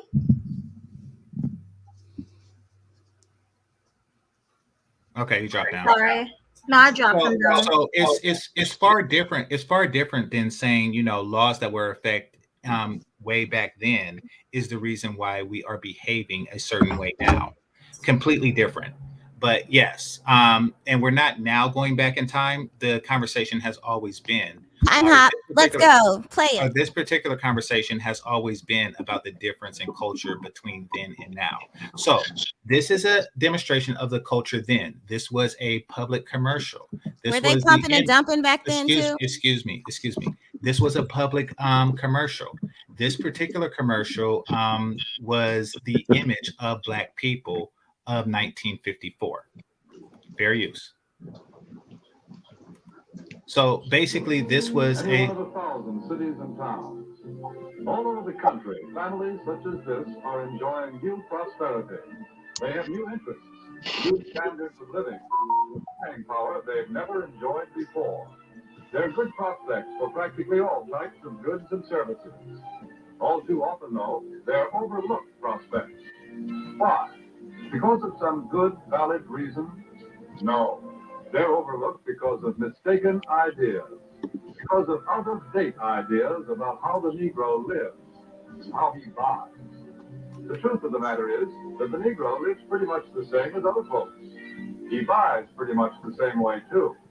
But just the same, a lot of old doubts and opinions keep cropping. Okay. So that's a general perception of what the Black community, at least outwardly, appeared to be of the time. Now, if you fast forward to the clip that I showed in New Jersey before, where they asked a bunch of single mothers, teenage single mothers, how many of you are married to your baby's father? And none of them raised their hand. And then the man said, how many of you want to be married? And only one raised their hand. And then, they interviewed the young girl and she said she got pregnant by the guy because he's bow-legged. There is a difference in culture between pre-feminism Black community and post-feminism Black community. It is astounding, the difference. Now, when you ask about pump and dump, you see, when you take away all femininity from a group of women, there's really nothing left to offer a man but the results of pumping. And since she has nothing else to offer, you will then dump. That's it. I'm done. All right. Okay, I was going to add to that. I don't understand. That was a great point, CG. That was a great point, man. Your mental fortitude is on point. Oh, GC, your mental fortitude is on point, man. See how you correct me that fast? But check this out. I want to add to that. I definitely think it's just the environment, just to put it real simple. If the environment shifts, then the women have to. So as long as the environment suits them, they don't give a fuck. But they do care because they're complaining all over the internet that Black men aren't protecting and providing, but essentially they're getting what they asked for. If you want a man to protect and provide and play his role, you play your role. It's really that simple. They just That's what I said earlier. I said that earlier in so many words. Really and truly, I think all men want the same thing. All men. Let me respond to that, Jessica. I'll respond to that real quick. I can respond to that real quick. Well, the Black men or of other races, we are the weak vessels. So we can easily be targeted because they can't complain to the people who really run this shit. Because the people who really run this shit, guess what? They don't give a fuck. So it's like they need somebody to complain to. And we're basically, the target, the usual suspect. That's basically what you're dealing with, because if that was true, if they wanted it, they would do that. But you have certain women like Sweet Melody, like yourself, like the other young woman, Sexy Red, who actually want to do the right thing. And what do they call y'all? Pick-me's. So the large majority of women really don't give a fuck. I agree with you on that too. I feel like they give a fuck, but here's what the women managed to pull off for a certain amount of time. For a certain amount of time, they managed to pull off the best of both worlds situation. So I get to go out here, act a damn fool, have all of these kids, do all of this stuff. And men were actually willing, because men wanted the community to do better. Men were actually willing to say, do you know what? I'm going to look over after those kids. I'm going to create that family unit. That you made those mistakes, I'm going to correct it. They were taking that role until men realized, listen, I'm signing myself up for a crappy deal here. And now you're starting to see a movement of men actually pushing back and saying, we're not doing it anymore. And so what you see is it's as they should. And you see a mixture of two things. You see women who are essentially trying to shame men back into playing that role. So it's like, you're weak, you're conquered, you're not a provider, you're not a protector. You want boy bodies, you want like they're trying to shame men back into that position because men did play it for a while. So they're trying to bring men back to that table. And so they care, but right now they're just in a stage where they're trying to get that best deal back. And it's not going to happen. So you're either going to have to see women are going to have to actually change their attitudes, change their way of living, and come together and be with a man, or you're going to be the strong, independent woman that does it all herself, protects herself, provides for herself, sit down and don't complain about it. To add to that, but that leads you right back to the point that I made in the beginning. It's the environment, because they're looking for the better deal. But if the environment was, to put them in a situation where they were cul-de-sac, they wouldn't even have that option to even try to look for no better deal. They could just do nothing but be women and basically submit. But I know submit is such excuse my French, a messed up word, erroneous word or a derogative word. But that's really, what the deal is, the environment. Because it's kind of like I see women as being primal. They have a primal mindset now. But men, we're still being traditional. But just like you said, men are starting to push back. And that's what you're getting. So we really won't see the changes for at least another generation or two, maybe a generation or two. And what we see is women coded up. And I think Sexy Red mentioned this earlier about women pushing legislation through Parliament or through your government, I should say, through Parliament here. Supreme But Court. women are Supreme Court. Thank you. So women are making that push. Women coded together a long time ago. They coded together underneath that feminism movement. So women have been working together for a while. And that is the beauty of this space. Because this space is a space where men are coding together and creating a movement. And we see the movement is flourishing. It's flourishing. You have this movement getting bigger and bigger, and that's exactly what we need to keep doing. Men need to stay on code together. Women who are down for the cause, we need to code together with the men, and we need to keep this movement going, because that's how the women got their power. They stuck together. We need to stick together on this side, keep your standards up, and don't budge, because that's what women are looking for. Absolutely. I think we need a goon squad for the pick-me's, because y'all consider too soft. Y'all consider too soft, because if you go to the racist side, I don't think I'm considered a soft pick-me. I don't. Okay, well, I don't know. I don't want to assume. I'm just saying the pick-me's need a goon squad.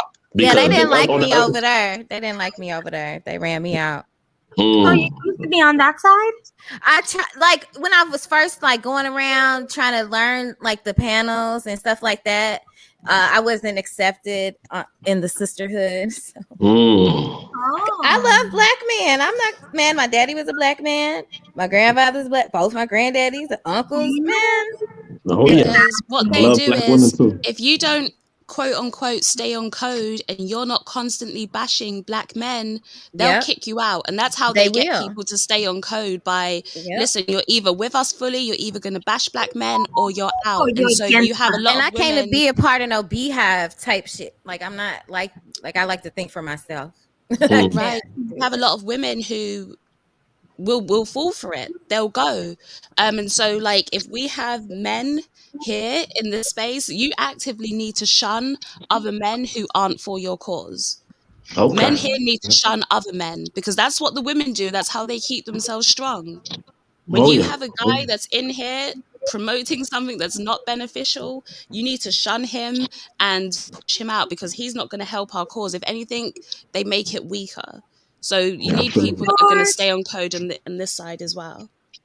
Thank you so much, Melody, for having me. Thank you, Game Changer. Thank you, Jess.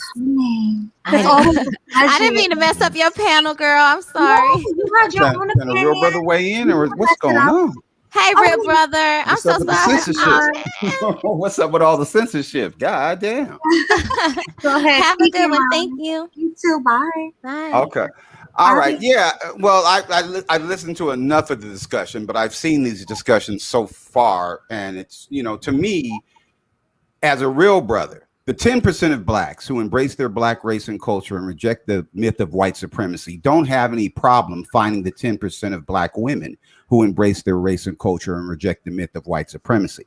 The problem is, if you have bought into white beauty standards and the myth of white supremacy, the last person you're looking for is somebody black.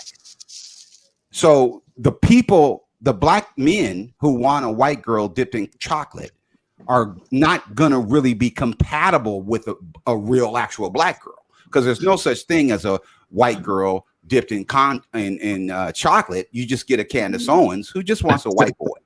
All right. So the problem, that's the problem with the men. The problem with the women, same problem. if you think white beauty standards and you look white and you're high yellow and you have long hair, you have the good hair and all that old good stuff, then you know that society, you think erroneously that white society favors you, that they favor the Queen Mayas, that they favor the Holly Berries or the Thandie Newtons. They don't. If you're black, I mean, they killed 6 million Jews because they thought they were mixed. So this notion that white is superior, and therefore, if you date somebody black, they have to be white, is the problem. Two black people that hate being black and wish they were white are not going to be compatible. So the problem is in this myth that whites were. If the myth was true and all the black person had to do is reject their blackness and adopt white standards of beauty, white standards of norms, white standards of overthrowing the Capitol building on January 6th. If that's all we had to do was vote for Donald Trump and rooting for Putin, then the world would be a great place. We wouldn't have the Taliban in charge in Afghanistan if the whites are superior lie was true. It's not. You understand what I'm saying? You're right. You're right. So until we start dealing with reality, then we're going to have problems in our relationships. Yeah, that's true. Yeah, I want to touch on what was said earlier. I forget who said it. We were talking about the change in times and the and how feminism affected the culture. I wanted to move the conversation back there if I could. Yeah, sure. Okay, so RBR, what's your take on how feminism has affected the culture?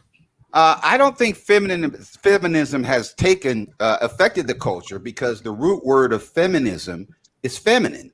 And what man doesn't want a feminine woman?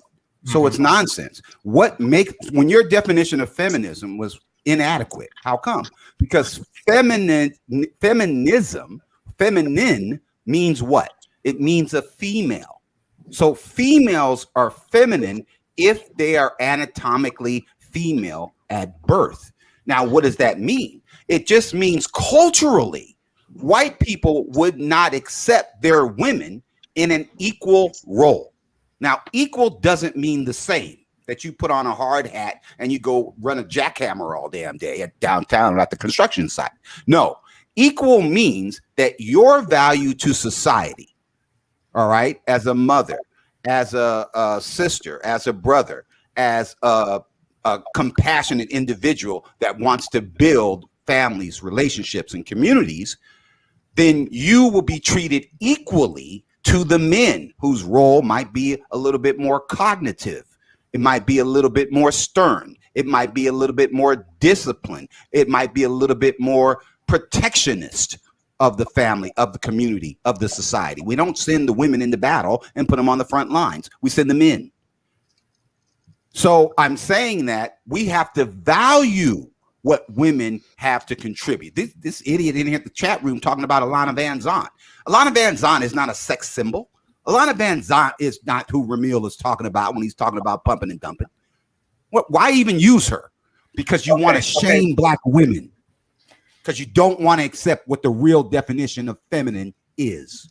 Okay, well, I was talking about feminism, and I get that when you do the whole root word thing, but like the root word of Federal Express is federal, and it's not a federal entity. Like well, that's true. It's just semantics. It just shows that it shows that they were stupid. They didn't name it correctly. Now, you tell me what the elements of feminism are that you are opposed to.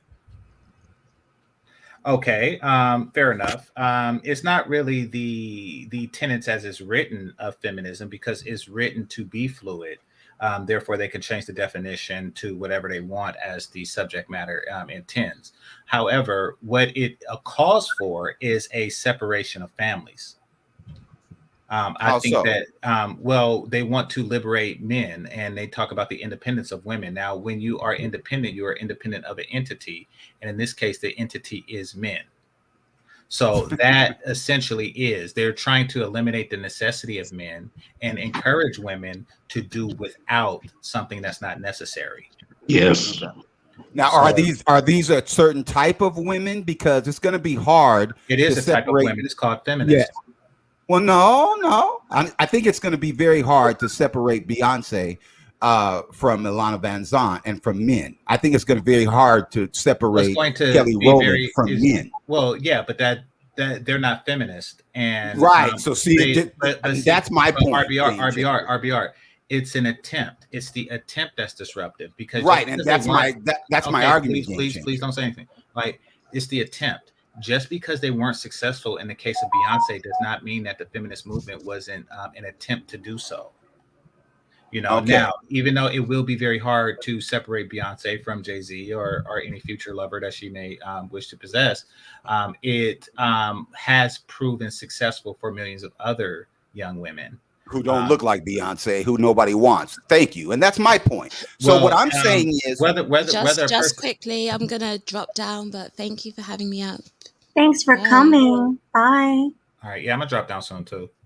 Yeah, I mean, I've been on for what, 4 hours already? Yeah. Well, I gotta do Thank you, Melody. Thank you, Melody. My bad, GC. Thank you, Melody. I'm gonna drop down too. I'm gonna send you a cash app soon. Oh, thank you. Thanks for coming. Bye. So I think I'm gonna do final thoughts. RBR, since you were last to go.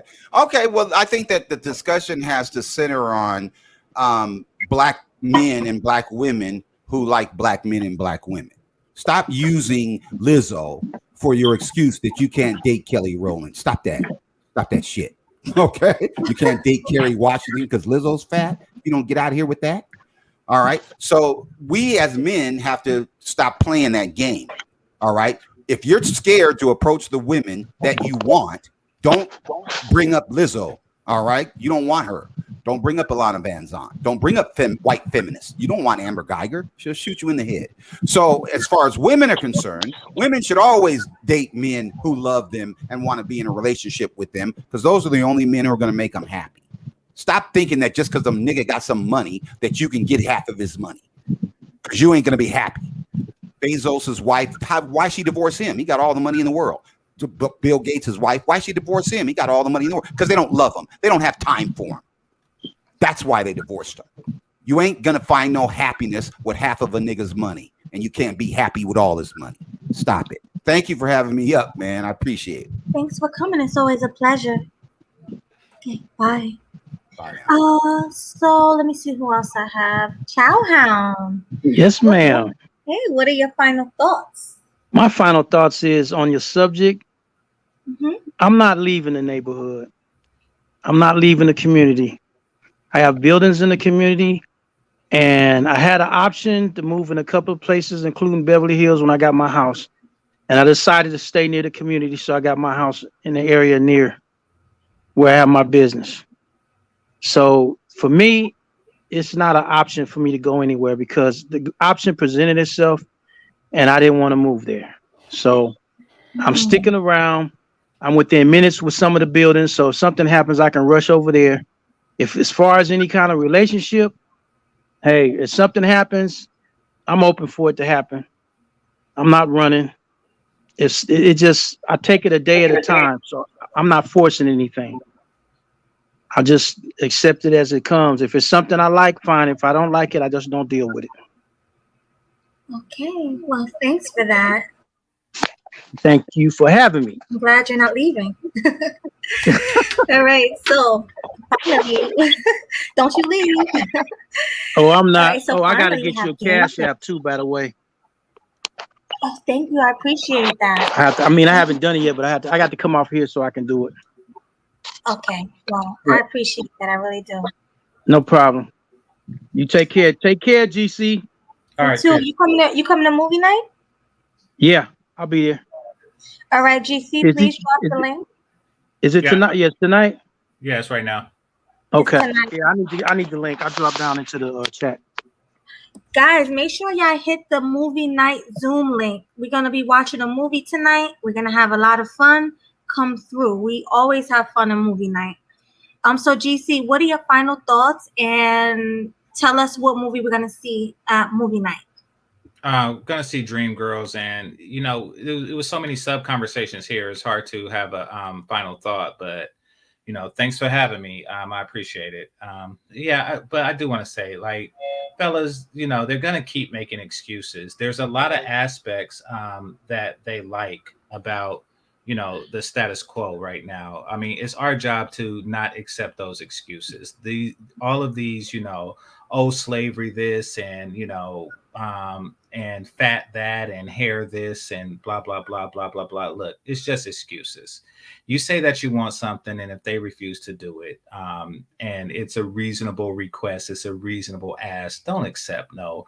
Oh, because of slavery, I can't get you a sandwich. Or, because of food desert, I'm fat, or whatever new excuse they have, is that, or I'm going to remain fat until you retire me.